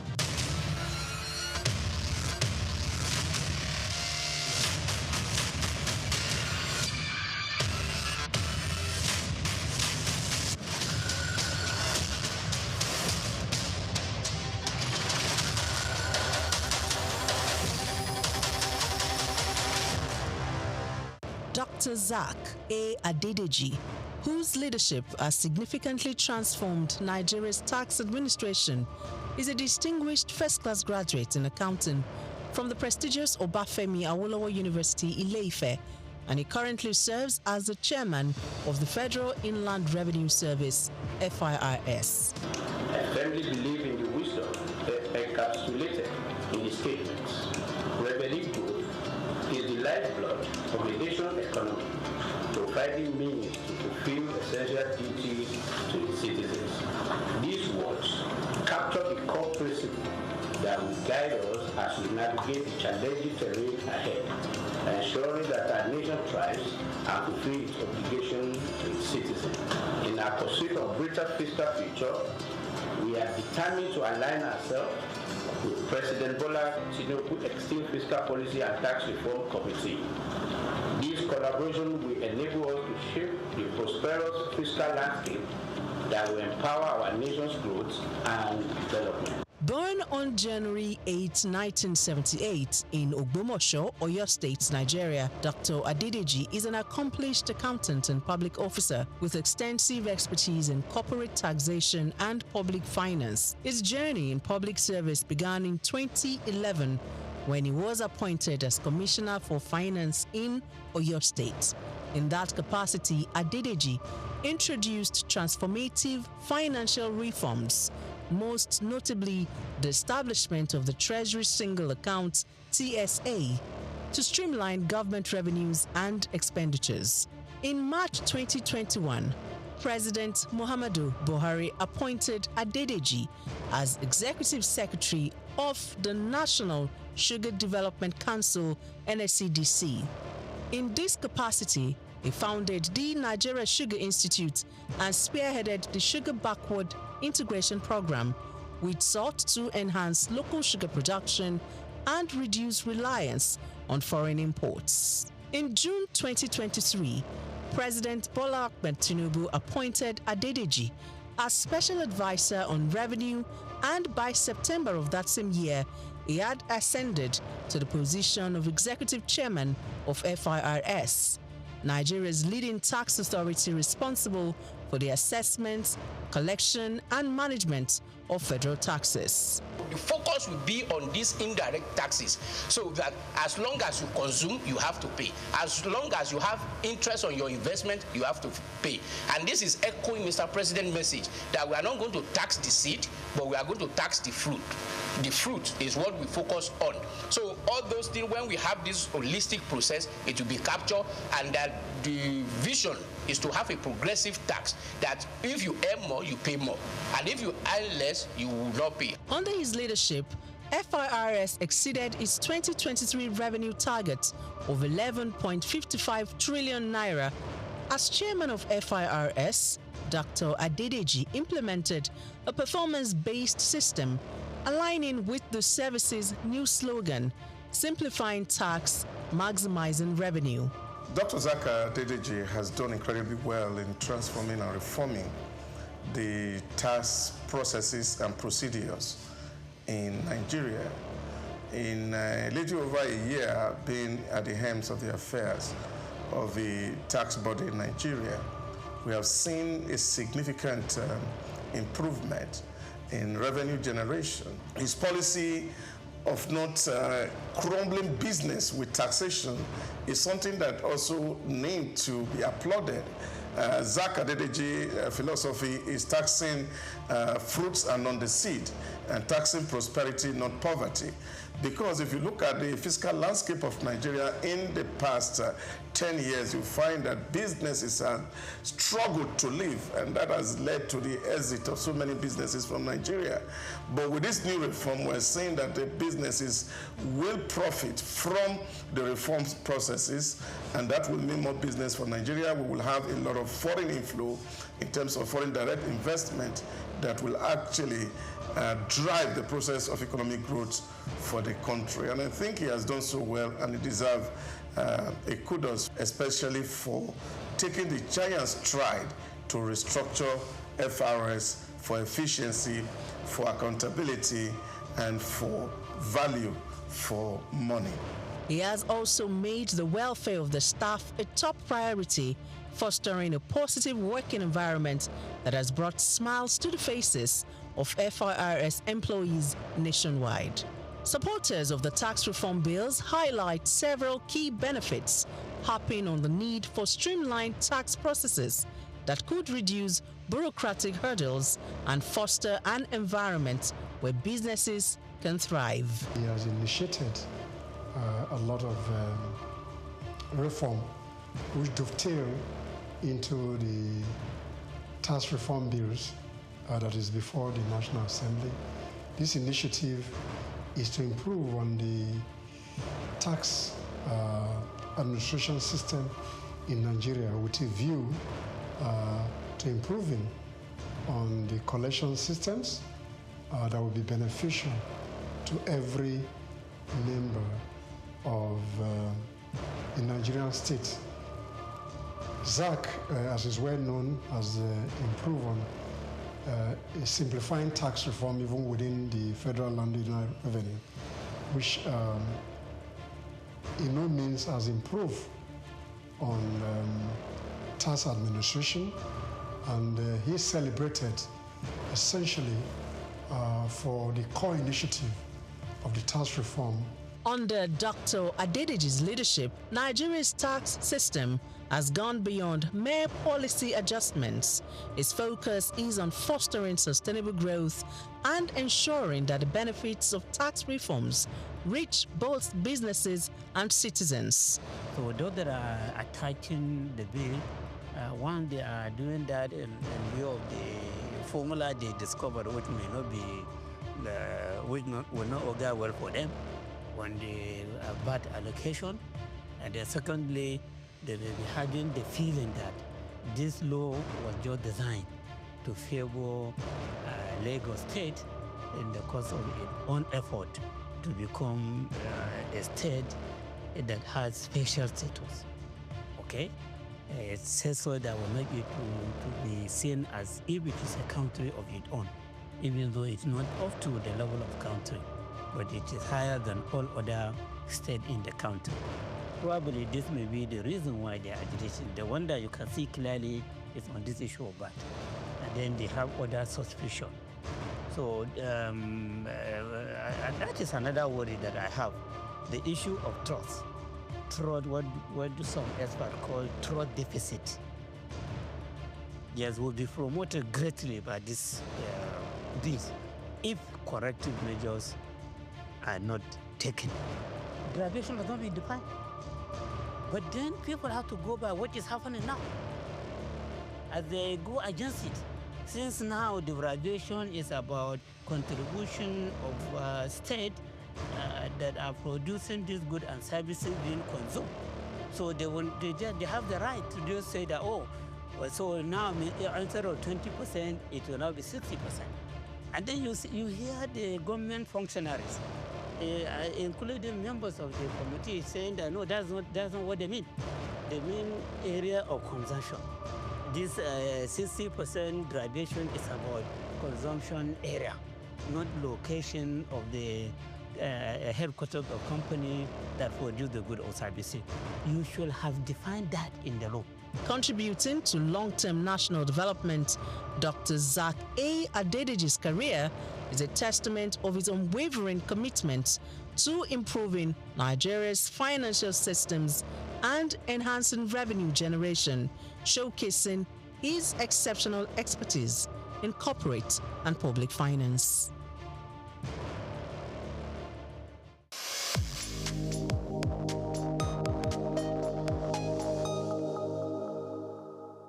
Tafawa Balewa Square, TBS.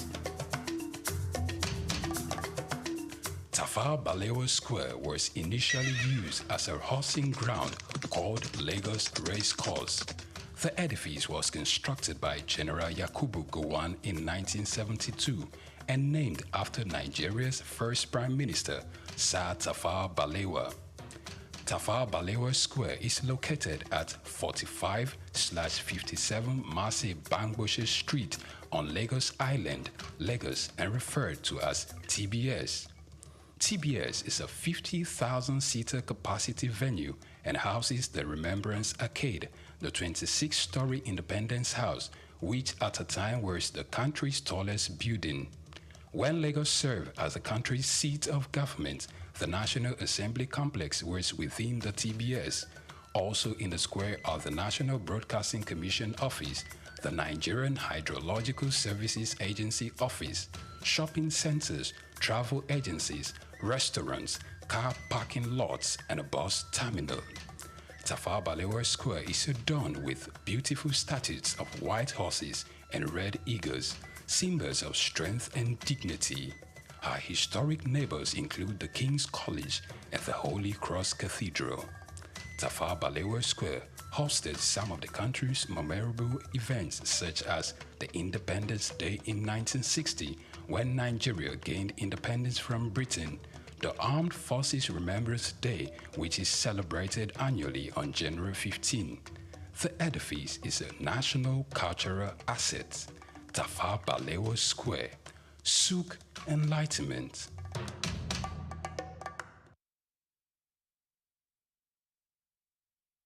The National Theatre, Igomu. Built during the military regime of Olusegun Obasanjo and finished in the time for the Second World Festival of Black Arts and Culture, Festac, in 1977. The theatre holds amazing treasures and memories. The artworks fill everyone with pride. The National Arts Theatre is visible from the motorway which connects Lagos Island and the mainland. The National Theatre is packed with the artworks of a legendary contemporary Nigerian artist, Stained Glass Wars by Yusuf.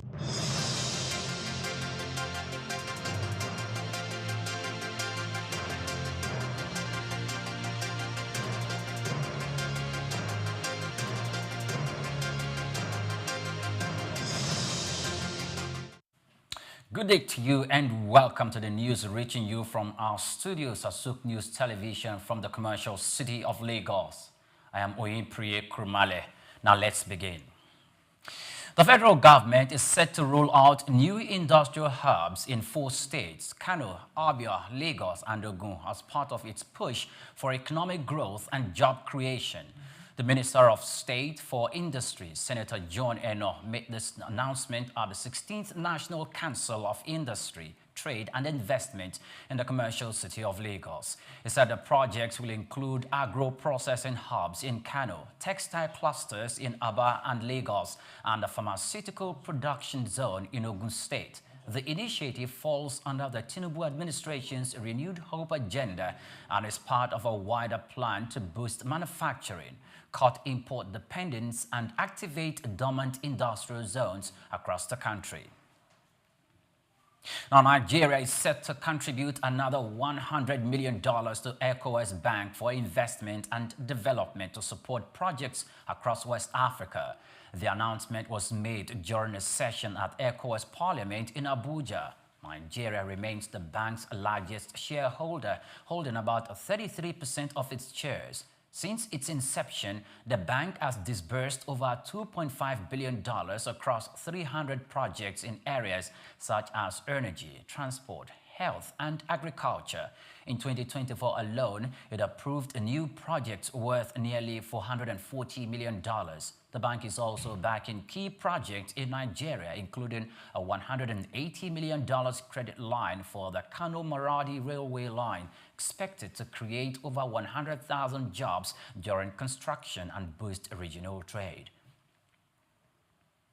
Now, the European Union has named Nigeria among countries of concern over weak protection of intellectual property rights.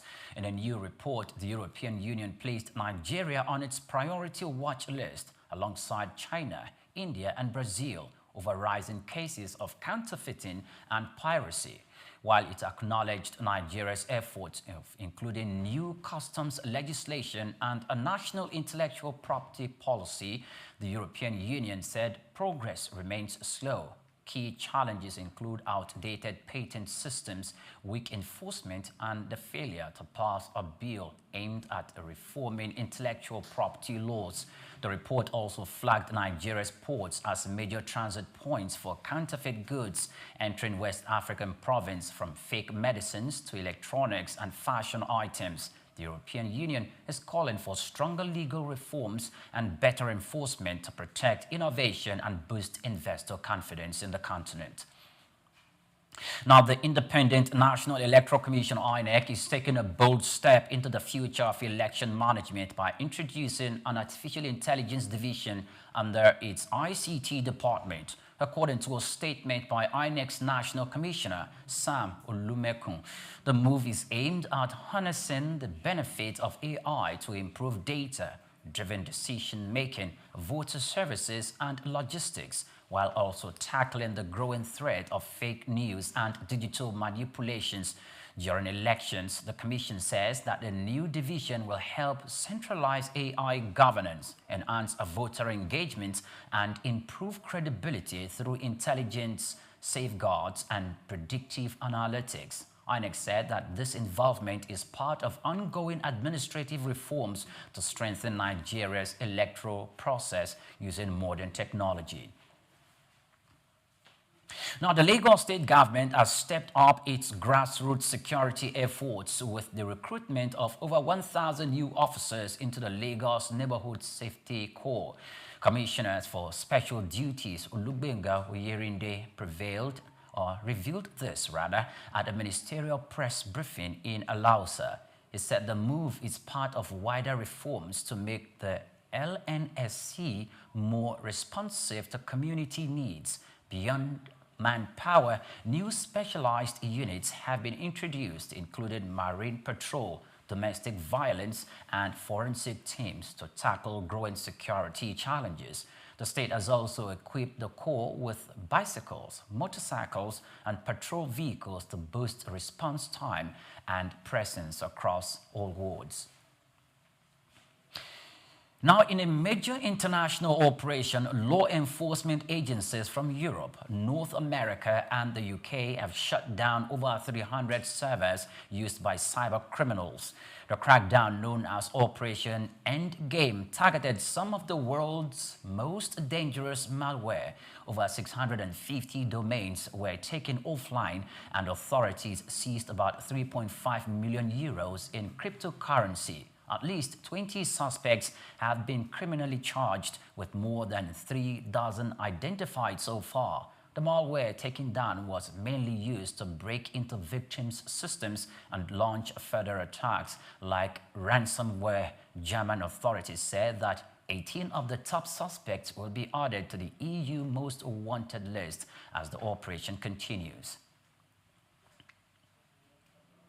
Now, many thanks for watching. Do well to follow us on all our social media platforms at Souq News Television. Coming up shortly is Souq Business Landscape. Do stay with us.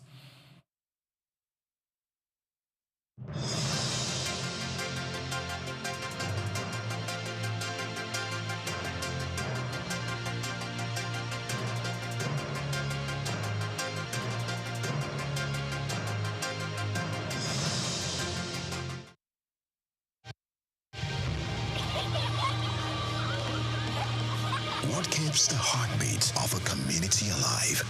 Is it the courage to create, the power to connect, the vision to transform? Well, it's all of these and more. It's a symphony of ideas, innovation, and industry.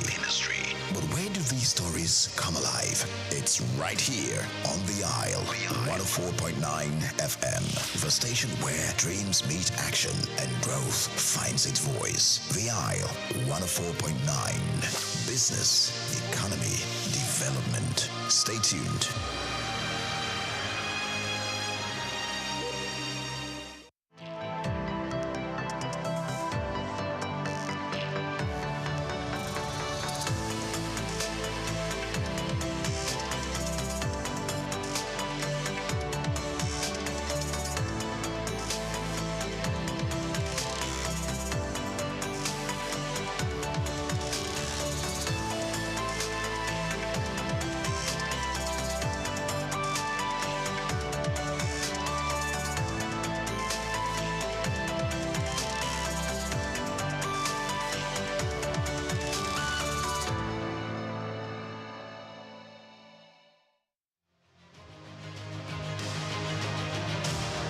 The world of business is one filled with men and women willing to dine with risk.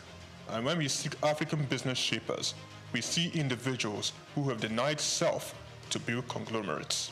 From controlling over 90% of diesel trade in Nigeria to almost throwing in the towel, then getting on the Forbes list, we present Olufemi Peter Otedola.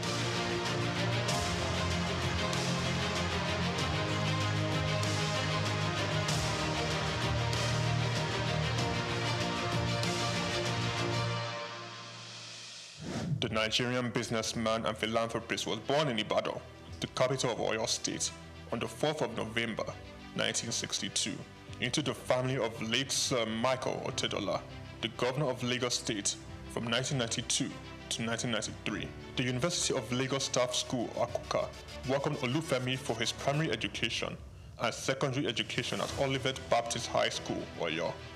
Olufemi proceeded to Obafemi Awolowo University, Ife, for his first degree, graduated and joined the family printing press business, working hard and gaining experience. Femi Otedola ventured out starting Center Force Limited. The company focused on finance, investment, and trading. The oil and gas sector was Femi Otedola's next port of call. From quite a very humble beginning in the oil and gas sector, utilizing connections and networks of family and friends, he cultivated partnerships in diesel supply chain, him being the last man to the final consumer. Challenges breed opportunities, and in Femi's case, it was a late delivery of diesel from his supplier with a broken truck, and he caught the idea. He could do better and provide better services. He ventured into diesel supply business, buying diesel from a retailer and supplying to companies. Femi Otedola encountered several difficulties securing his supply and timely meeting the demands of his growing clients. This definitely was an opportunity he identified in the fuel retail market.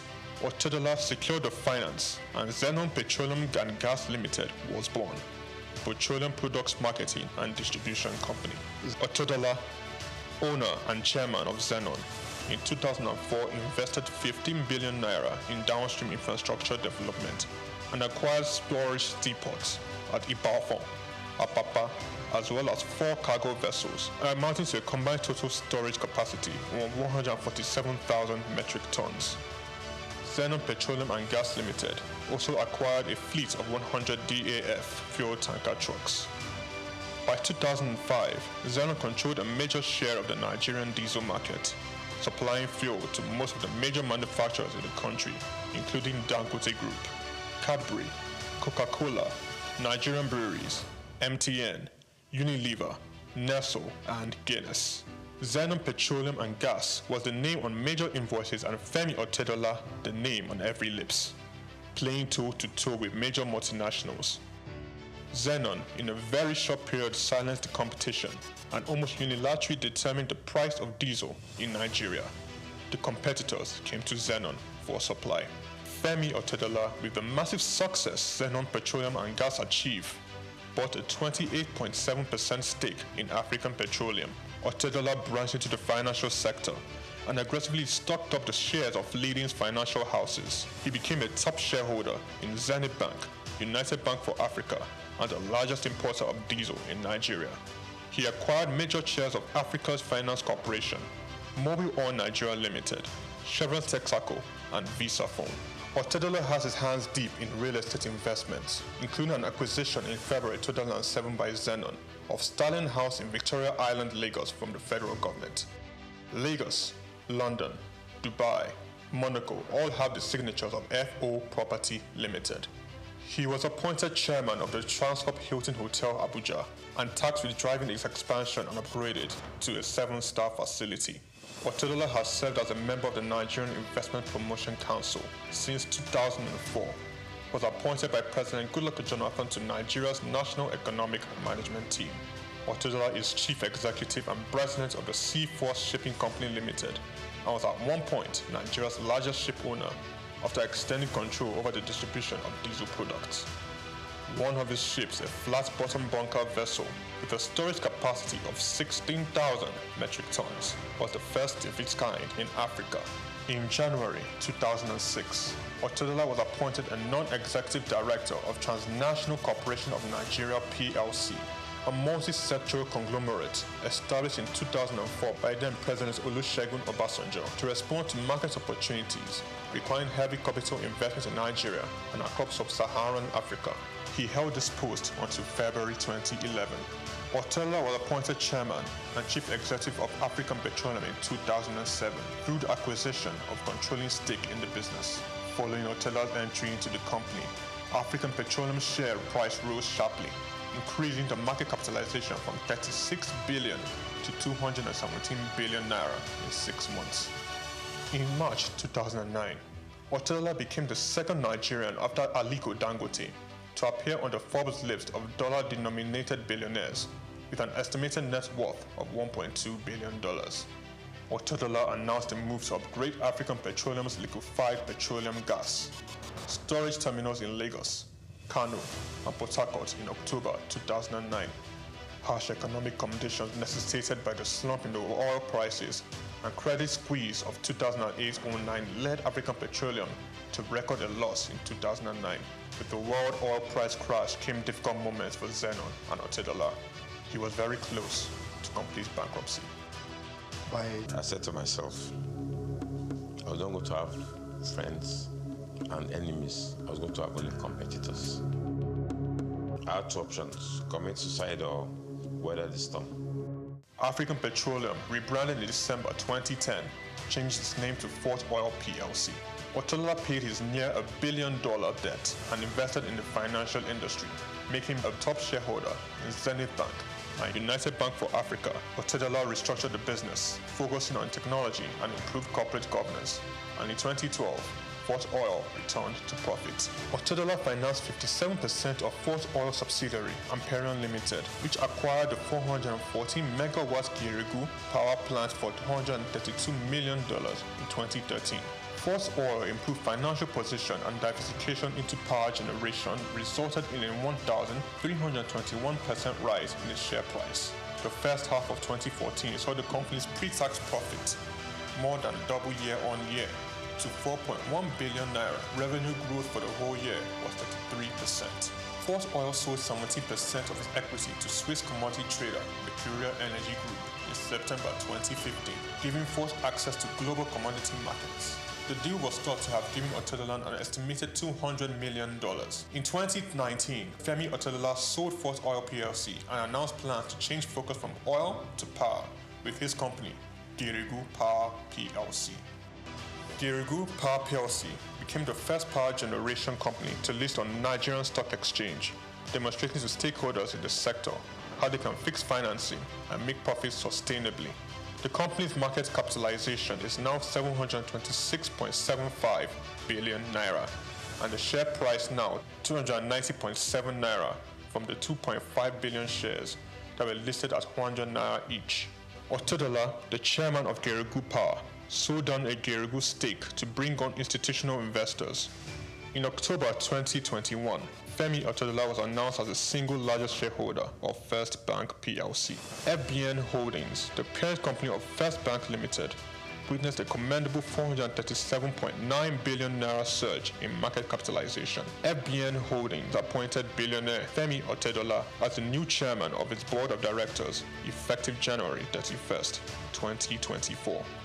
Femi Otedola has had its share of controversies. Zeno was among the number of companies named in an alleged fuel subsidy scam report. This was followed by a case against Farouk Lawan for bribery. Otedola has also lost in the ever-evolving competing space of business acquisitions.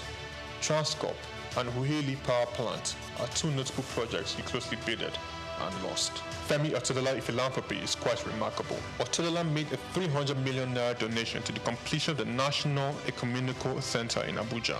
In 2007, he gave 200 million to the State Security Trust Fund in a drive to reduce crime in Lagos. Donated 100 million naira to the Otedola College of Primary Education in Ekpe. In 2008, he donated 80 million to the Faculty of Agriculture at the University of Port Harcourt. Femi Otedola pledged and redeemed $25,000 to the Super Eagles in the match against Algeria in 2019 AFCON. He gave all 750 students of Augustine University 1 million naira each. Femi Otedola sits comfortably on the Forbes billionaires list of top 20 richest people in Africa. Femi Otedola is married to Mrs. Nana Otedola and have 4 children: Olawumi Christy Tolani, Florence Ifeoluwa, Elizabeth Temi, and Fewa Otedola. Olufemi Peter Otedola is a standout astute business executive.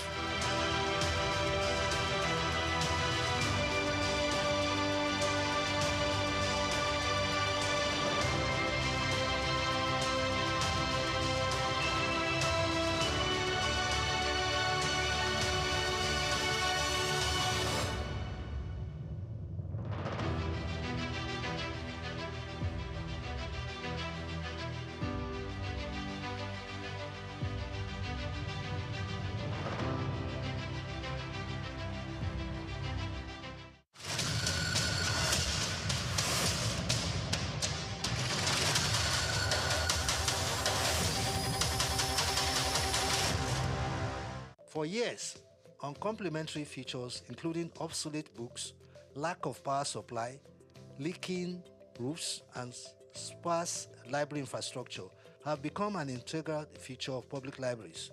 Visits to some of these facilities, particularly in Lagos and Ibadan, indicate a litany of pathetic public libraries. Attempts by governments to turn things around have been weak and sometimes non-existent. Expectedly, the impact of this on learning is telling.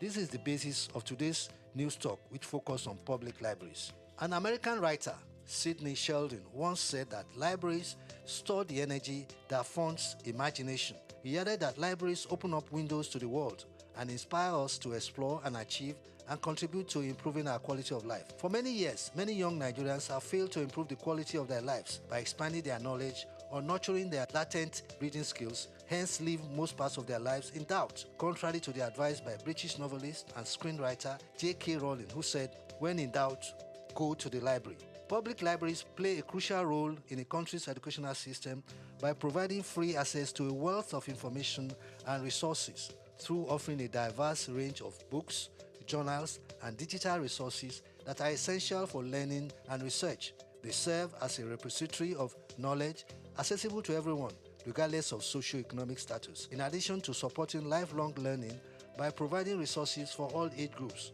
Their role in promoting literacy by offering reading programs, story hours, and access to books for young readers is very crucial for early childhood education and developing a reading culture. It is in light of this that the declining state of public libraries and poor management of the existing one, particularly in Lagos and Ibadan, are posing concern to critical shareholders. These concerns are there because of the overreaching effect on the standard of education in the two states, Oyo and Lagos. Most libraries in Lagos and Ibadan share similar attributes. They range from old buildings with leaking roofs, obsolete books, empty shelves, disused tables and chairs, uncomfortable ambience, and overgrown shrubs. Also, while the world is migrating electrically and libraries digitalized to bring them up to speed and make them fit for purpose in contemporary times, most libraries in Lagos and Ibadan are without electricity and manually driven. With fond memories of borrowing books to read in Lagos and returning them to the library in the full care of the other students after digesting their contents, Mrs. Felicia Adeniyi is pained that many years after, school children are longer enjoying such opportunities because of what public libraries have become. For starters, most of the libraries in Lagos State belonging to the state government are in a ruinous state. In its wisdom, the Lagos State government some years ago has turned the age-long library on Broad Street into a drug laboratory or whatever. This reporter used to use the library in the 60s, 70s, and 80s before the politicians decided to change their minds.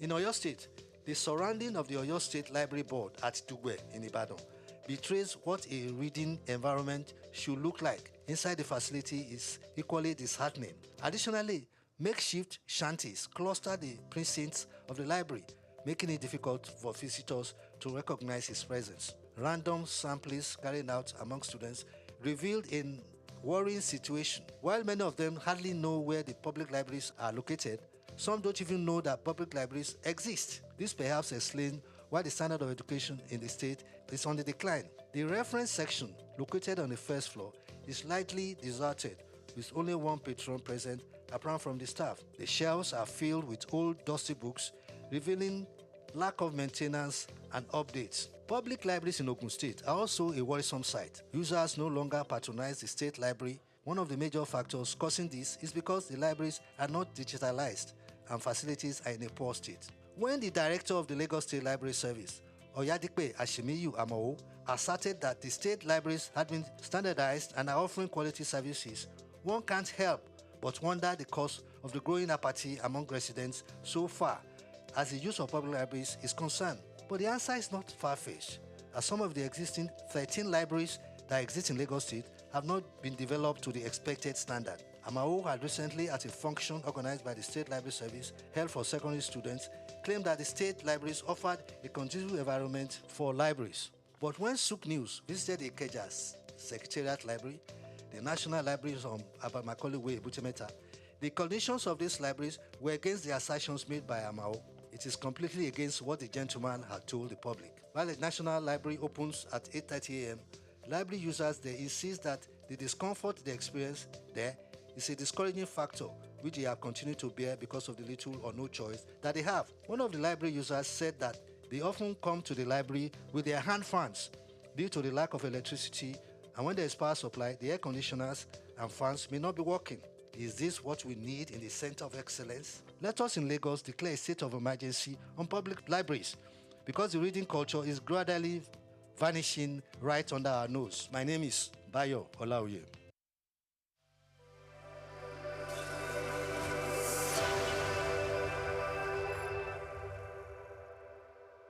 Palm oil has long been a vital component of Nigeria's agricultural heritage, with roots tracing back to pre-colonial times. Originally serving local needs, its importance has grown exponentially, propelling Nigeria into a prominent global producer. Spread across regions like Edo, Delta, Cross River, and Ondo states, the country boasts extensive plantations and advanced processing capabilities. It takes about 4 years for oil palms to produce fruit suitable for harvest. Each tree will then continue to produce fruit for up to 30 years, at which point they will have grown to around 40 feet tall. According to reports, Nigeria's palm oil production increased to 1.4 million metric tons in 2023, witnessing steady growth since 2009, with a peak surge in 2010.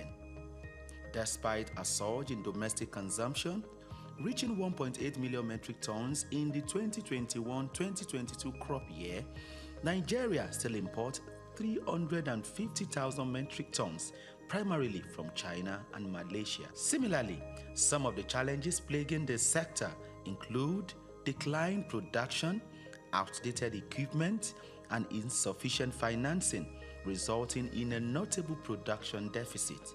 To address these challenges, government intervention is imperative, necessitating increased funding, favorable policies, and enhanced environmental protection measures. Furthermore, Nigeria and other African countries must move away from the local way of producing palm oil to a more mechanized method for effective and efficient production. Additionally, fostering collaborations among farmers, processors, marketers or consumers, and equipment fabricators is vital for sustainable production and value chain development.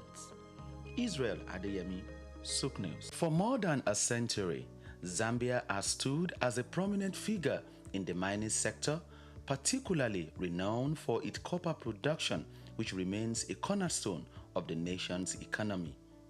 Accounting for 3/4 of the country's export earnings, mining plays a pivotal role in Zambia's economic landscape. The focal point of this mining activity is the Copperbelt province, home to major copper mines like Lumwana and Konkola, alongside Sentinel in the northwestern province. These mines, operated by renowned international firms such as Barrick and Vendetta Resources, hold majority foreign ownership, with Zambia Consolidated Copper Mine Investment Holdings retaining minority stakes. Smaller mines in the Copperbelt region, backed by investors from countries like China, Brazil, and South Africa, contribute to Zambia's diversified mining landscape. However, the country's mining sector faces various challenges, hindering the potential growth trajectory. Fiscal policies introduced by the government, including royalty increases, the taxation policies, have negatively impacted mining profitability. Also, price volatility in global markets, infrastructural deficiencies like inadequate transportation networks, power shortages, and an uncertain regulatory environment further increases the sector's challenges. Moreover, labor disputes, safety concerns, and geopolitical risks stemming from political instability poses additional hurdles to Zambia's mining sector.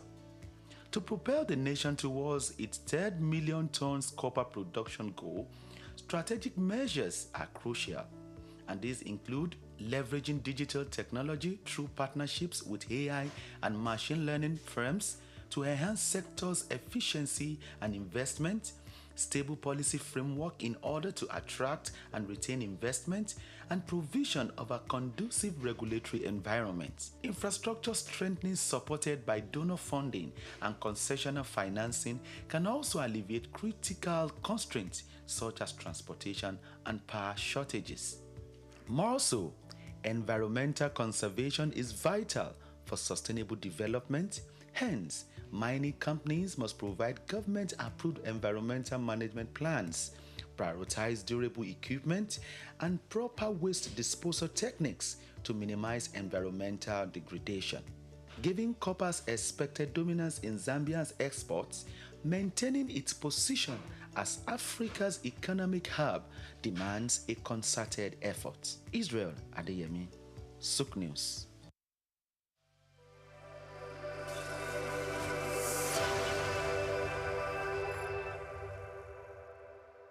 Cocoa remains a significant cash crop in Nigeria, predominantly produced by small-scale farmers in the country's southwest region. Historically, cocoa served as a major source of foreign earnings until the 1970s, when the discovery of petroleum shifted the focus away from agriculture. Despite various challenges from its introduction in 1807 to the present, efforts by successive governments and the resilience of cocoa farmers have sustained its production. To better optimize productivity and ensure fair prices for farmers and high economic returns for the government, the Cocoa Marketing Board, CMB, was established in 1947. However, the goal was not totally achieved as pricing policy weren't favorable, discouraging farmers from producing export crops, and that eventually led to the board's abolition in 1986. These resulted in reduced yields and lower quality cocoa beans.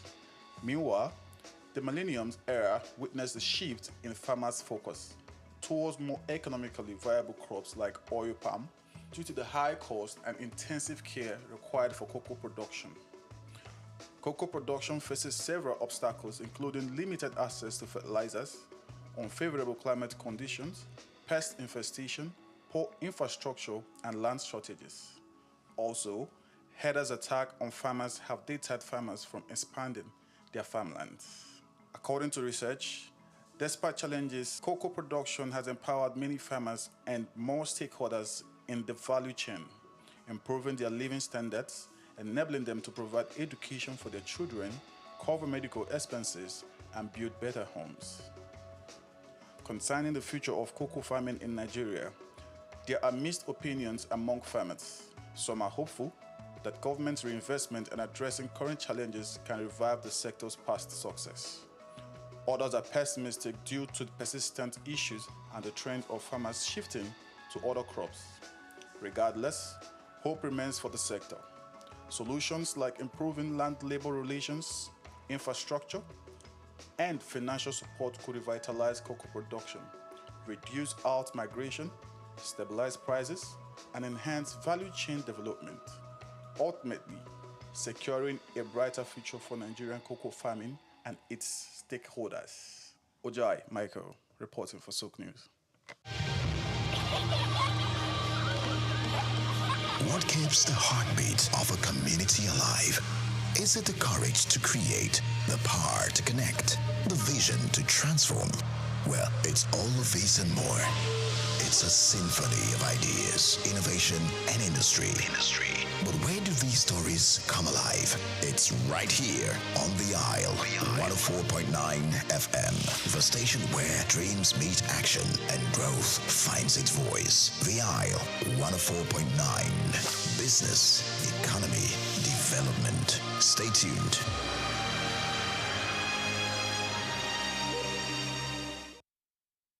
We've got just what you need right here at Femi Wash Media. Call it the Midas Touch, and you wouldn't be wrong. Let us record, produce, mix, and master your audio like nobody does. Reach us on our contact today for the best quality job.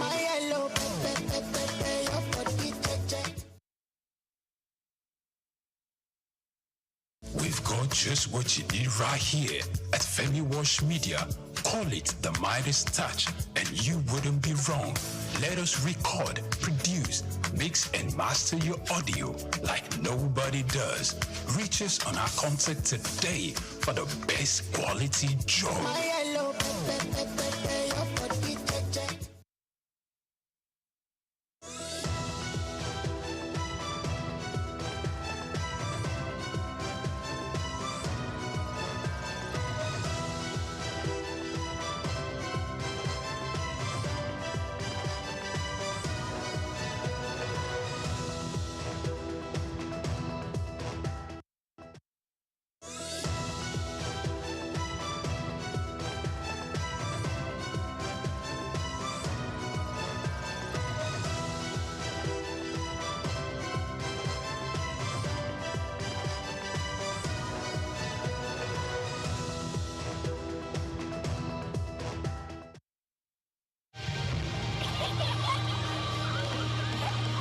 What keeps the heartbeat of a community alive? Is it the courage to create, the power to connect, the vision to transform? Well, it's all of these and more.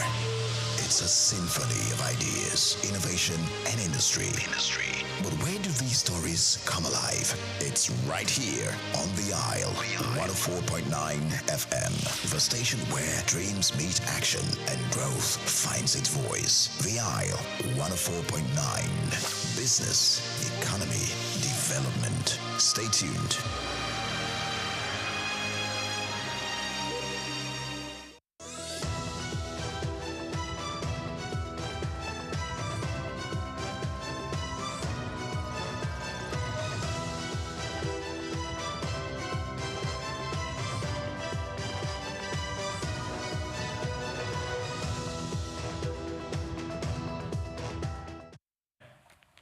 Good afternoon, thinkers, builders, and curious minds. Welcome to Souq Business Landscape, the show where big numbers, bold reforms, and sometimes baffling policies all come to sit under the same economic microscope.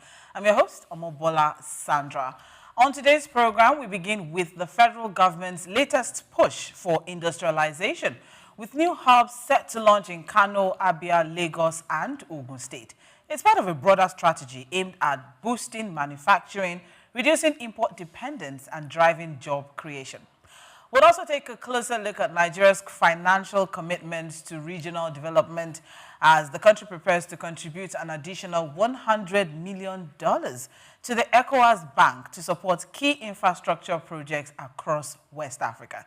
And finally, in the global trade scene, the European Union has raised concerns over Nigeria's intellectual property enforcement, placing the country on its priority watch list, alongside others facing similar challenges. So stay with us as we explore these important topics and what they mean for investors, policymakers, and citizens alike. This is Souq Business Landscape, and let's get started. First off, I have with me in the studio, of course, I will not be doing this alone, three amazing gentlemen. I'll start with Mr. Krumale. Good afternoon. Good afternoon to you, Bola. Good afternoon to you, gentlemen. It's great again to be here. Yes. Good afternoon, Mr. Olumide. How are you doing? Bola, I like your color. Thank God it's Friday. Thank God it's Friday. You're really in the mood. I know. I'm excited. And Chief Chooks John Rogers. Good afternoon. Good afternoon, Bola. Good afternoon, everyone. And viewers, welcome to SBL. Thank you very much. Welcome to SBL. It is the Souq Business Landscape. Let's start off with the first story. The federal government is set to roll out new industrial hubs in 4 states, Kano, Abia, Lagos, and Ogun State. As part of its push for economic growth and job creation, the Minister of State for Industry, Senator John Eno, made the announcement at the 16th National Council on Industry, Trade and Investment in Lagos. He said the projects will include agro-processing hubs in Kano, textile clusters in Aba and Lagos, and a pharmaceutical production zone in Ogun State. The initiative falls under the Tinubu administration's Renewed Hope agenda and is part of a wider plan to boost manufacturing, cut import dependence, and activate dormant industrial zones across the country. Yesterday, we started the conversation around the fact that, well, not yesterday, earlier in the week, Apapa was turned into a central business district. Yesterday as well, Lagos is also looking at pushing some, business or driving the economy basically of the state. And now we see that we're looking at, having more industrial hubs. We're excited. We've been talking about, how we can look inwards as regards revenue generation and how we can also look inwards as regards national development. So your thoughts first, I'll start with Mr. Krumale on this one. Are you optimistic or do you have some concerns about this introduction? I'm very, very optimistic. First of all, I want to, the word industrialization seems to be sounding like a cliche these days. And sometimes it will only be in the right path if we give it its rightful place and probably try to paint a brief picture of what it actually is. Now, basically, industrialization is seen as the transformation from when an economy transforms from harvesting and exporting primary agricultural produce or raw materials without, adding any value into it. But when we now talk about industrialization proper, we now talk about when these economies now turn around to not only harvest these raw materials and agricultural produce or primary product, but also add values to it within the jurisdiction of the country, and they do that through the instrument of factories and establishment of manufacturing hubs. And when they are able to do that, then they are giving room for expansion, creation of jobs. They are giving room for technological development. They are giving room for exploring other parts of these raw materials, and of course, establishing the business and economic landscape of that state when it comes to real-time industrialization. So I can now look at industrialization in that aspect. Now, agro-processing in Kano State, like you stated, we should know that when it comes to agro-processing or something that has to do with industrialization, production and processing, Kano seem to be trailing behind Lagos State. Not only do they have the army of consumers, not only do they have the army of workforce that is available to industry, whether whether they can be called or termed as cheap laborers is another conversation for another day. But Kano has it. And the potential that it has right now is running to $16 billion. That's if the agricultural potential, agro-processing potential in Kano State is fully harnessed. As we speak, even the current administration, in collaboration with other multinational agencies, is investing into agro-processing in the state to the tune of $11 million. Now, that's between the state collaboration, the federal government collaboration, and other multilateral agencies collaboration that has the possibility to give $11 million. So, is this a win for Kano State? Of course, that will be a win-win for Kano State. We cannot begin to itemize the prospect and the profit that will accrue into the state in terms of providing jobs for the almajiris or those who are not in the cadre, because there are some form of jobs that you need that you do not have specific skill to do in those factories. It could be moving or packing raw materials and feeding them into the processing machine that may not require some form of specialized skill that anyone may be able to do. And in that process, whilst they are doing that, they can be exposed to other parts of training within that same industry in agro-processing. Now, also remember that when it comes to textile, I want to bring Lagos into the frame. We can still talk about Kano State and the fact that it has been a major place too for that production. And I always refer it to the massive population that are going to buy those. Most especially, but there's a bet. If the cost of production is not dealt with, then we have not really addressed the matter. So there's still that challenge. There's still hanging yes, and still looming over us. All right, thank you very much, Mr. Kumale. I would like to ask now, Mr. Souq John Rogers, a lot of people are concerned as regards investment opportunities and, the amount of work that will need to be poured into, promoting and calling on people to come to these hubs. Do you think that is going to be a challenge for the state and also for the Minister of Trade? Well, the initiative itself is laudable. It's good. But when it gets to developmental issues, it should come from the people. The localities or the regions know what they are best good at and what they need and how best they should be served. Why am I saying this? There is an industrial hub in Lagos, the Lekki Free Trade Zone. If you get there, the first question you ask yourself, how many Nigerian companies are there? Then how many small Nigerian businesses are there? There's another one in Ogun State. It's the same thing. There's another one in somewhere in just before you get to Port Harcourt, the Free Trade Zone. There are several of them. You have how many Nigerian companies are really operating there? But you see some other clusters, like those here in Lagos mainland. The the tech clusters. You see a lot of Nigerians there. So this has to do with the people where this particular facility, infrastructure is going to be located. Is it really going to serve them? Let's take, for example, the textile cluster they are trying to build in Aba. There are textile clusters there already. There are major markets. All what they do there is just textile. So you're saying why not make use of what we already have rather than creating new ones? It could have been, I would have been looking towards, okay, if I get there and I ask, okay, you people here, what can we do to make it better? So it might not be textile, it might be shoes. Because no, those ones that they're having issues with shoe production there. So instead of just dropping textile infrastructure there, the next now start asking is 99% of the fabrics coming to Aba is coming from outside this country. Well, we talked about that yesterday. Yes, the fact so that polypropylene. How can we connect Aba to Kaduna, to Kano? Somebody farms the cotton, takes it to Kano for the textile mills, then take the finished product for them to add value to it. So there's an infrastructural problem already that should be looked into rather than creating further hubs. Let's deal with, let's develop the infrastructure that we have on ground. We need the hubs. Definitely we need the hubs. But now let the people be the driving force for the hub.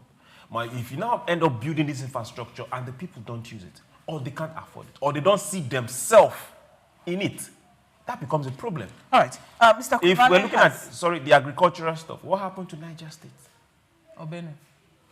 For the agricultural hub, what happened to Niger State? I'm also curious as to, the criteria that was put down, the metrics that was used to select the locations. In selecting these states for the industrial hubs. But Mr. Krumale has mentioned, has talked about skilled, the labor force and all of that.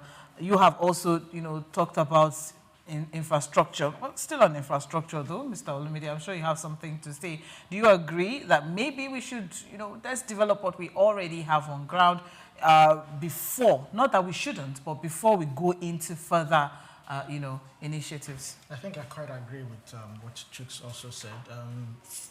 Some of the things this industrial hub is supposed to produce is steel. Now we have Ajaokuta steel. If you go and read about Ajaokuta steel, billions of naira or dollars, thank you very much, went or sank into that Ajaokuta steel and nothing.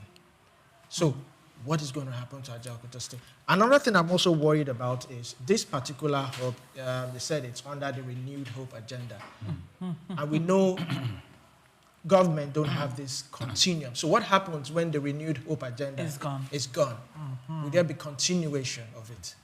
Government is supposed to be a continuum. It's just really unfortunate. But one government comes in, it brings its own agenda. So that's the whole issue with, I mentioned the other day that we have a sloganeering problem in this country. Every governor, every president comes on board, which was why, the conversation around what is expended in the First Lady office, for example. Every First Lady has an initiative. Save a woman, save a child. Save a woman, save a child. Miriam Abacha had her own. Miriam Babangida had her own. And then rural health for better health for rural women. Thank you. Not that old, so, how sustainable is this? And also for continuity's sake as well, we should have that conversation. Do you think it is something that can be handed over? Do you think it's something that, we can take charge of? We had that conversation yesterday as regards that people believe that the reason why Lagos State seems to be moving forward is because, it's like a baton is being handed over to another person because it's more of a selection process. It's not just the handing over. Now, the people in Lagos, Lagosians, both natives, non-natives, and those living in it, look at Lagos as theirs. So they partake in the development of Lagos. Let me give you another example.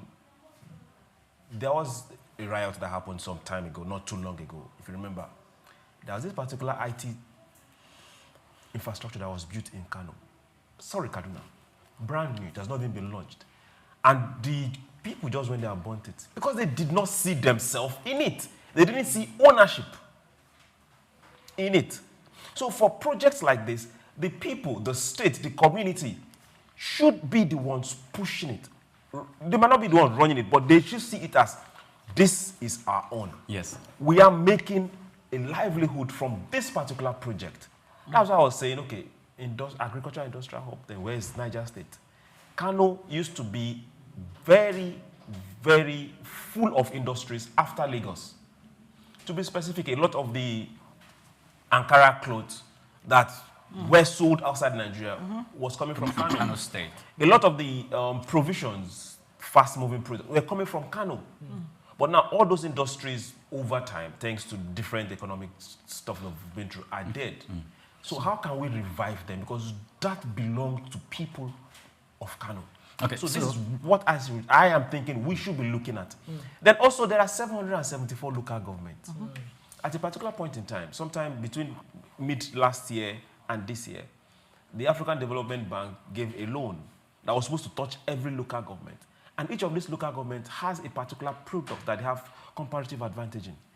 Why can't we look at hubs for those particular products in those particular local governments? Okay, so first of all, you know, when Amabola and you, when we keep on referencing Lagos State, and I think it is a very good thing to let people know that, look, the Lagos is simply following the pattern and the convention that says government is a continuum, irrespective of the political party that comes to power. Now, I know one political party has been governing Lagos since for quite a long time. So even when the baton is passed to whoever wins the next election, even when you are coming in with your agenda, there's an established part that you need to follow. And you've seen that blueprint. You will meet it there as a chief executive. So you continue in it. If you would like, give it a different name, but it is still, from the originating document, it is still the same project. And that is something that all other state governors, all other state governors need to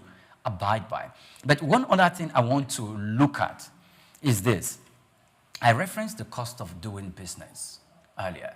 And sometimes when the government churn out policies like, okay, we want to do this industrial hub, Aba, we're told it already has a market of 22,000 employees, those who are employed directly or indirectly. We have direct 600 active participants in the market as those who are stakeholders. Then together we have 22,000 doing that. The government doesn't, of course, need to build another one, but even if it builds another one, then I'm sure there's going to be an addition to that effect. But the cost of doing business, one thing the government needs to pay attention to, and I think we have said it time and over again to the government, and I think even before we start saying it, scholars and politicians, well, let me not say politicians, economic development experts, they've said it times with that number. Remove power from the equation. Your dream for industrialization is not going anywhere. If you remove power generation, if you remove power transmission, if you remove an efficient power system, electric power system, the dream, the aspiration of a $1 trillion economy is going to die a natural death. So attend to power.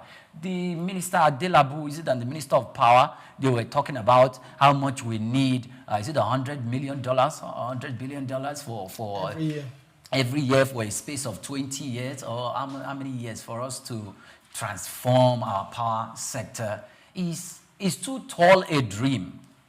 Let's start now and do something. Let us, if it is the band A, band B stuff, but the thing is, if power is expensive, alone, power has taken 35–40% of the overhead cost. Please, tell me, how are we going to make headway? How our business is going to survive?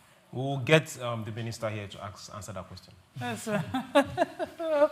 Aside from that, we have other questions that we also need to ask. Nigeria at the moment has major industrial hubs, the Lagos-Ogun Industrial Axis, which, you know, is the premier industrial axis in Nigeria, also contributes about 50%, you know, as regard in the industry sector. We also have, as you already mentioned, Kano, known for agro-processing. We also have Port Harcourt. Port Harcourt for its oil and gas industry, basically. That's the nucleus, you know, of oil and gas industry in Nigeria. And then we also have Kaduna, an emerging industrial hub as well for textile, food processing, and whatnot. And we also have other, you know, in states and other places, locations rather, that are also emerging. We have Enugu, we have Calabar as well, and so many others. What difference this would make is something that we definitely are looking forward to as we go on. We'll go on to the next story, but before then, we'll take a short break. Fashion traced back to ancient times, where clothing served practical purposes and showcased societal hierarchies. In ancient civilizations like Egypt, Greece, and Rome, clothing became a symbol of status. The revival era marked a shift towards fashion as a form of self-expression and the Industrial Revolution, which made stylish clothing accessible to a broader audience. The 20th century witnessed a rapid evolution, democratizing fashion and impacting people of all ages through cultural movements and influencing designers. In today's digital age, the influence of fashion has expanded further, connecting with fashion events, social media influencers, and celebrity showcase as they keep on transforming the industry, making trends more accessible globally. As contemporary fashion shows became viral, its origin can be traced back to the 1860s, when the innovative English fashion designer Charles Frederick Worth revolutionized the presentation of his creations in Paris by employing live models instead of traditional mannequins. This groundbreaking approach soon gained popularity, and by the early 90s, similar events called fashion parades had begun to emerge in cities like London, New York, and today all over the globe. Statistics revealed a significant rise in virtual events as innovative virtual fashion shows gained prominence, especially during times limiting physical gatherings. Although the fashion industry faces challenges such as rapidly shifting consumer preferences, sustainability and ethical concerns, intense competition, supply chain disruptions, and issues related to counterfeiting and intellectual property, all of which require strategic adaptation and innovation to navigate effectively. Opportunities abound, such as leveraging digital platforms for e-commerce expansion, tapping into emerging markets, fostering collaborations with influencers and celebrities for brand exposure, among others. In all, the fashion industry has become a universal language, shaping culture and influencing individuals across age groups. Aureolua James, Souq News.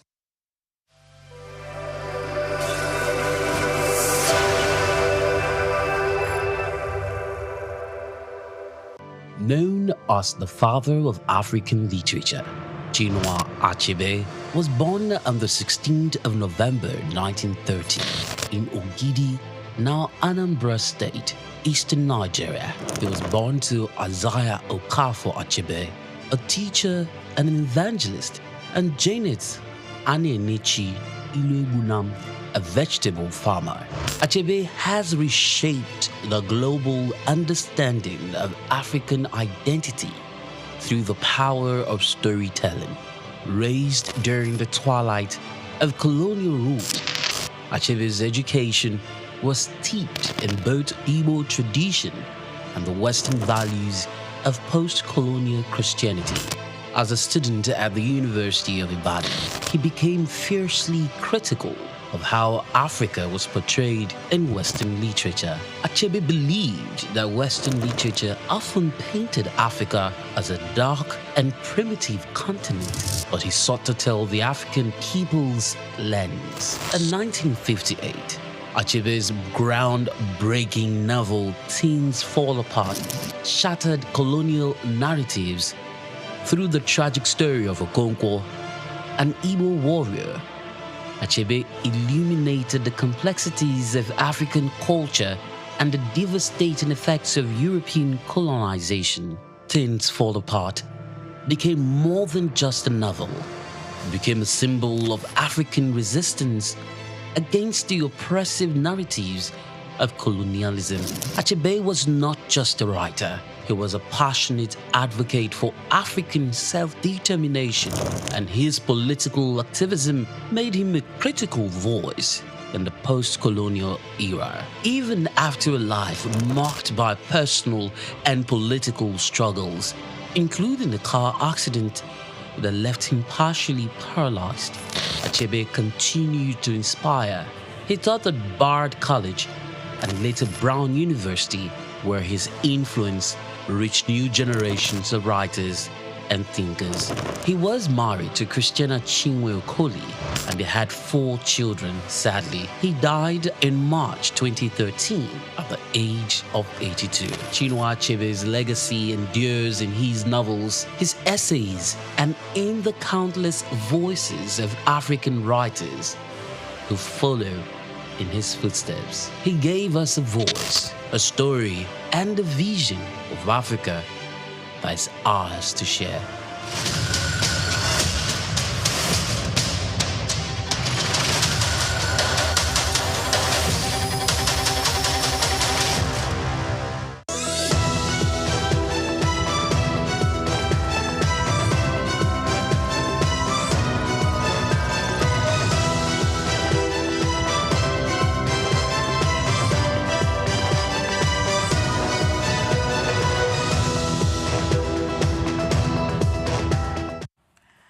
Welcome back. It is still Souq Business Landscape right here on Souq News TV. Moving on to the next story for us today. Nigeria is set to contribute another $100 million to the ECOWAS Bank for investment and development to support projects across West Africa. The announcement was made during a session at the ECOWAS Parliament in Abuja. Nigeria remains the bank's largest shareholder, holding about 33% of its shares since its inception. The bank has disbursed over $2.5 billion across 300 projects in areas like energy, transport, health, and agriculture. In 2024 alone, it approved new projects worth nearly $440 million. The bank is also backing key projects in Nigeria, including a $180 million credit line for the Kano-Maradi Railway, expected to create over 100,000 jobs during construction and boost regional trade. Mr. Krumale, yesterday we started the conversation around the fact that we are using 70-something% of our, of what we are getting to service debt. To service the external debt, to service external debt. And then we are also, this is a country that's also looking at a 54 trillion naira budget.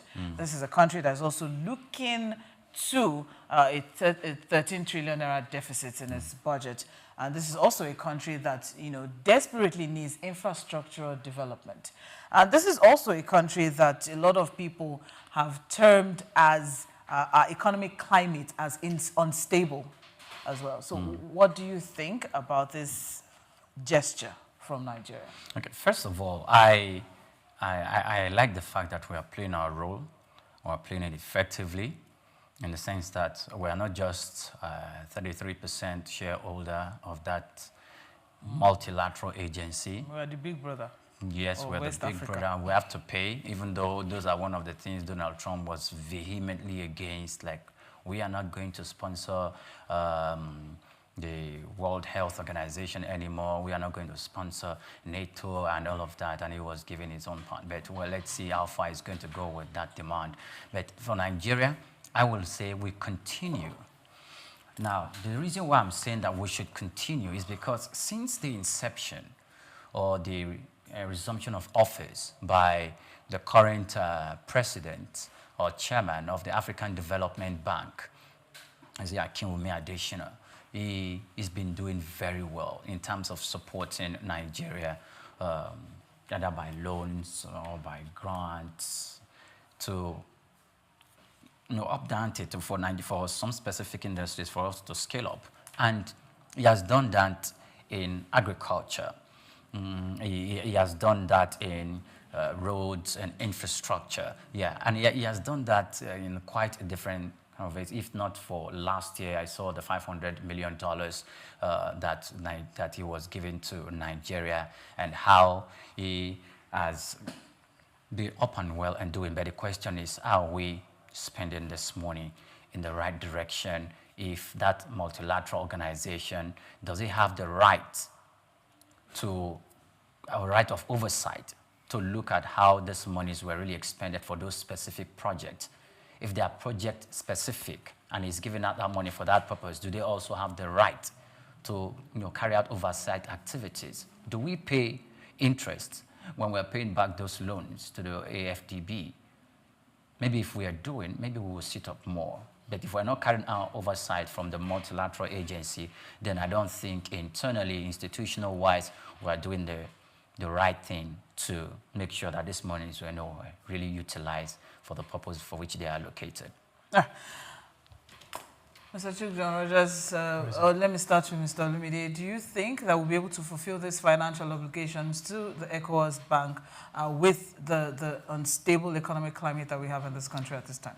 I'm even looking at the opportunity cost. This $100 million, which translates to about 1.6 trillion naira, if I'm correct, could have been used to do something else. Where's this money coming from, number one? Number two, this money could have been used to do something else, like power supply, Priya is talking about, like education or health care. Where's this money coming from, and why are we diverting it to ECOWAS? What's the long-term benefit? Because these projects, it's long-term. It's our responsibility. So should we, out of our own inconvenience, should we cater to the needs of other countries? That's the question we're asking now. We are currently battling. Yesterday, we had a conversation as regards the fact that the MPC has raised the NPR once again to 27.5, making business a little bit difficult for a lot of business owners in the country. Valid question from Mr. Olumide. Where exactly are we going to get this $100 from? But Mr. Chief John Rogers, do you think this magnanimous nature of ours, do you think we would be able to make do with this, with the current economic instability that we have in this country? Let me start with, okay, then let me pause it. Okay, when we chose to have that amount of control and shares in African Development Bank, it comes with responsibility, and this is one of it. I only hope that those in the hands of affair, they do this as business. China doesn't give you, even if it's a loan that you pay back, China doesn't give you a loan without their interest covered. So if you have a rail line that is circulating across the entire Europe, why should Africa not have one? If this money is going to develop infrastructure that can make Africa do business with each other better, then good. Then that means Nigerian businesses can benefit with whatever infrastructure this is going to be. This will build, as long as it's not a selfish, self-centered kind of infrastructure or investment. But if this money is being put into good use to invest and build infrastructure that will in turn make Nigeria make more money or wield a better, bigger power. Thank you very much, then we are Mr. talking. Truth. There exactly is, therein lies my concern. Because if we look through this, the major takeaway is regional stability, is regional development. There's no takeaway for Nigeria at this time now. And at this time now where we need money, where we are also trying to see, so many opportunities that we can to generate revenue internally and reduce our borrowing at this time now. And this is the time where, this conversation started from the fact that, we are giving power to some countries and we are struggling with power. Yeah, we were actually giving that power to them. Even till now, we are still doing that because we can't use 100% of what we generate. So somebody needs to buy off a large chunk of it. I understand and that. They It can is now have unfortunate that we are struggling in that sector. But let's we are living human beings and we should struggle. But the real question should be our struggle. Are we struggling to make tomorrow better? So tomorrow better for who now?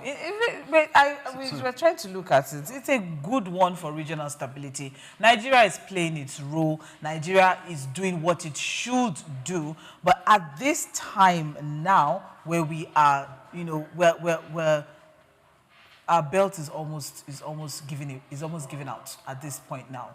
Is this the right time? Belt hole. Everything.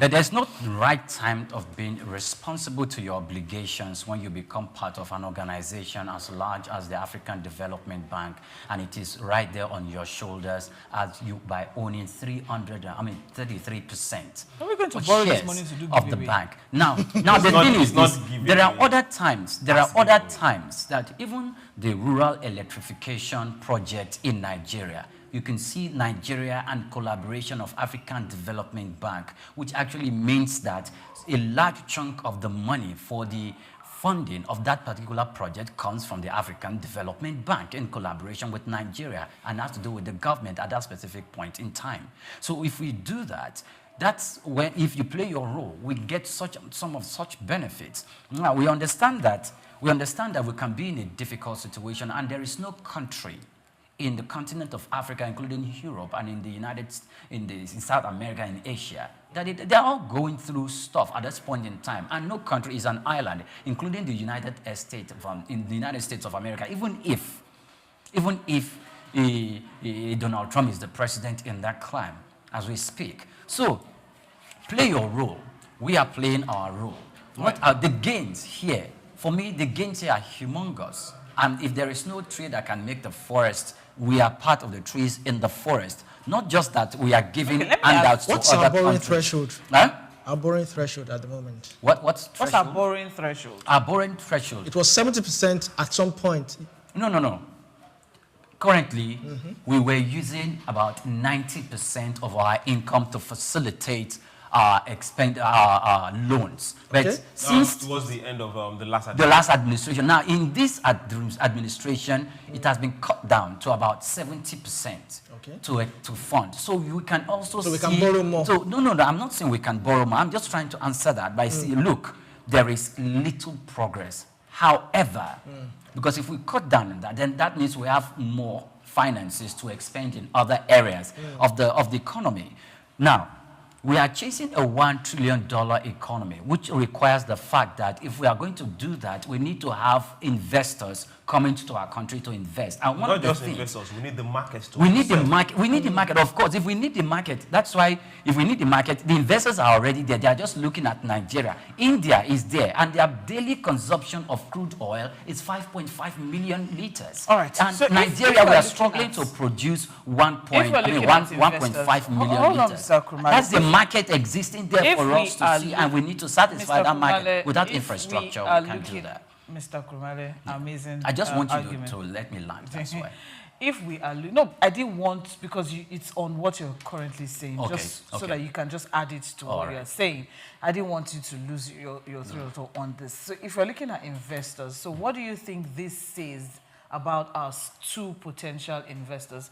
Let's not forget that earlier in this particular administration, the vice president, the president, they were all over, the globe, trying to bring in FDIs and all of that, which, as I mentioned earlier, this is amazing for regional development, for regional stability, especially West Africa at this time now that is struggling. Nigeria is struggling to, hold on to its power, especially on the 3 Sahel countries that we have now. So if we are looking at, potential investments, but what do you think this says about us, two potential investors, the fact that this is a country that is barely standing on its own economy-wise, and they are willing to give this. Can I trust them?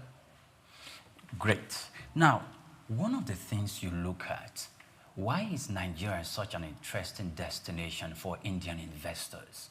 Why is Nigeria such an interesting destination for Pakistani and Asian investors? Why? Probably we should have some Pakistani business persons to come talk to us. Why is Nigeria such an interesting destination? A lot of Indians who have worked in Europe and the United States of America, and they've got to the extent where they need to retire and enjoy their money. And because they've worked for a longer period of time, for years, their retirement bonuses run into hundreds of thousands of dollars, if not millions of dollars. And they just feel, okay, where and they start looking at Nigeria. They come to Nigeria, they establish factories. Yes, we are complaining that we do not have enough power to drive the system. We are generating much, maybe like 17,000 megawatts, but our distribution infrastructure is not there. We are crumbling. But yet, these potential investors are not even deterred by some of these challenges that we face as a country. Then they come into the country to invest. Most of these Asians, go and look at some of the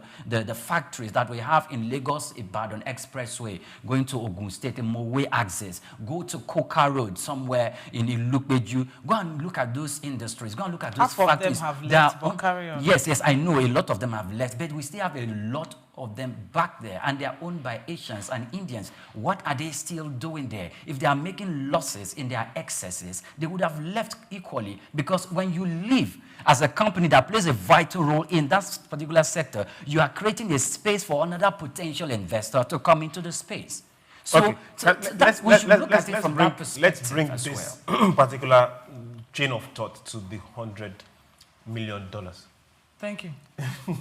Thank you very much. Now, I will want to see specifics. Okay, this particular set of contribution, because it's not just Nigeria is going to drop the money down, is going to be used for A, B, C, D, E in this location, that location, and this location. That's the prerogative of the governing board and the management of the AFDB. We don't know where he's going. It's also our responsibility to find out. This particular tranche of money, what project is it going to finance? Then also for you are looking at investors. Should we also be curious as regards how those projects would also benefit Nigeria? Definitely, 100% definitely. Then for investors, as you were talking, if an investor sees that, okay, this A is looking for FDI, but yes, what he has, he can spend looking at the future, that he's creating a market for his people or her people in the future, the investor will be more confident to drop his or her money. Is when the monies that are being given out have question marks on them. That's when everybody sits back and asks questions that are even difficult to answer in the first place. We have decided to pick up this role, and it's a responsibility. We have to play. We have decided to pick up this role, and it is our responsibility. We have to play. And we have to you have to agree to the fact that we have a role to play, and if that role comes with paying $100 million, like the big brothers that we are, we deplete our account. I'm very excited about that. And play effectively. I'm very excited. We should influence the next election for the chairmanship of the AFDB and make sure whoever is going to sit on that saddle listens to us. It really doesn't count anything for us. It does a lot.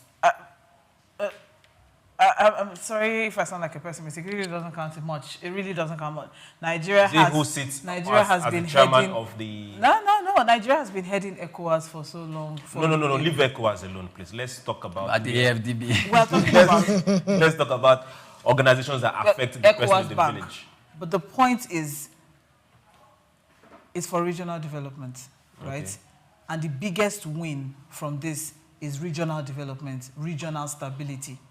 And whether we like it or not, Nigeria plays a major role in regional stability, regional development, and whatnot. And we're trying to see how we can ensure. We're tilting at the moment on the precipice, if you look at it very closely. The major countries around us, there are issues. The khaki boys are in power. We're already looking at how. In Nigeria, for example, about 7 or 9 different states share borders with Niger Republic. And we're looking at diversification of the economy, the potential of diversification of the economy from this $100 million, is it dollars now, Naira? $100 million.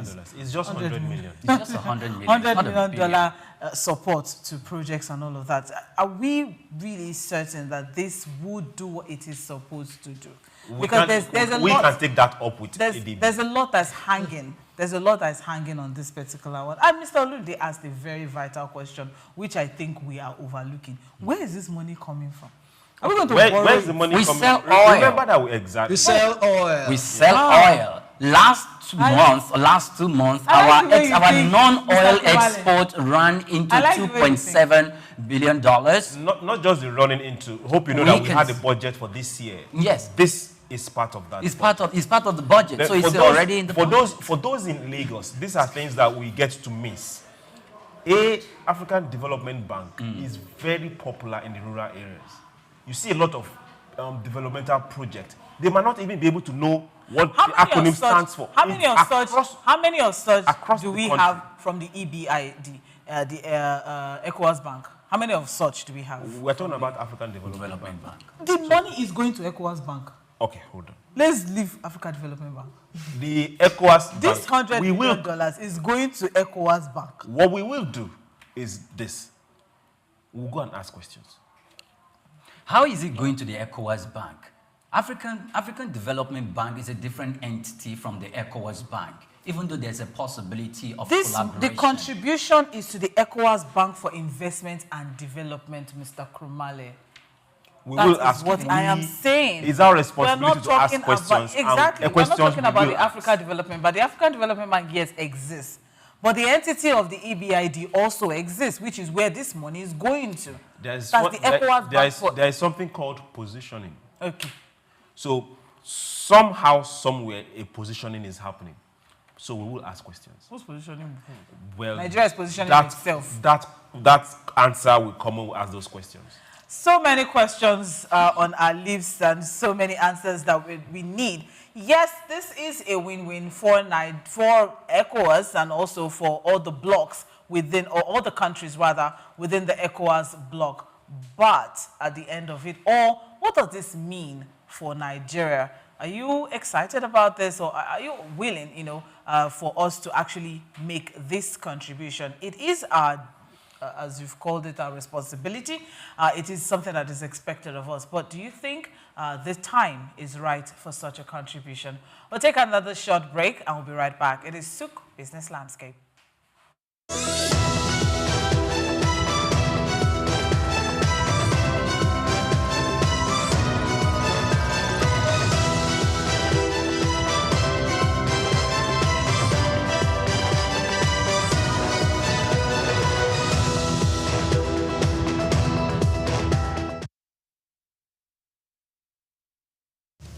Tafawa Balewa Square, TBS. Tafawa Balewa Square was initially used as a horsing ground called Lagos Race Course. The edifice was constructed by General Yakubu Gowon in 1972 and named after Nigeria's first Prime Minister, Sir Tafawa Balewa.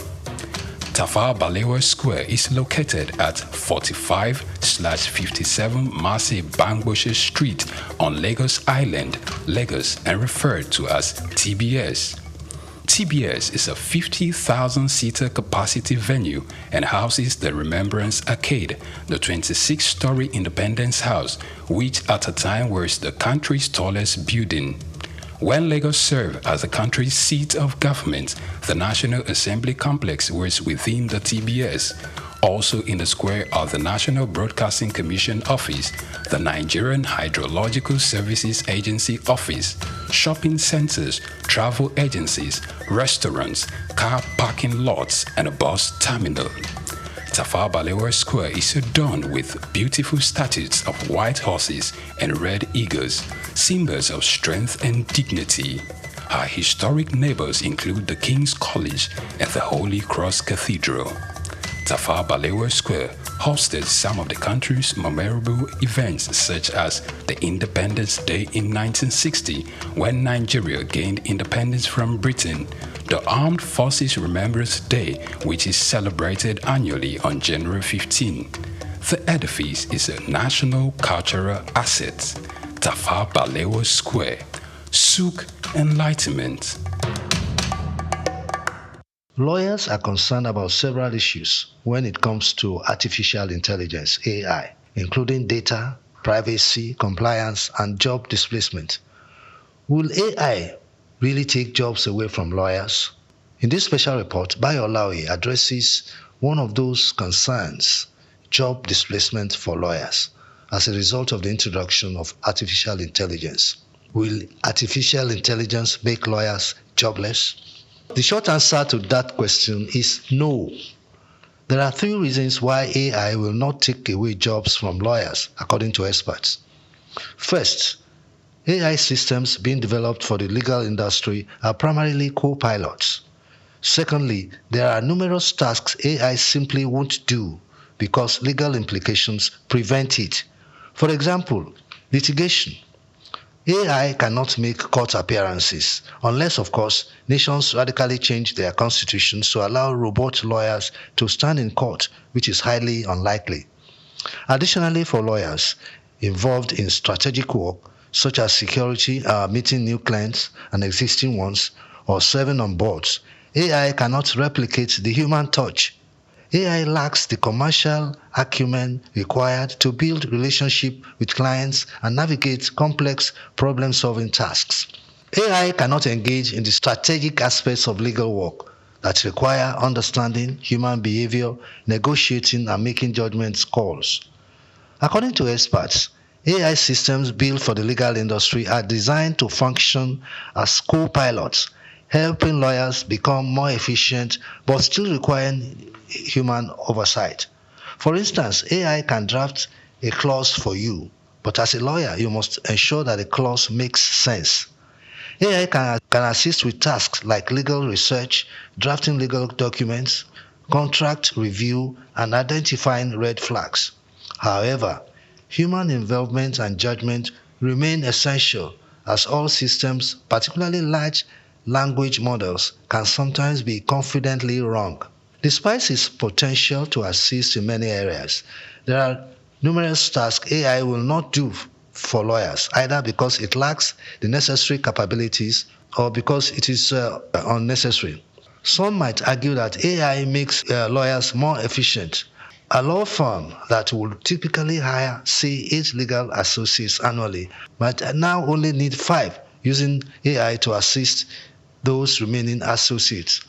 While that may be true in some cases, it does not necessarily mean lawyers are losing jobs, as AI will create new roles and open up career paths for lawyers, according to AI industry experts. For instance, AI companies build products for lawyers, require legal professionals just as much as they need AI researchers and engineers. Lawyers are domain experts who know the pinpoints and can guide the development of legal AI tools.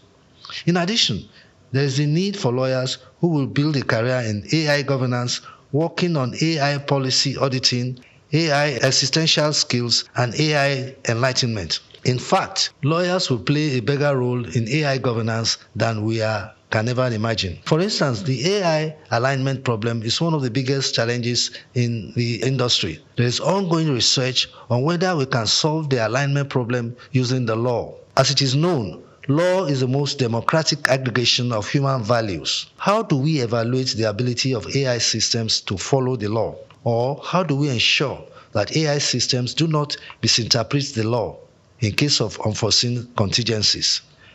Humans have the Supreme Court to interpret laws when faced with complex scenarios. What will be the Supreme Court for AI systems? These are questions that require both lawyers and AI engineers alike to ensure compliance. In fact, universities are recognizing the growing need for lawyers to build careers in AI. Many institutions are now offering master's programs that focus on intersection of artificial intelligence and law, preparing the next generation of legal professionals for the evolving job market. To wrap up, while the rise of AI will undoubtedly transform the legal profession, it will not cause the widespread job loss that many fear. Instead, AI will make legal teams more efficient and open up new career paths for lawyers. Bayo Olaoye for Souq News.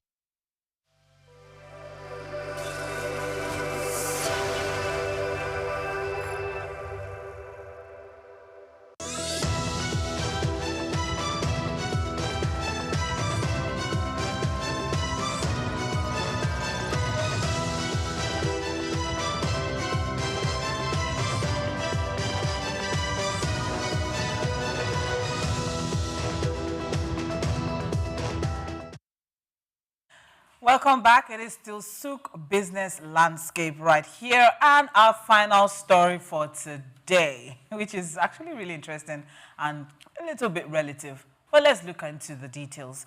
The European Union has named Nigeria among countries of concern over weak protection of intellectual property rights.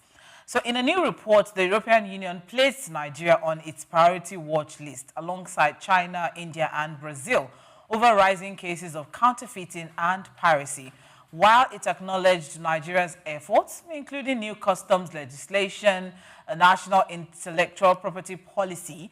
The European Union said progress remains slow.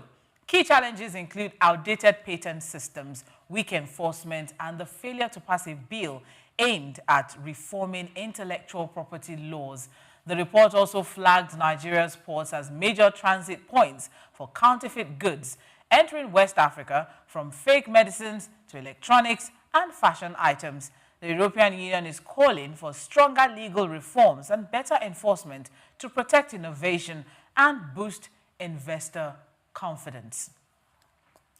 I'll start this with a little inside joke. Yesterday, we had a conversation as regards the fact that let the legislators legislate.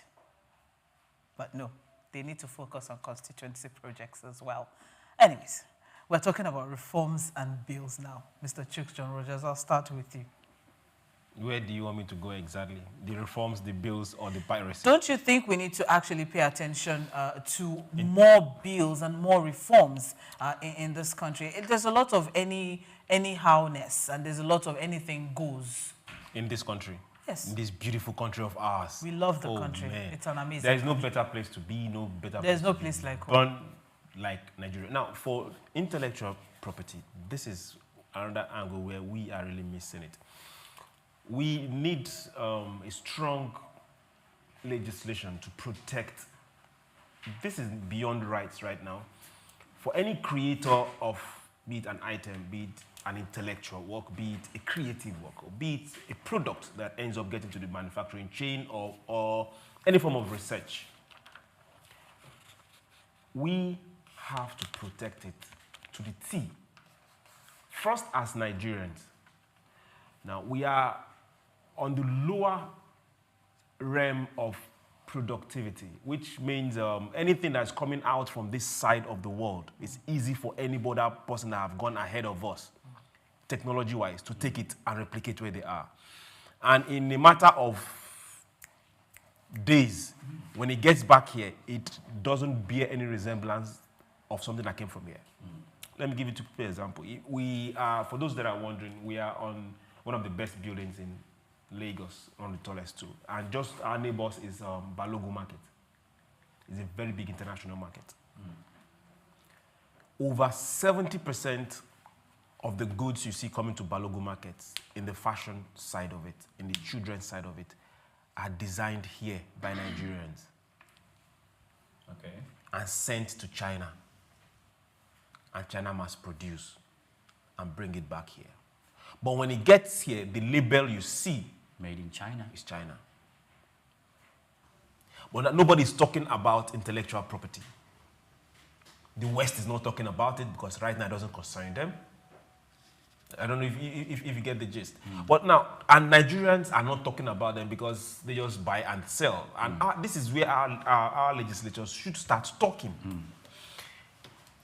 Every of the major brands you see coming from outside, if you have any of their copies here, then they start shouting, and we see this kind of news that Nigeria is not protecting enough because the brands now belong to you, and you now see the copy on this side. So what about you protect our own, we protect your own. But for us on this side, we need to start paying more attention to researchers here, to the amount of work they put here, and also to those that are in chairs in universities and those that are collecting grants from different donors in different parts of the world. And at the end of the day, they will package whatever it is that they've done and give to whoever has funded. Nigeria should start looking into it. All right. We should get a bit of whatever that is Let me come to Mr. Olumide at this point now. For many years, there's always been copyright issues, piracy, books, movies, songs, movies that are yet to be released, or movies that are still in the cinemas. You see it already on the streets, on CDs. And it's a big deal for a lot of, the creatives. They come out and they talk about piracy and unauthorized use of copyrighted materials, is a big issue in Nigeria. We also have patent and trademark issues. Yes, a lot of people, yes, there are laws. Yes, you can actually patent and trademark, your intellectual property. But we also know that the process is tedious and it is time consuming. What exactly is the way forward? Well, I think I will always say this, it's willpower, the willpower to do it. If the legislation, it's one thing for you to put a legislation, then what about enforcing it? The Standard Rights Organization and some other bodies, what are they doing? I hear, I think is it the Standard Right, one organization? Standard Organization. Standard Organizations. I think SON. That, not that. There's another one that collects royalties and all that. I don't know how well. A lot of artists have complained about this. There should be a body that's supposed to be collecting royalties from all intellectual works. Do we have it in place? Do we have it in state? Is it actually effective? If it's not working, or if you're not collecting your royalties, you're not collecting what is due to you, who do you go to? How do you take legal actions? These are the questions that the government needs to address. How do you take legal actions? At this time now, I mean, you even see situations where people use, say for example, a jingle, and you use an artist's song without, notifying the artist, without the consent of the artist, and then you see questions like, "Unagude kotaya." Yes. Oh no! Don't even dare that. In some countries, you will go bankrupt. YouTube alone will flag you. You will go bankrupt. Flag you off. When you talk about the piracy issue, is that a movie is in the cinemas, and before you know it, it's here, it's on your laptop, or it's on you start seeing your Telegram and all of that. So the downside of technology must also be looked at, because sometimes the piracy issue, there are some softwares and some apps that can facilitate downloading these movies from those sites. So if we are going to treat this issue, I think it goes beyond doing it the conventional way. It has to be done using tech to drive the process as well. Because if some of those apps can do that, or some what I call them designers could do that, then they must, you be told, okay, when you have developed this product, it has the tendency for it to be used to commit crime, to violate intellectual property rights. So could you, if there's a way, can you go back and amend it before we accept it into the market? Because if not, we will flag it and probably it will not move in that space. It may sound somehow, but I think we can equally adopt that process. Now, the EU Trade and Securities Commission was was the main body that brought out this story and flagged Nigeria, because I was thinking, as one of those countries, I looked at the countries, and you could tell that there's China is there, Turkey is there, Brazil is there, India is there, Thailand is there.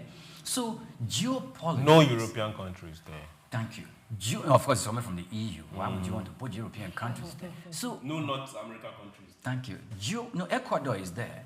Oh, Ecuador. Ecuador is there. Okay. So geopolitically, when you look at it, it has a political side of it. A good coloration. Yeah. So the thing is, but they can't take politics away from business and trade, most especially in the international political arena. So in 2023, 2024, they detected that about 17.5 million of these products came into the EU, and it is worth 811 million pounds. It has to be in billions. It can't be in millions. It can't be in billions. Okay, it can be in millions, rather. So let me verify that again. And it is Oh, it's actually 811 million pounds of these fake products that came into Europe. So the thing is, our local markets, like you mentioned, there are countries too, even though this particular country that I'm referencing is still in this group that the European Union mentioned. They had been alleged and accused some time ago that they purchased cars either from the US, from Germany, or from some of the European countries, and they take it to their country, not because they want to. Of course, there's going to be mass production, but you know what? They take it to their factories. They dismantle and fragment that vehicle, and they study the parts, and they come up with their own version and give it a specific name that sounds almost same thing like the name, but it's almost same thing like where it's coming from. And through that way, they were able to build human capital resource to study other people's product. There's this book.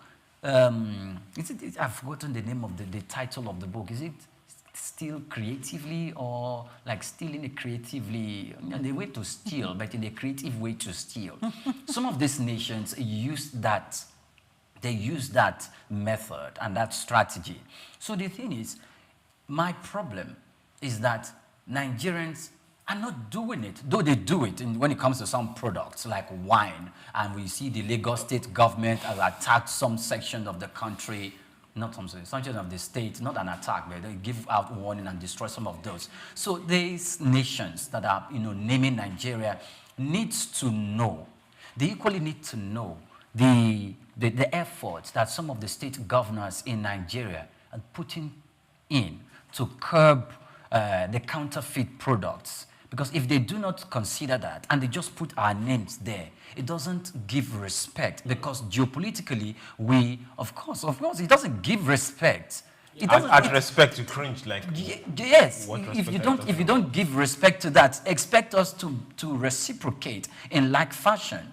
So you could be called to order by the Nigerian commodities. Is it the Nigerian Commodities, just the Nigerian Securities and Exchange Commission, but there's a commodities market. We could equally give that.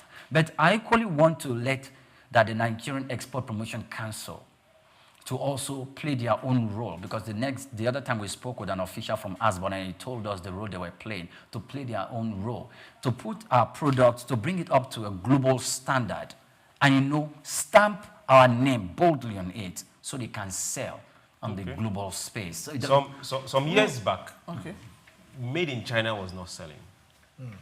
Even right here in Africa, if you go to the market, there was trust deficits. They will he bought made in China and people will just laugh. But reverse is not the same thing now. Yes. Now you're talking about reverse engineering. A lot of that is done here, but although it's not mass production for international market. In that particular report, they spoke about drugs and some other consumer pharmaceuticals. Goods. Yes. That's now, the major for us here in Nigeria, when some truths are spoken, we should own it. We should own our flaws and also correct it. We have not all, we have a few people that are giving us bad names. And when these few people operate, they operate in big, humongous scale. And the side most people don't understand is that this is not just Nigerians, it's a syndicate operating within and outside, within and outside this country. 99% of the bad, substandard, not even drugs at all, are not coming from Nigeria. They cross our borders into this place. So now the question we want to ask is, where are they coming from? Who is making them? Who is collecting the money?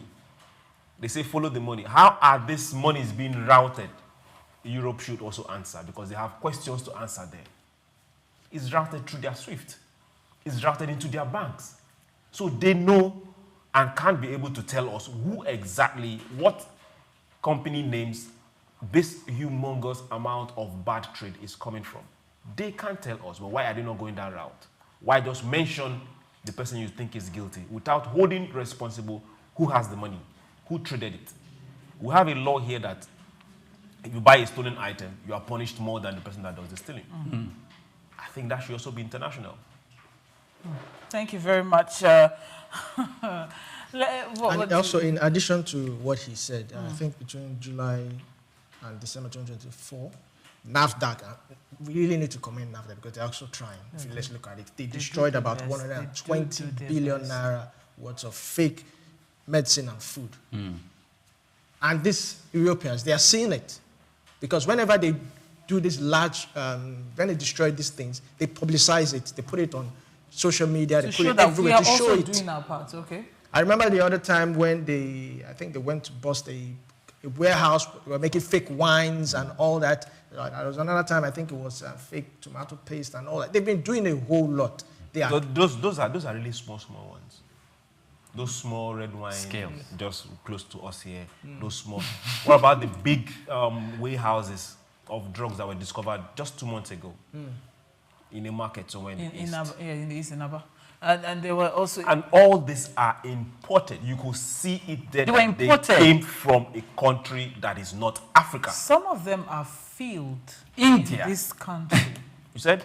Some of those are bottles refilled. Yes. Are refilled. They are refilled. Now, the ones that are refilled are not refilled to that scale.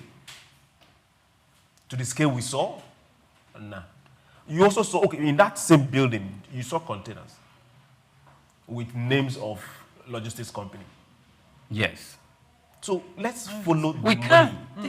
Okay. And there's also the question, apologies, Mr. Krumale, there's also the question around, when you buy drugs or you buy drinks or you buy any products, you see, even companies themselves, brands themselves, they have to notify you if you don't see this seal, if you don't see this code, if you don't see this is not, I mean, these are the little things that can be done. But then you also find that most of these substandard goods are cheap and there's poverty in the land. Okay, but shall we look at it from that angle as well? Okay, but see, that should not be an excuse because as long as these are things that you are going to consume, it has the potential to take out your life on that spot. So, any agency, any company, or any individual that engage in such act, in fact, it should be termed as an attempt to kill, attempt to murder. I think we should have stricter laws. Something like that, because you are sometimes...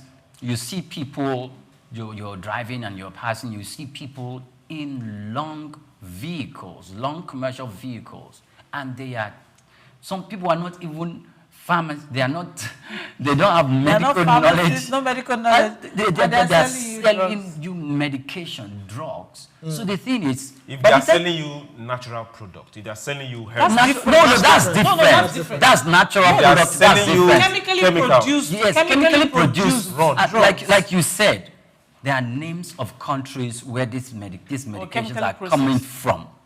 And you cannot even trace the NAFDAC number on it.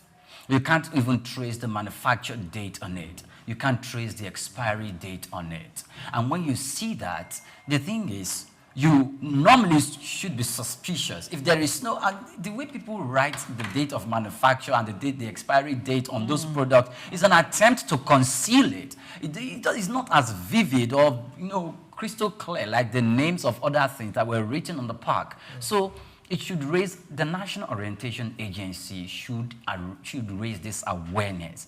And not only creating that awareness with Nigerians by way of doing jingles on radio and doing that on television and coming to talk to Nigerians about it, but also to go out by way of monitoring some of these companies, some of these organizations. They can be located and they can be seen. So except we start doing that, we're trying, but we need to take the battle further because life is at stake.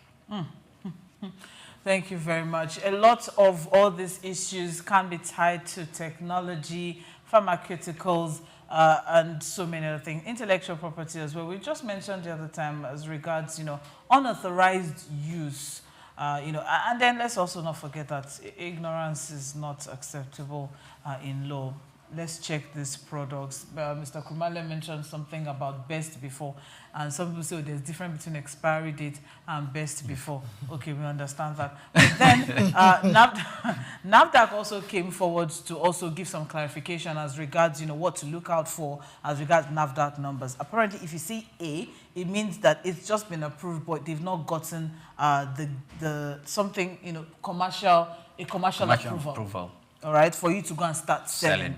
Yes, you can go ahead with this project. I mean, all of these things, are the things that I believe that with the proper orientation, Nigerians should be able to get it right. But where are we getting these fake products from? What do we expect from the government as regards this? What do we expect from the justice system as well as regards this particular one?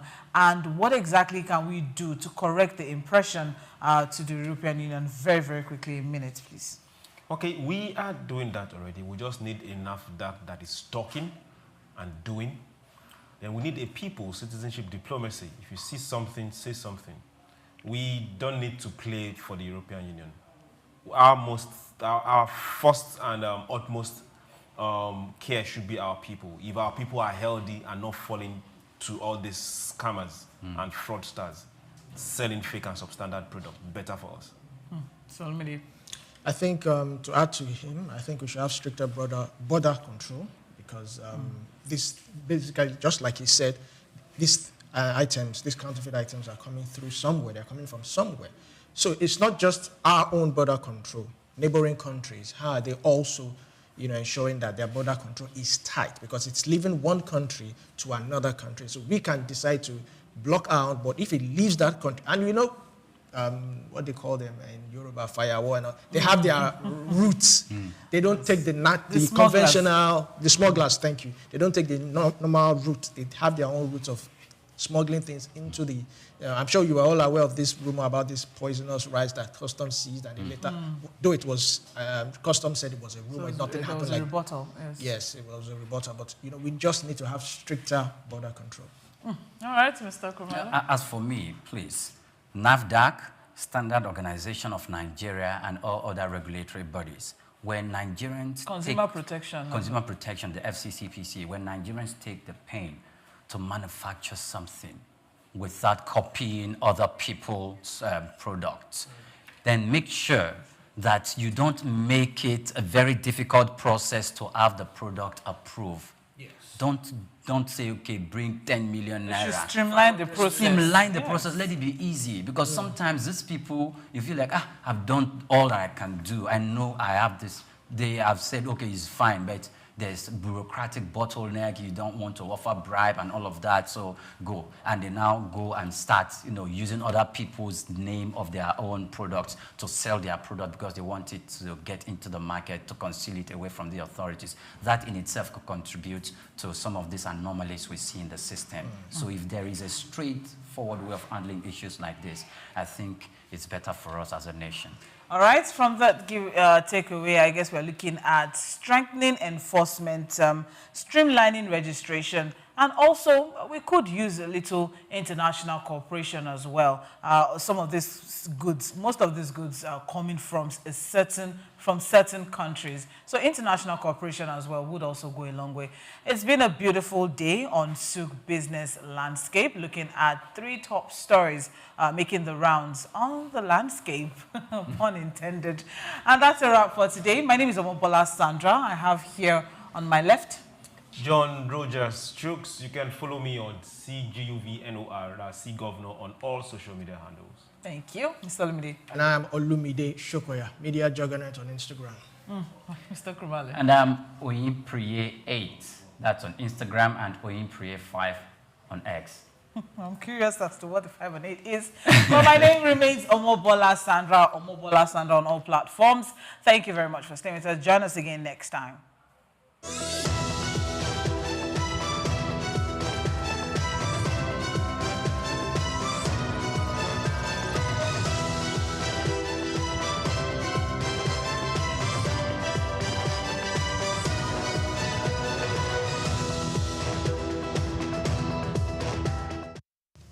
Tafawa Balewa Square, TBS. Tafawa Balewa Square was initially used as a horsing ground called Lagos Race Course. The edifice was constructed by General Yakubu Gowon in 1972 and named after Nigeria's first Prime Minister, Sir Tafawa Balewa. Tafawa Balewa Square is located at 45/57 Mase Bangboshe Street on Lagos Island, Lagos, and referred to as TBS. TBS is a 50,000-seater capacity venue and houses the Remembrance Arcade, the 26-story Independence House, which at a time was the country's tallest building. When Lagos served as the country's seat of government, the National Assembly Complex was within the TBS. Also in the square are the National Broadcasting Commission Office, the Nigerian Hydrological Services Agency Office, shopping centers, travel agencies, restaurants, car parking lots, and a bus terminal. Tafawa Balewa Square is adorned with beautiful statues of white horses and red eagles, symbols of strength and dignity. Our historic neighbors include the King's College and the Holy Cross Cathedral. Tafawa Balewa Square hosted some of the country's memorable events such as the Independence Day in 1960 when Nigeria gained independence from Britain, the Armed Forces Remembrance Day, which is celebrated annually on January 15. The edifice is a national cultural asset.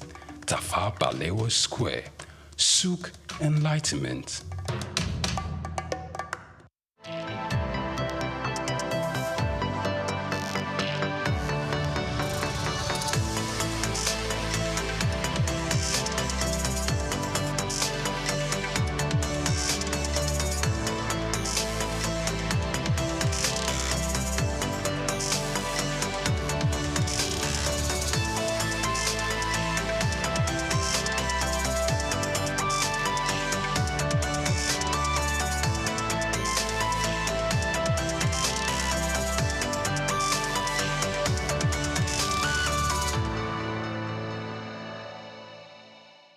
According to the former UBA Group Managing Director, Mr. Kennedy Uzoka, he's a man that knows it all.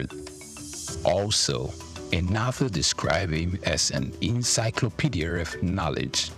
The both are now farther from the truth of a man whose career has spanned over 4 decades, being part of a dozen organizations in both the banking and manufacturing sectors, serving in different capacities as either a director, board member, or chairman of organizations such as Anywell Flour Mills PLC, PZ Cussons PLC, Nigerian Breweries PLC, and United Bank for Africa PLC.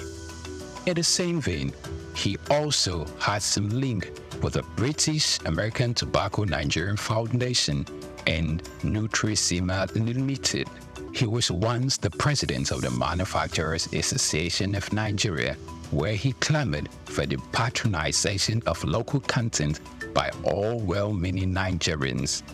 Also, he served as chairman of the former Universal Trust Bank PLC (UTB) before the administration of former President Olusegun Obasanjo implemented the recapitalization of banks in Nigeria.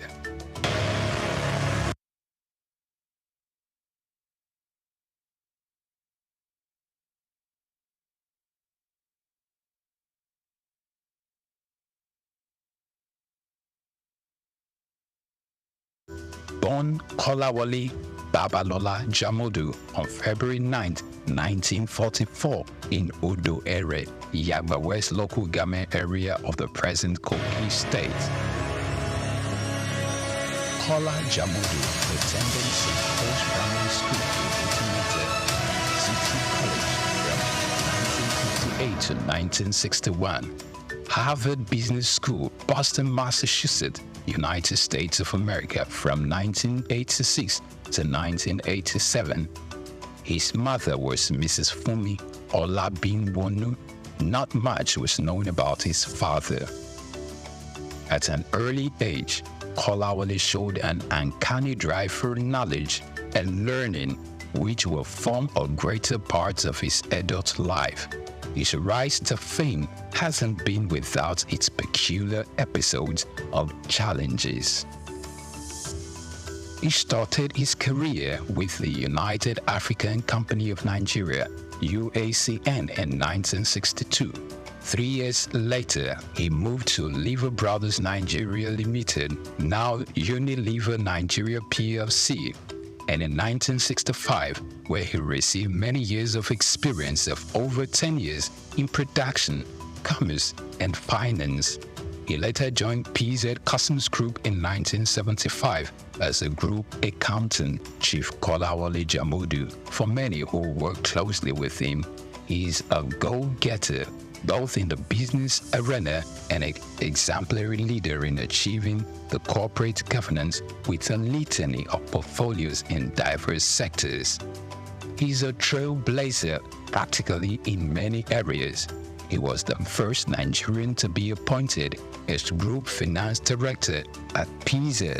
In 1980, he was appointed Chairman, PZ Nigeria Limited, then a trading subsidiary of the PZ Group, while still holding his position as a PZ Group Financial Director. In 1987, he became the first Nigerian Deputy Group Chief Executive, and in 1990, he became the first Nigerian Group Chief Executive of PZ Customs. Still in 1990, he was appointed Chairman of PZ Customs PLC, becoming the first Nigerian to combine the positions of a Chairman and Chief Executive. He, in 1999, after he had served in that capacity for many years, meritoriously retired but remained on the PZ Board of Directors as Chairman in a non-executive capacity. Known for his strategic touch of class, Take 2, although his first appointment as Executive Chairman of PZ Customs was interrupted by his appointment as Minister of Industry in 2001, when PZ went through a tumultuous season in 2013, when revenue nosedived and profit hemorrhaged. Kola Jamodu was on every shareholder's lips, underscoring the confidence reposed in his ability to provide effective leadership hitherto wanting for the company at that time. Known for his knack for having the right strategy to grow business in a difficult market. In his capacity as Chairman of Nigerian Breweries PLC, Kola Jamodu led the strategic investment and acquisition that have enabled Nigerian breweries seize key markets from competitors, positioning the company to maintain leading market share, moderate operating costs, and grow wealth for shareholders. In 2014, Nigerian Breweries acquired Consolidated Breweries Limited, with which sales revenue grew by 10% in 2015, even as the total brewed market declined. The company saved cost and defend profit drop in 2015.